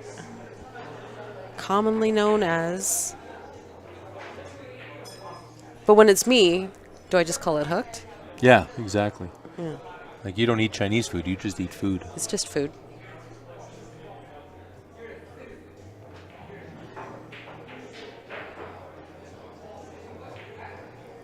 Who the make commentator is, Lan? I'm the male commentator, and it's Paul Beatty. I would have called you worse things. The cake commentator? Thank you. The Alan Wong hook. Yeah, maybe. All right, Lan, did you win something? If so, I won half. All right, let's see what happens here. Well, unless you bet something that I don't I don't want to be involved in.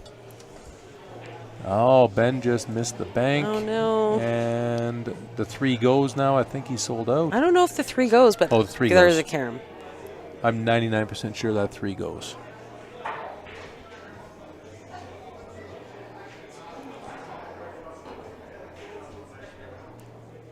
Maybe. All he has to do is pot the 3. Doesn't have to think about any shape. Just put it in. He'll have shape on the 5, and then go into the. He's got to play the 6 in that side pocket, I do believe. Or no, it goes into the top left. The 6 goes into the top left corner as well, but I think he's going to play it for the side. Tough to tell. No, he is playing it. Oh, that was risky. That was Way that to was keep close. the crowd in it, Brady. Wow. So he should have. Looks like he's going to go right past it and goes right past the 8 as well. Okay. So we're going to have another set, boy. barring something weird. Don't. You're cursing somebody when you say things like that. That's BS. I feel like the curse is real. Oh my goodness. Oh my goodness. The only thing that can hurt him now is that another one of those. We get Hill, and second set. Second set. I'm tuning out, everybody. I'm not going to watch another match here. I got to hit maybe 2 or 3 balls this week and then get home. All right, buddy. Everybody have a good night. Enjoy the second set. I know it's going to be, unless they chop or something weird. I don't know. No. I don't think Ben's going to allow that to happen. So no, that enjoy will the second never set, happen. everybody. Thanks, Polly. All right, guys. We are going to have a quick little break. Looks like Ben is going to get a fresh drink. Probably hit the little boys' room. He'll have a little bio break. And we are going to be back in about 10 minutes with the next set. I'm just going to leave the stream running. So do not go far. We'll be back pretty quick.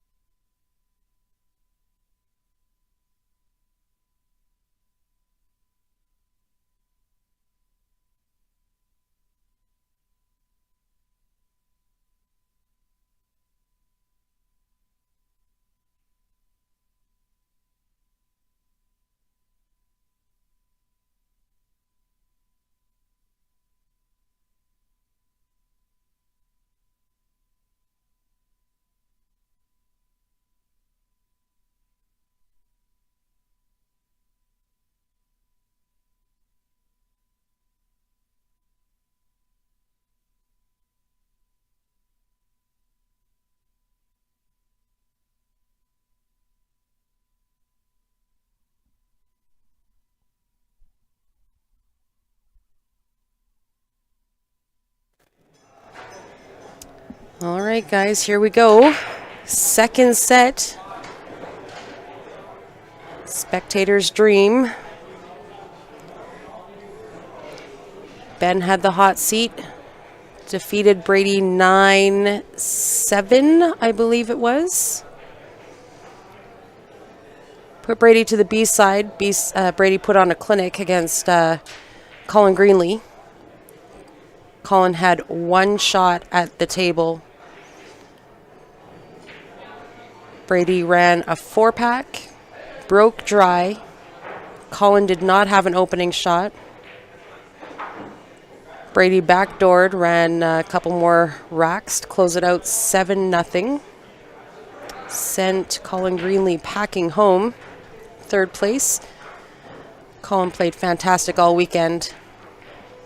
Cannot be disappointed in his finish when you come up against two of the favorites for the event.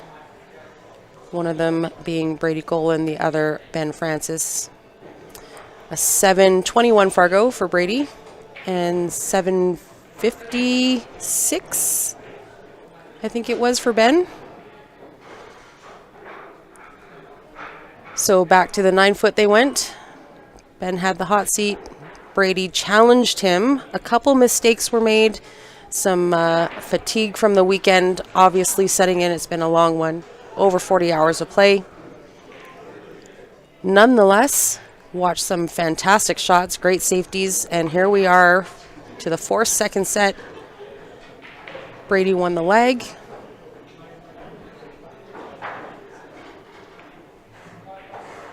I'm trying to pick away at this rack here.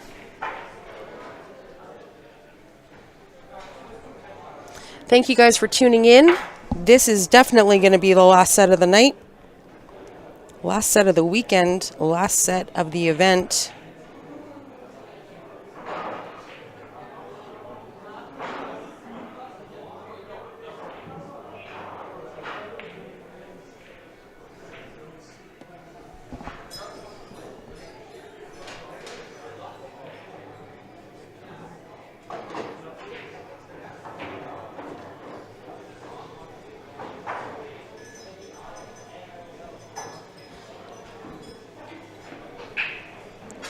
Brady just picking away at these high balls here. Wants to make sure that he's got a good line on this 12 ball.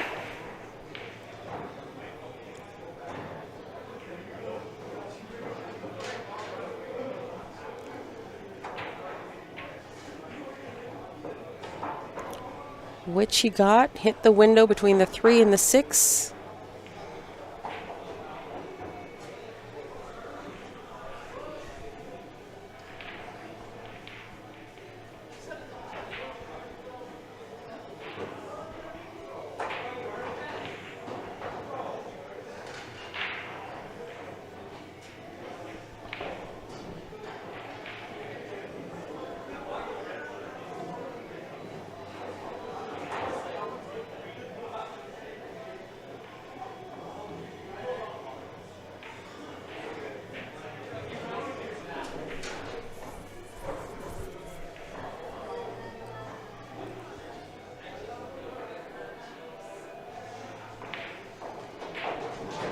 Nice finish from Brady there, and this is just how it all started with Colin.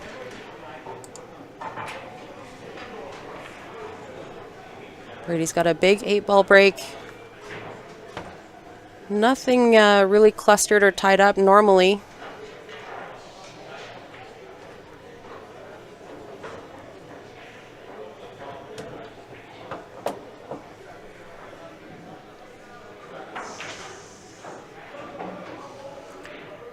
So ABC on YouTube is asking how we got from the 9-foot to the 7-foot. If you're just joining us, this is the Len Memorial second annual tournament. The room setup here is 8 9-foots on one side and 8 7-foots on the other. So in order to not speed up the tournament, but just to make sure that it runs tickety-boo, we run the format of 9-foot, 9-ball on the 9-foot, sorry, on the A side, and 8-ball on the 7-foots on the B side. which has lots of pros. We're able to keep the tournament nice, running smoothly, not a whole lot of wait time in between matches. You're not running through the B side and putting the A side on hold and all that kind of stuff. Normally, if you played the tournament all on the 9-foots, there's big gaps, waiting 4 or 5 hours in between for your next match. This way, we're able to keep things moving. It also gives us the ability to open up the field, with Len being such a great contributor to our pool community. There's lots of support. We filled up the previous cap of 64 players within an afternoon, and we had a wait list.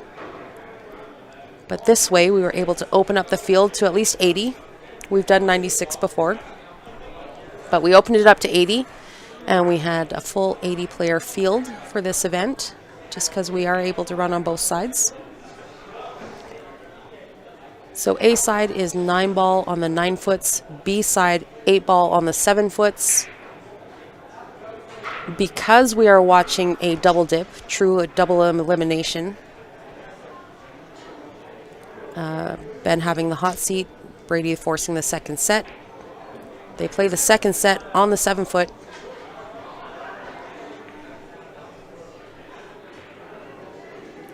So to answer your question, that's how we went from a 9-foot to a 7-foot. And I think it's great. I love it. I think it's a great format just to keep things running. Not only that, but it forces the players to kind of change gears.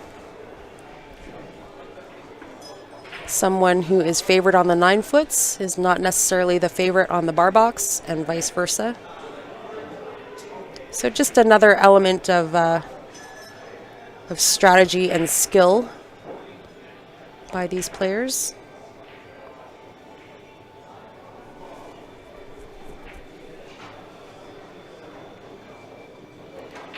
John Bannon says, awesome match and stream. Thank you, John, for tuning in. We appreciate you joining us.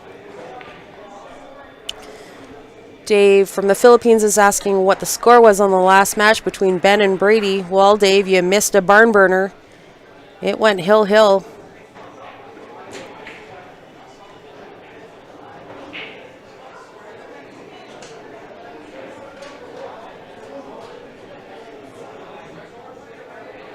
As we've seen, Brady is just as skilled on a 7-foot table as he is on the 9-foot. And his experience allows him to kind of change those gears and not struggle too badly. However, Ben is just as much of a monster on the 7-foot as he is the 9-foot. So I feel like this match here could go either way. The only advantage that Brady's got over Ben is that he's played a match on the 7-foot earlier this evening when he played Colin Greenlee. That would be the only benefit.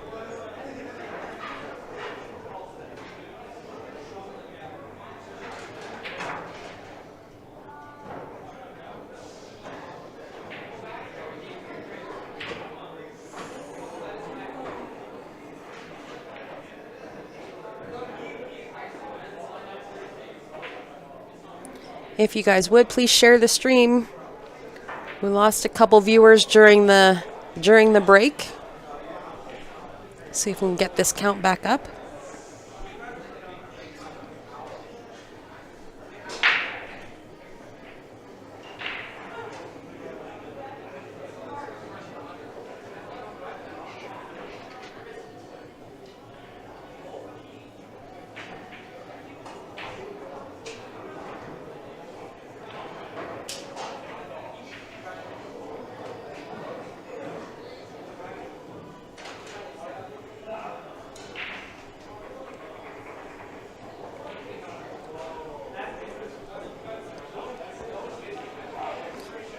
I don't mind how Ben's playing this here. The 4-ball will go either to the top left or the bottom left.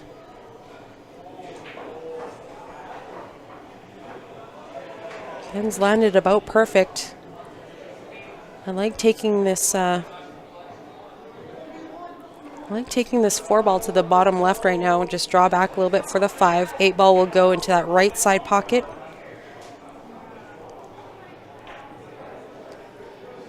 Without too much effort, he lands perfectly on that 5, nice and straight. Just a pop and stop. Maybe draw back a few inches.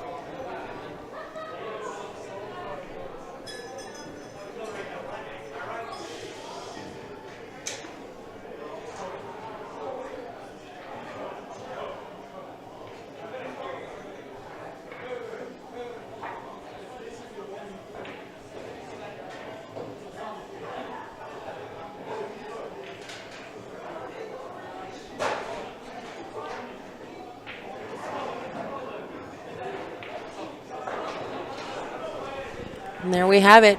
Ben picked that rack apart too. Both sides of this tournament was winter break.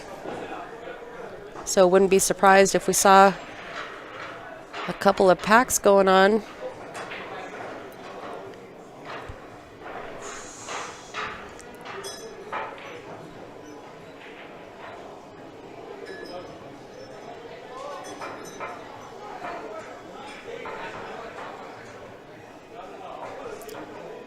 Josh is looking for another hill-hill match. I'm not going to lie, I wouldn't be disappointed. That is for sure.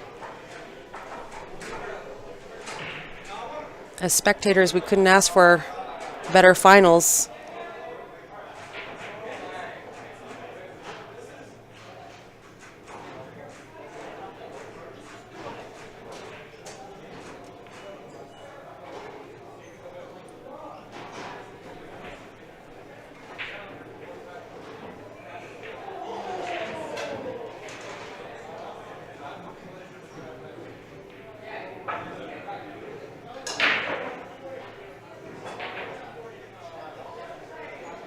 Oh, is that a try break? Oh no. It's a big break from Ben. Everything is nice and open.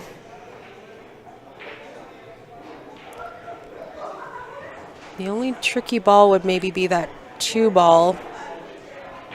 I mean, my eye chooses low ball first of all, but I don't know, that 2 ball might make it a little difficult. Is there a good opener with high ball? Tricky.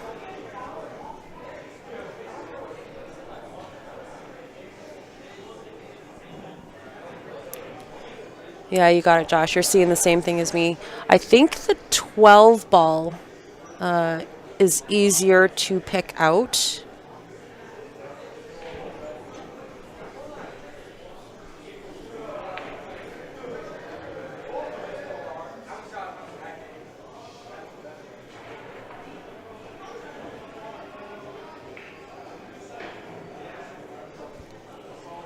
Looks like Brady is going to choose to go low ball. Maybe use the 6 as a breakout ball.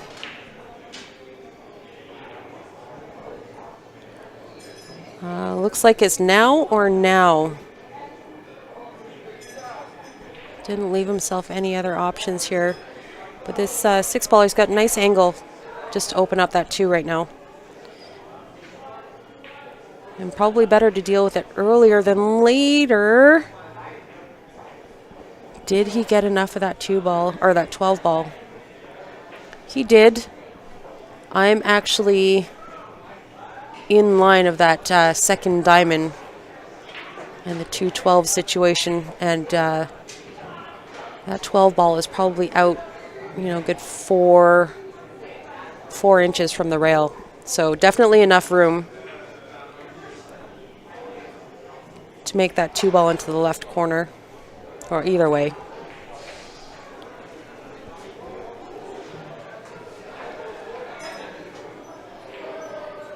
Tiffany Francis, hello, Tiff. Hey, I seen your post. I hope you're feeling better. Just tuning in for a quick update before sleep. Where's everyone at? You are watching the final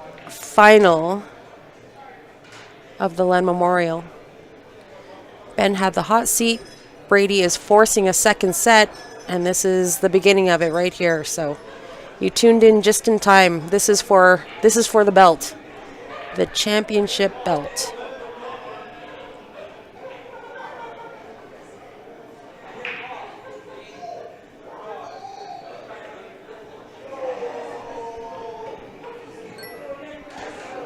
Oh, you're right, Tiff. I didn't change that part. I can change that. This is the final second set.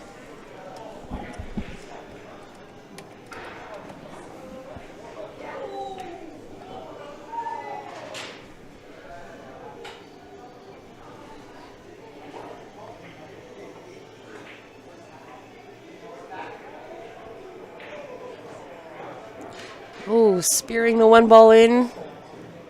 Nice little rub on the 5. Needs to draw back for the 3 in the same pocket.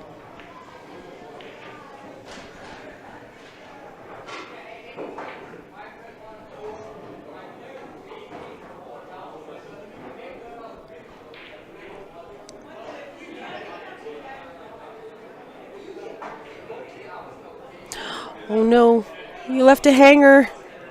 He jumped up. He's walking away with a little bit of a grin on his face. He knows he got a little excited there.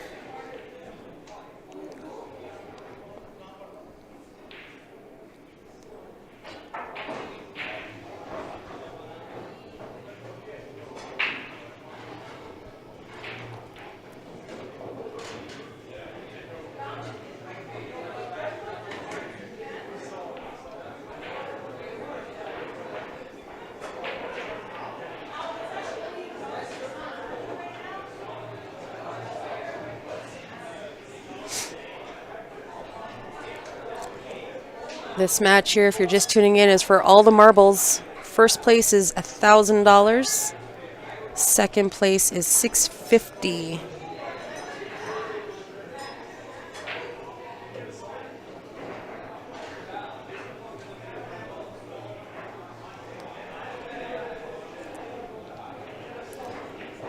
And making quick work of this rack here.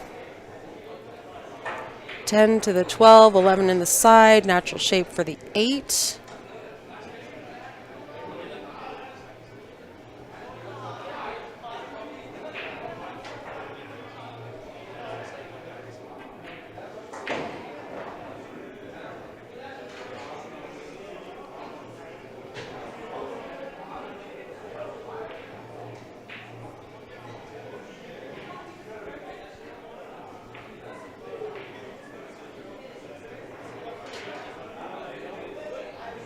Okay, that'll work too.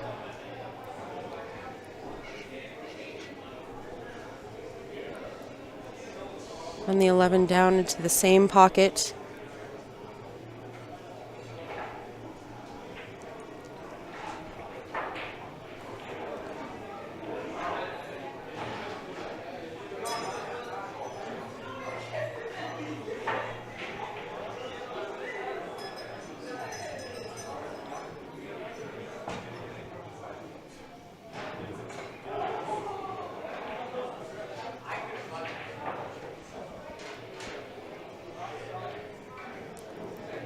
A little back and forth. Ben probably would prefer not to be on the rail. I still like him to get out here.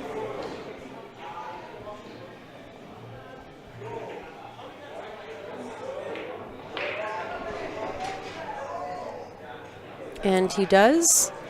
So Ben's going to take the first lead in the second set. We are going to 7 on the B side.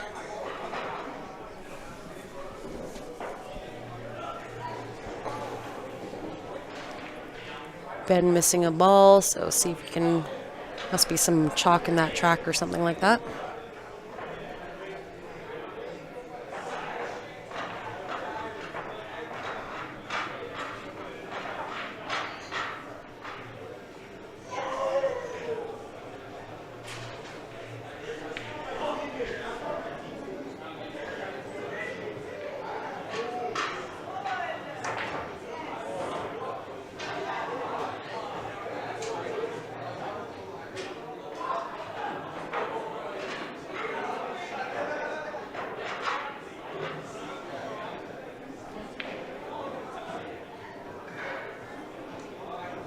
Ben making sure that this rack is good. Broke dry on his last break.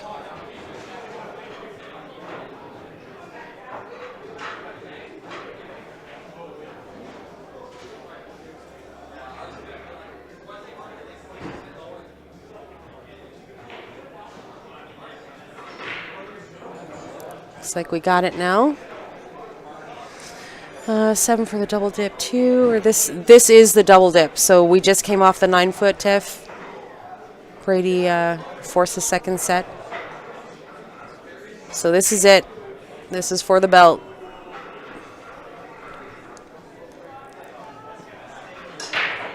This is a race to 7.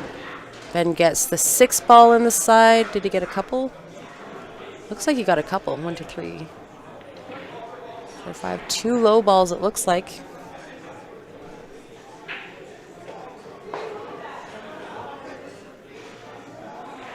And a high ball. So 3 balls on that break. Monstrous.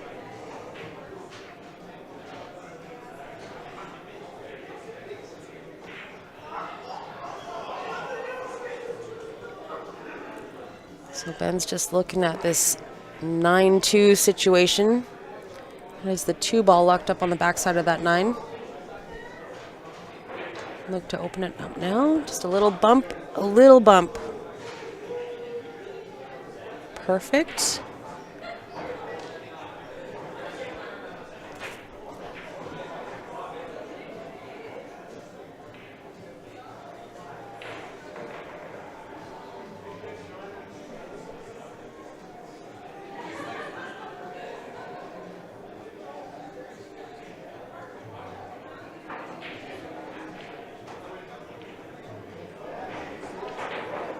Looks like the cue ball ran just a little further than he would have liked. He would have liked to have taken that 2 ball now.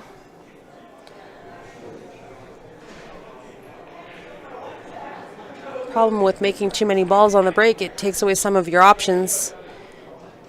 Can't get a good look on the 3. Oh, well, he probably could have spun off the rail. He likes taking the 2 ball now.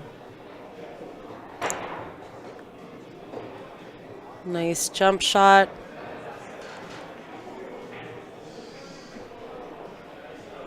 His Nick's Q Innovation jumper.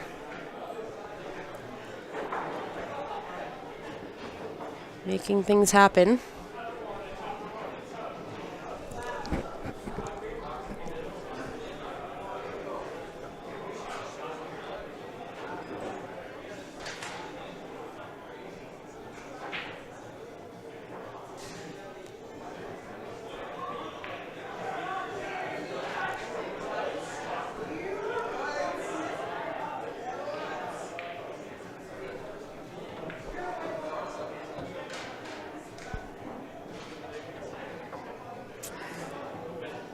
Looks like Ben's a little flat on this 1 ball. He's like dead straight. Yeah, he doesn't like it.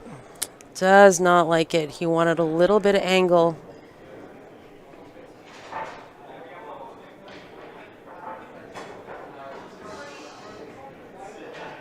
He's digging deep. Just take the tougher cut on the 8 ball. Sometimes you just got to take what the table gives you. Just got to pot the ball.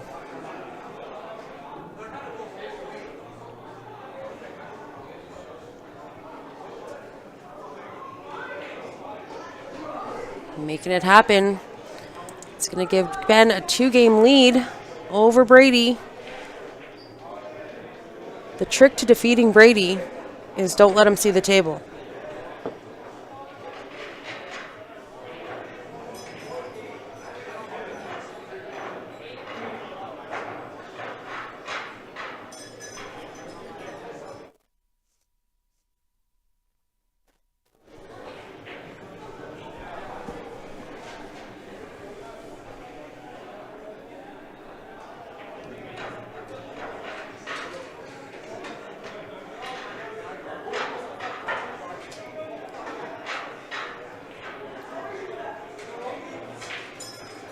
Looks like Ben's just battling this spot slightly. Can't get the balls to settle in place.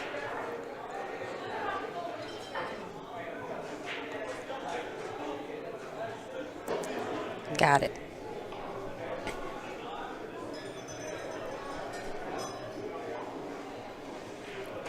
Let's see if Ben's found the break. That last one was a monster. Made 3 balls off the break, but the one before that was dry.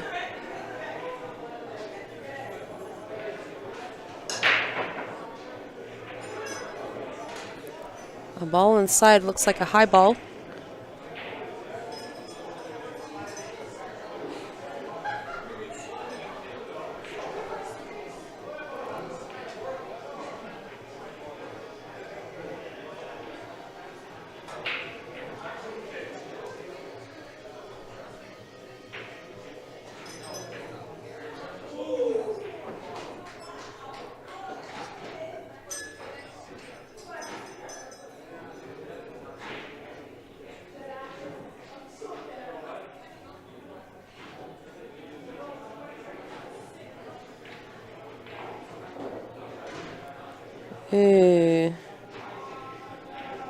Kinda, sorta.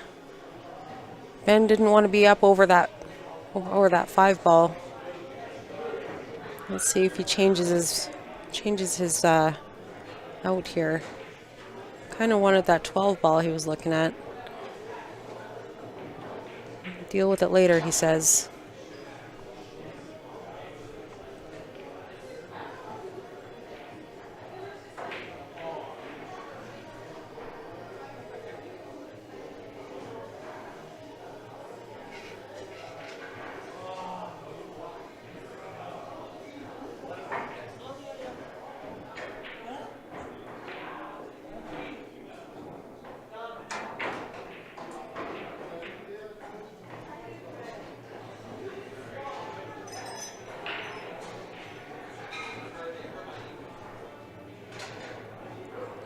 Just a nice light roll.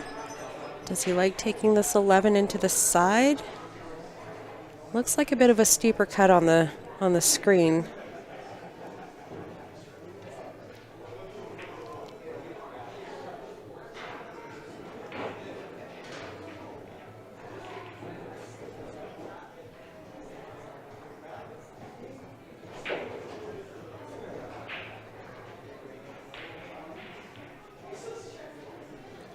Definitely the difference between playing 9 ball on the 9 foot, not really dealing with traffic, whereas you're playing 8 ball on the 7 foot, there is lots of traffic.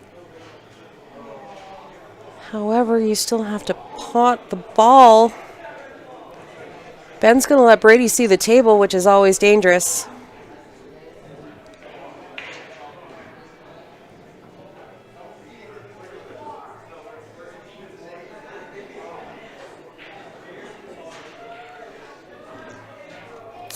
Yeah, didn't expect that one.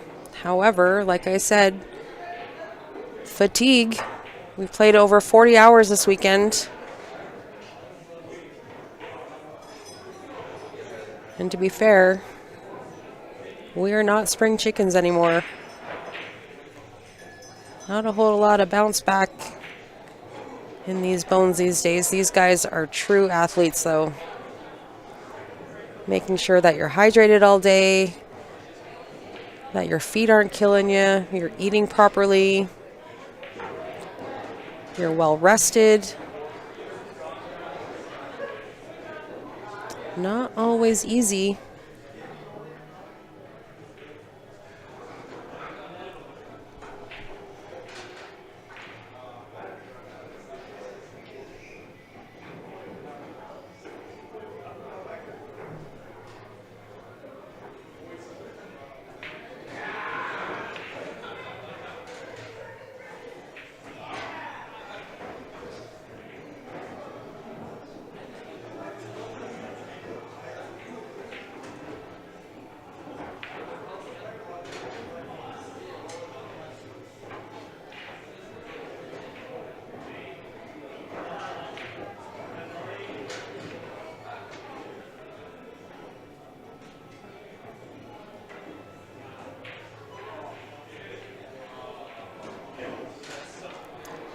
Bing, bang, boom. Brady's going to claw one back. Lessen the gap by just a game.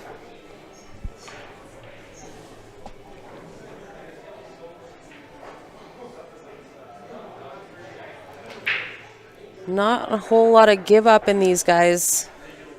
So I feel like we might see a little back and forth in this set.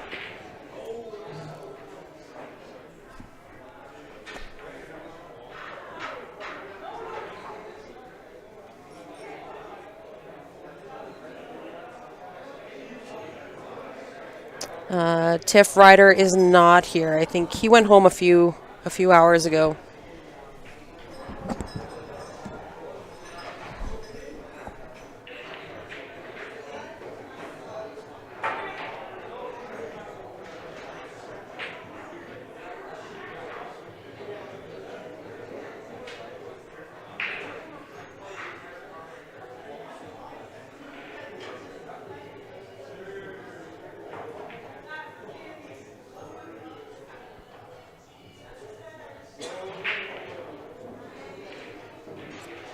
Brady just battling this spot also.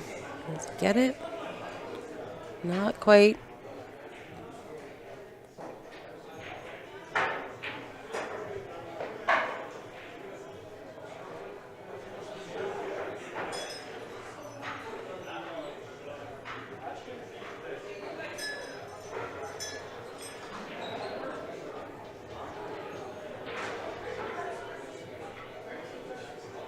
There we go.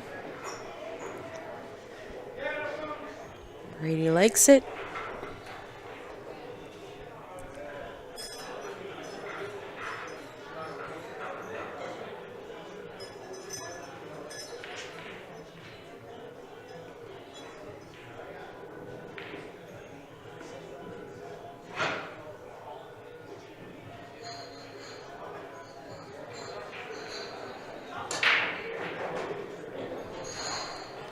Oh, it was a big break, but he scratched.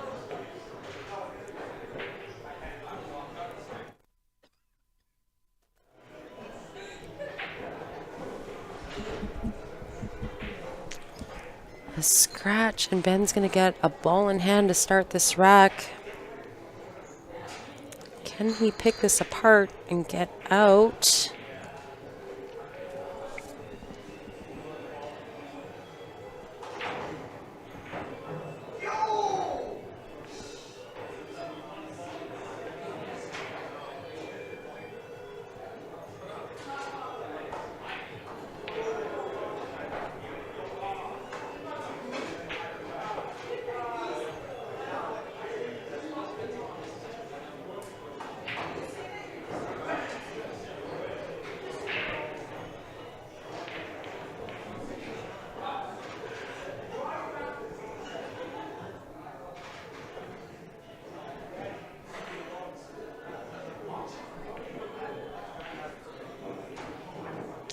Ben's just having a tough time deciding high, low. What's the first ball? Looks like he's changed his mind. He's going to go high ball.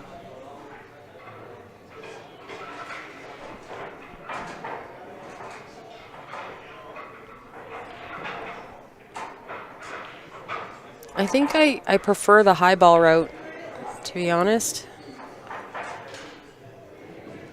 11 and 13 go on the top right. There is space for the 10 ball to go past the 4.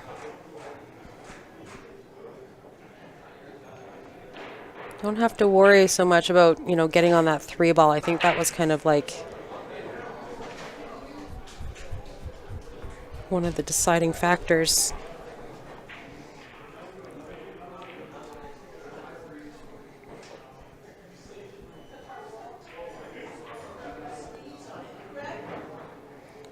Nice little angle on the 10. You should be able to land nicely for the 11-13 here.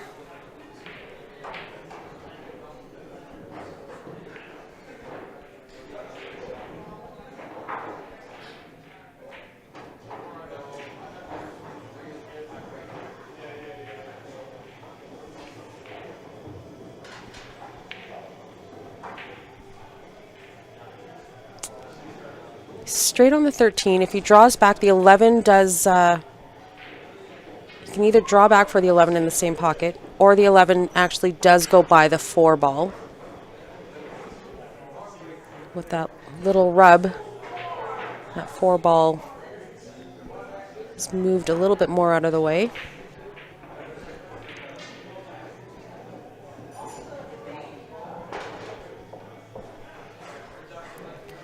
Okay. That worked out.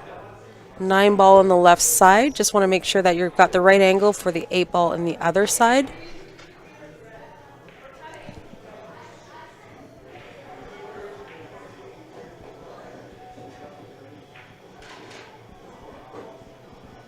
Did he get too much angle?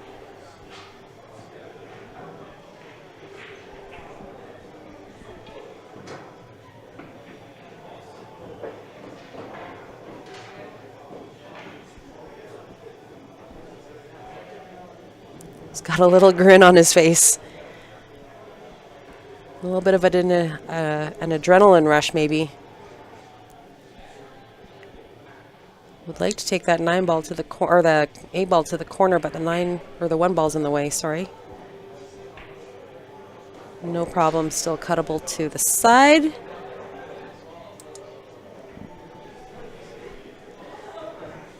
And it's 4-2. We're over halfway there. Racing to 7.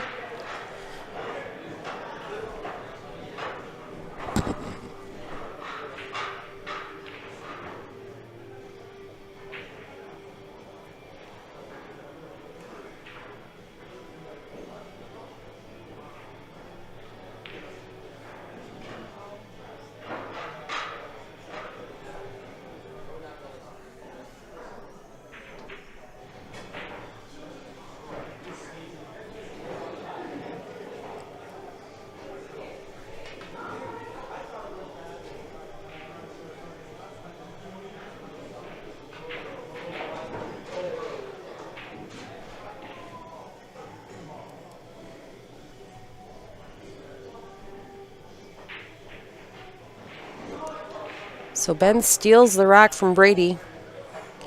And he's scratched on that break.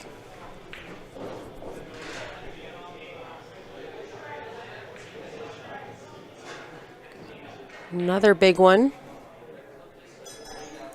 This one looks pretty nice.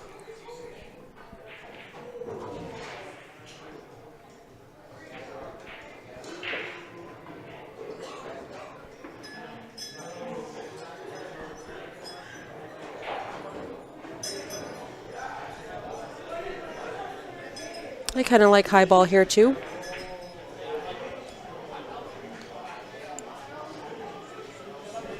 Might be a little tricky to get on the 12, but the 12 does go to the left side. It may also go through the window to the top left. Bottom right, obviously. But not an easy opener. Cut the 10.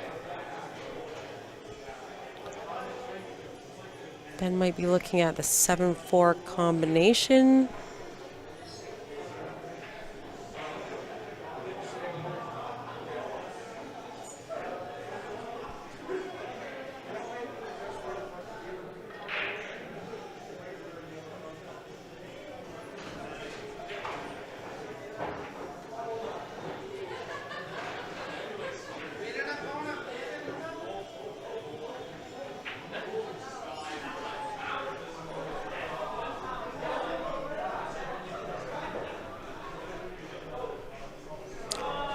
Ben's running through all the scenarios. It looks like he's kind of back and forth, back and forth. Can't make a decision here.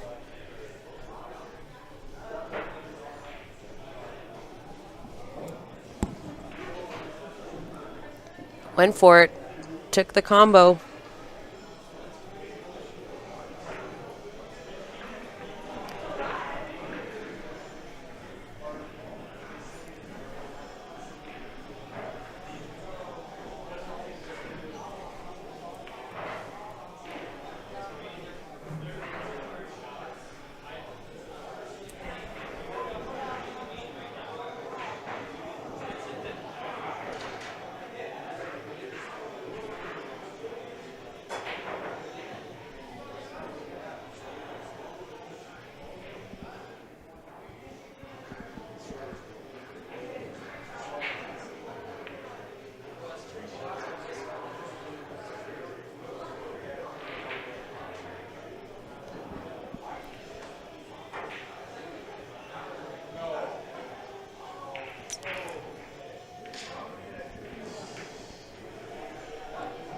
Looks like Ben's just having a hard time mapping out exactly what he wants to do here. He's changing his mind back and forth. I wish I knew how to kind of back the camera out a little bit so that you could see his facial expressions. He's taking big sighs,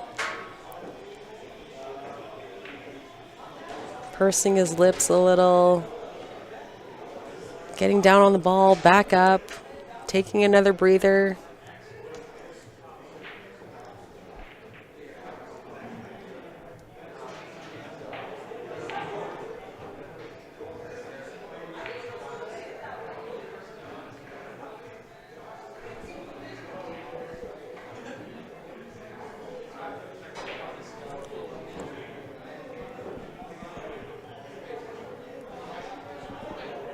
Trying to get on this one here. How do you get on this one? Because it didn't pass the 13.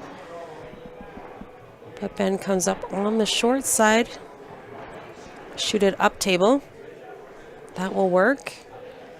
Just wants to make sure that he picks this window to make sure that he's got the 3.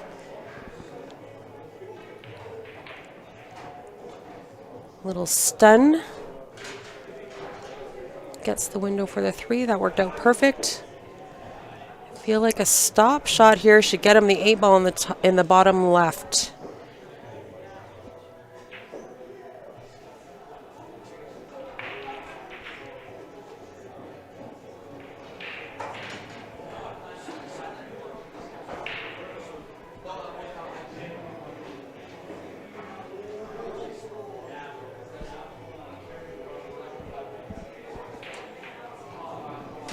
That's it. That's going to put Ben at 5, making the gap a little bit bigger.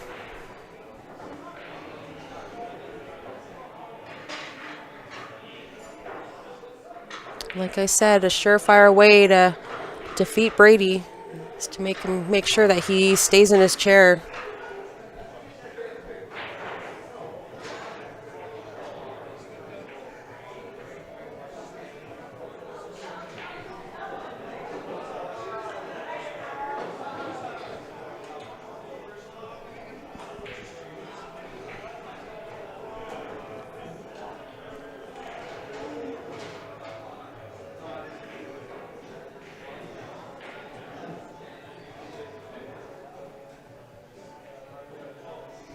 That was a nice out by Ben. Dennis says when you can make a cue ball do anything, many choices to think about, and that is true. However, you don't want to always force the cue ball to move. Sometimes it's nice just to play the natural angles. When you get too cutesy with the shape, it gets you into trouble sometimes.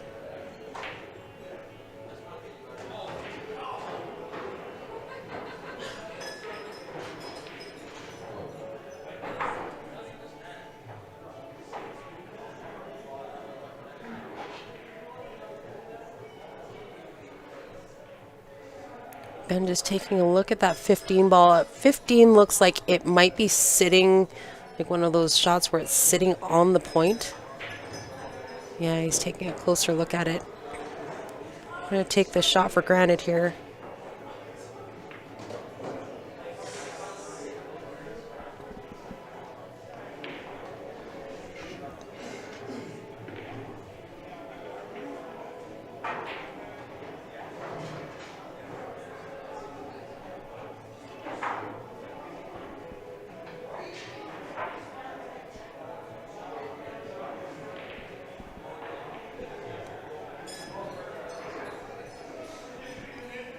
And looks like he's looking to pick off this 12 ball. It does not go past the 2. So good opportunity to take it now.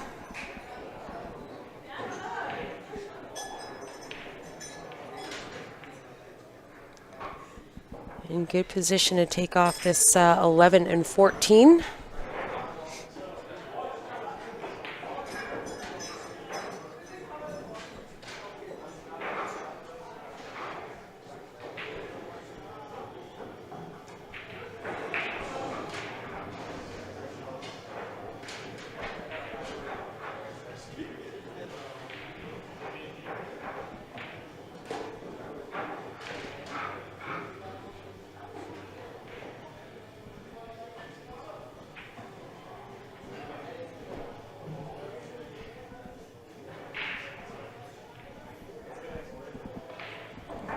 Ben should just be able to slide over for this 13. And just slight draw, or just even a stop shot even for this 8 ball on the right side.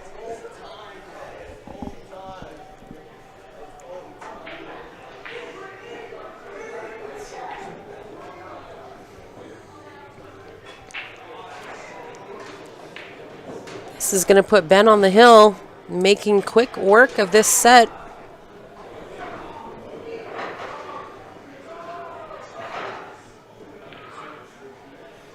Not a whole lot Brady can do from his chair.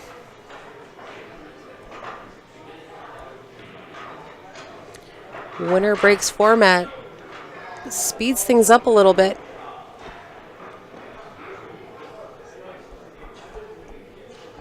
If you can just run a few racks in a row like Ben is doing here, makes it quick work.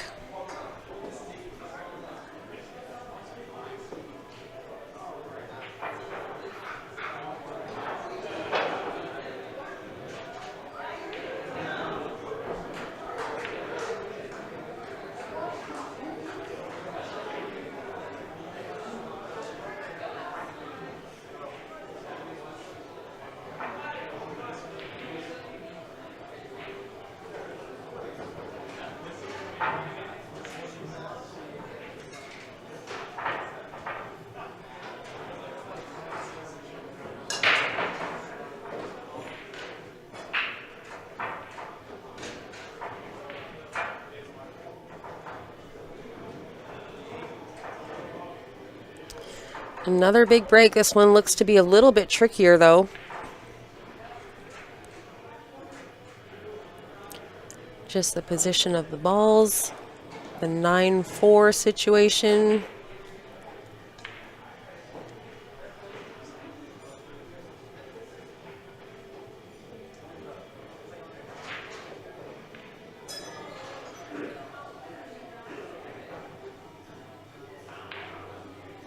Ben likes low ball. I don't disagree.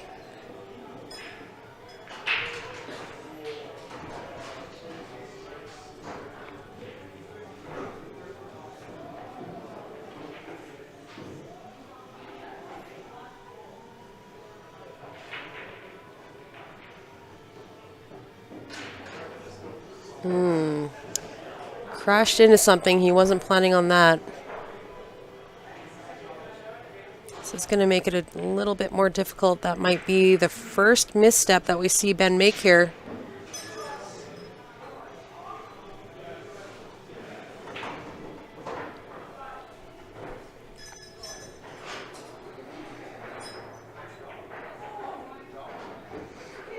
Calling the bank. Ben is forced to try a bank shot here.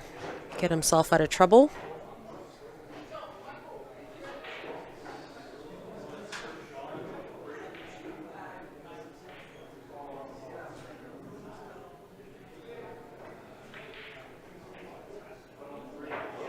Oh, makes it look easy peasy.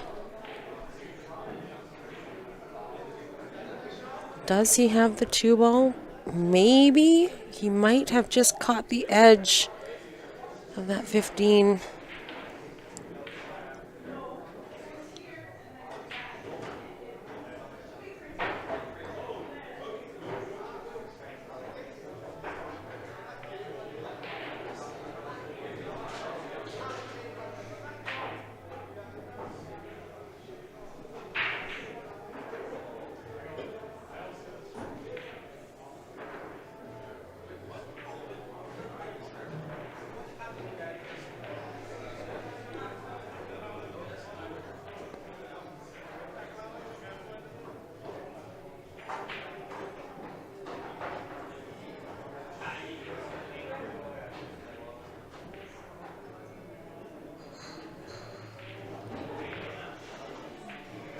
Ben's trying another bank. 2 banks in a row.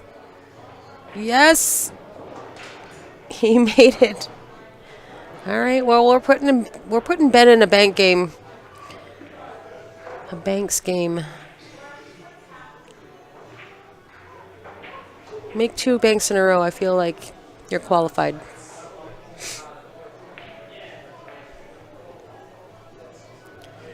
Nice position on the 2.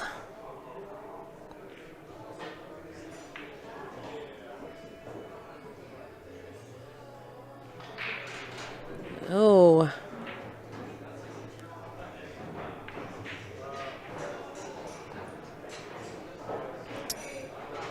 A little beside himself. A little bit beside himself. Made a couple of really nice banks out of position. Thought he was back on track. Overhit it slightly. Stuck behind the 12 ball now. Now he's forced to make a jump shot.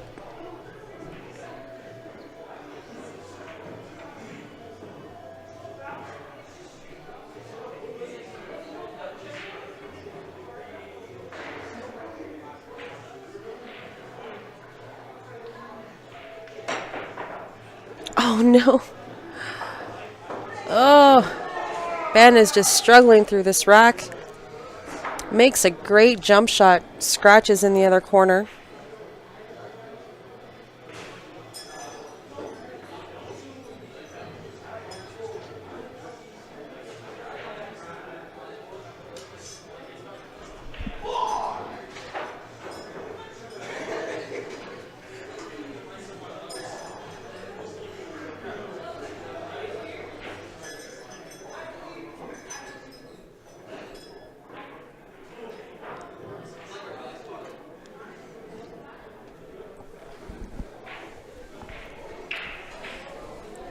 Roger D'Souza wants to see some drama. Well, you got it.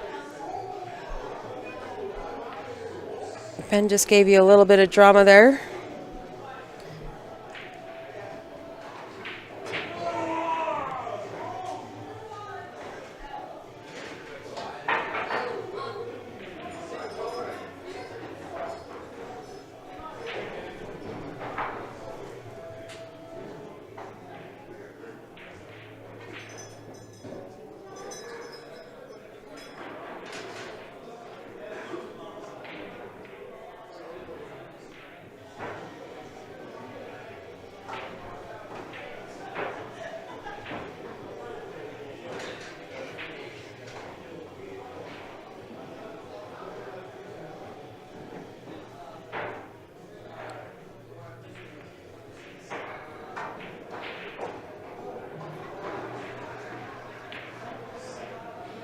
Oh no. Oh no.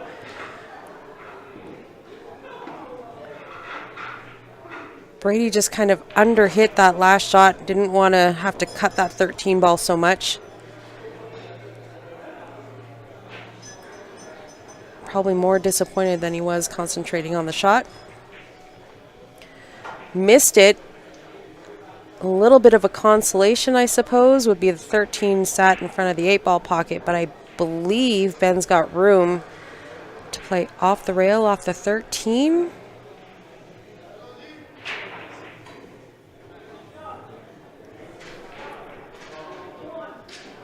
And he makes it.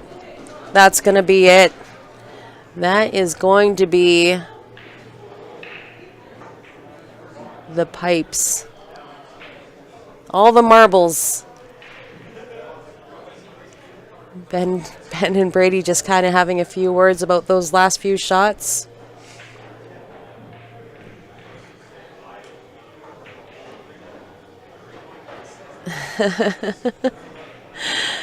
A heartbreaker for both. They both struggled there. It's getting a little late. They're both a little tired.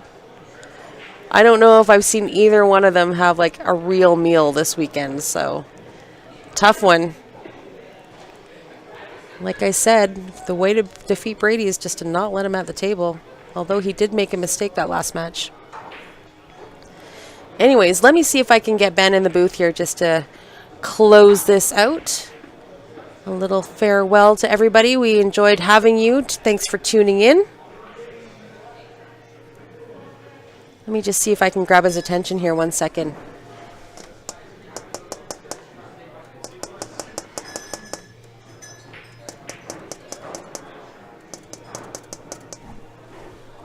Got him. Coming. coming. Let me see if we can get him to throw the headset on. Well, how'd you do? Try not to puke. 'Cause I feel like I'm gonna puke. Well, you got out of some tough situations. You got Yeah. made a couple of really nice banks, but was unrewarded. What the heck was that? The 2 jumps and then I hook the 2 banks and then I hook myself? Yeah, you sure did. You just overran it. I don't know if it Like was by a lot. It was a few adrenaline inches. stroke. Yeah, a few and I inches. talk about that a lot is like you got to recognize the moment Yeah. and try to let up on the stroke a bit. Yeah. Because you know you're going to overhit it with the blood flowing, right? Yeah. Well, you got a little excited. That's okay. It's to be expected. On the A side, I was way too excited and I was thinking too much. And Yeah. I just like, I dogged it so hard on the 7. I was Yeah. like really. But when I got over here and I broke once and I hit it as hard as I possibly could when I was warming up. Yeah. You guys probably noticed I just hit every break as hard as I could. Yeah. I don't often hit it that hard. Your and breaks were a monster. I preach not to hit it that hard, but I was a little upset. So Well, just get some energy out, right? Then once it was working, I'm like, well, I can't stop now. Well, it was working. It was really working. It Like was not a the, little the bit. breaks were working. It was like big. really working. I know. 3 balls on the break, wide open, nothing tied up, I was- nothing on a rail. I was going for it. And another thought in my mind was, I know Brady appreciates that. Of course. Why would you let up? He doesn't want. He's not letting up on you. Well, he just doesn't want anybody to like, piddle on the break, like no soft stuff. Oh, no, like, yeah. Like, real go like, for it. Like second ball, he wouldn't Yeah, even be safety happy break. if I did that. You know what I mean? Create the clusters. Like he wants kind it of to a be move. big break game, Yeah. right? He likes that. Do it. Anyway, I could talk forever about that match. Holy cow. Thank you guys so much for tuning in all weekend. I see all your nice comments there, and I appreciate you guys a lot. Chicken wings on me. You got it, Dominic. Chicken wings on me. I'm going to go over and do exactly what Len would do and buy as many people a drink as I can. Can we opt out of the drink and get wings? You can get wings, like Dominic says. Chicken wings. Dominic, come down. It's wing night. But thank you guys all again. Thanks, Brett Armston with Good Plumbing and Heating, and my good friend Ben DeWolf with DCL Labor. Yes, absolutely. I love you guys. Thank you all so much for tuning in all weekend. I hope you enjoyed it as much as I did. And we'll be back not too long. We have playoffs soon. April. Maybe we'll stream some playoffs. Well, Huntington. Could we stream playoffs? Is that When a when thing? is that? April 13th and then April 20th. Even if we just did one of them, like we don't have to do the 13th. When's the Huntingtons? Isn't that the weekend of the Huntingtons? So that's, I got one. No, Huntington's is in May. It's right here. Oh, This in May. one. And I know you guys, it's a little tricky to see, so I can kind of like zoom it in a bit here. For a second, you can see team entry fee, Yeah. 3-person teams, 1,800 Fargo. Get in on this event. It's such a great cause. Oh, it's so much fun too. Like, Super fun. so it's May 10 to 12. You might be able to see it 'Kay. here if I just kind of right about there, I think. Yeah. That'll be the guaranteed next one if we don't do playoffs before that. Yeah, I think we could probably do Right. playoffs. Why wouldn't we do playoffs? We usually do, but I know you guys are like the busiest people I know, so Well, it's one thing after another. I appreciate you finding time to do this with me, and I thank you Yeah, ever of so course. much. Of course. Big help, even sitting in on the stream last minute here. Anything for LP and Len, Yeah, we I make the hope time. he'd be proud. I know he'd be proud of me, but I know he'd be proud of everybody too. Of Like, course. everybody had What a great a turnout. fun tournament, so it was great. But let's go take some pictures. Let's give Brady his cash. Let's buy some chicken wings. Let's buy some chicken wings. Let's do it. All right. Any closing remarks from anybody? No, everybody, congratulations. Of course, Ben will go back and read these later. I'm sure we just want to thank you guys for tuning in, sharing the stream, hanging out with us all weekend. We definitely appreciate it. We'll be back for the next one. It sounds like we're going to try in a couple weeks for LP playoffs. Something. If not, Rod stuff. You guys always make sure you're following Q Sports Live. Rod going live all the time. So lots of pool to watch. Thanks again, everyone. Good night. Good night.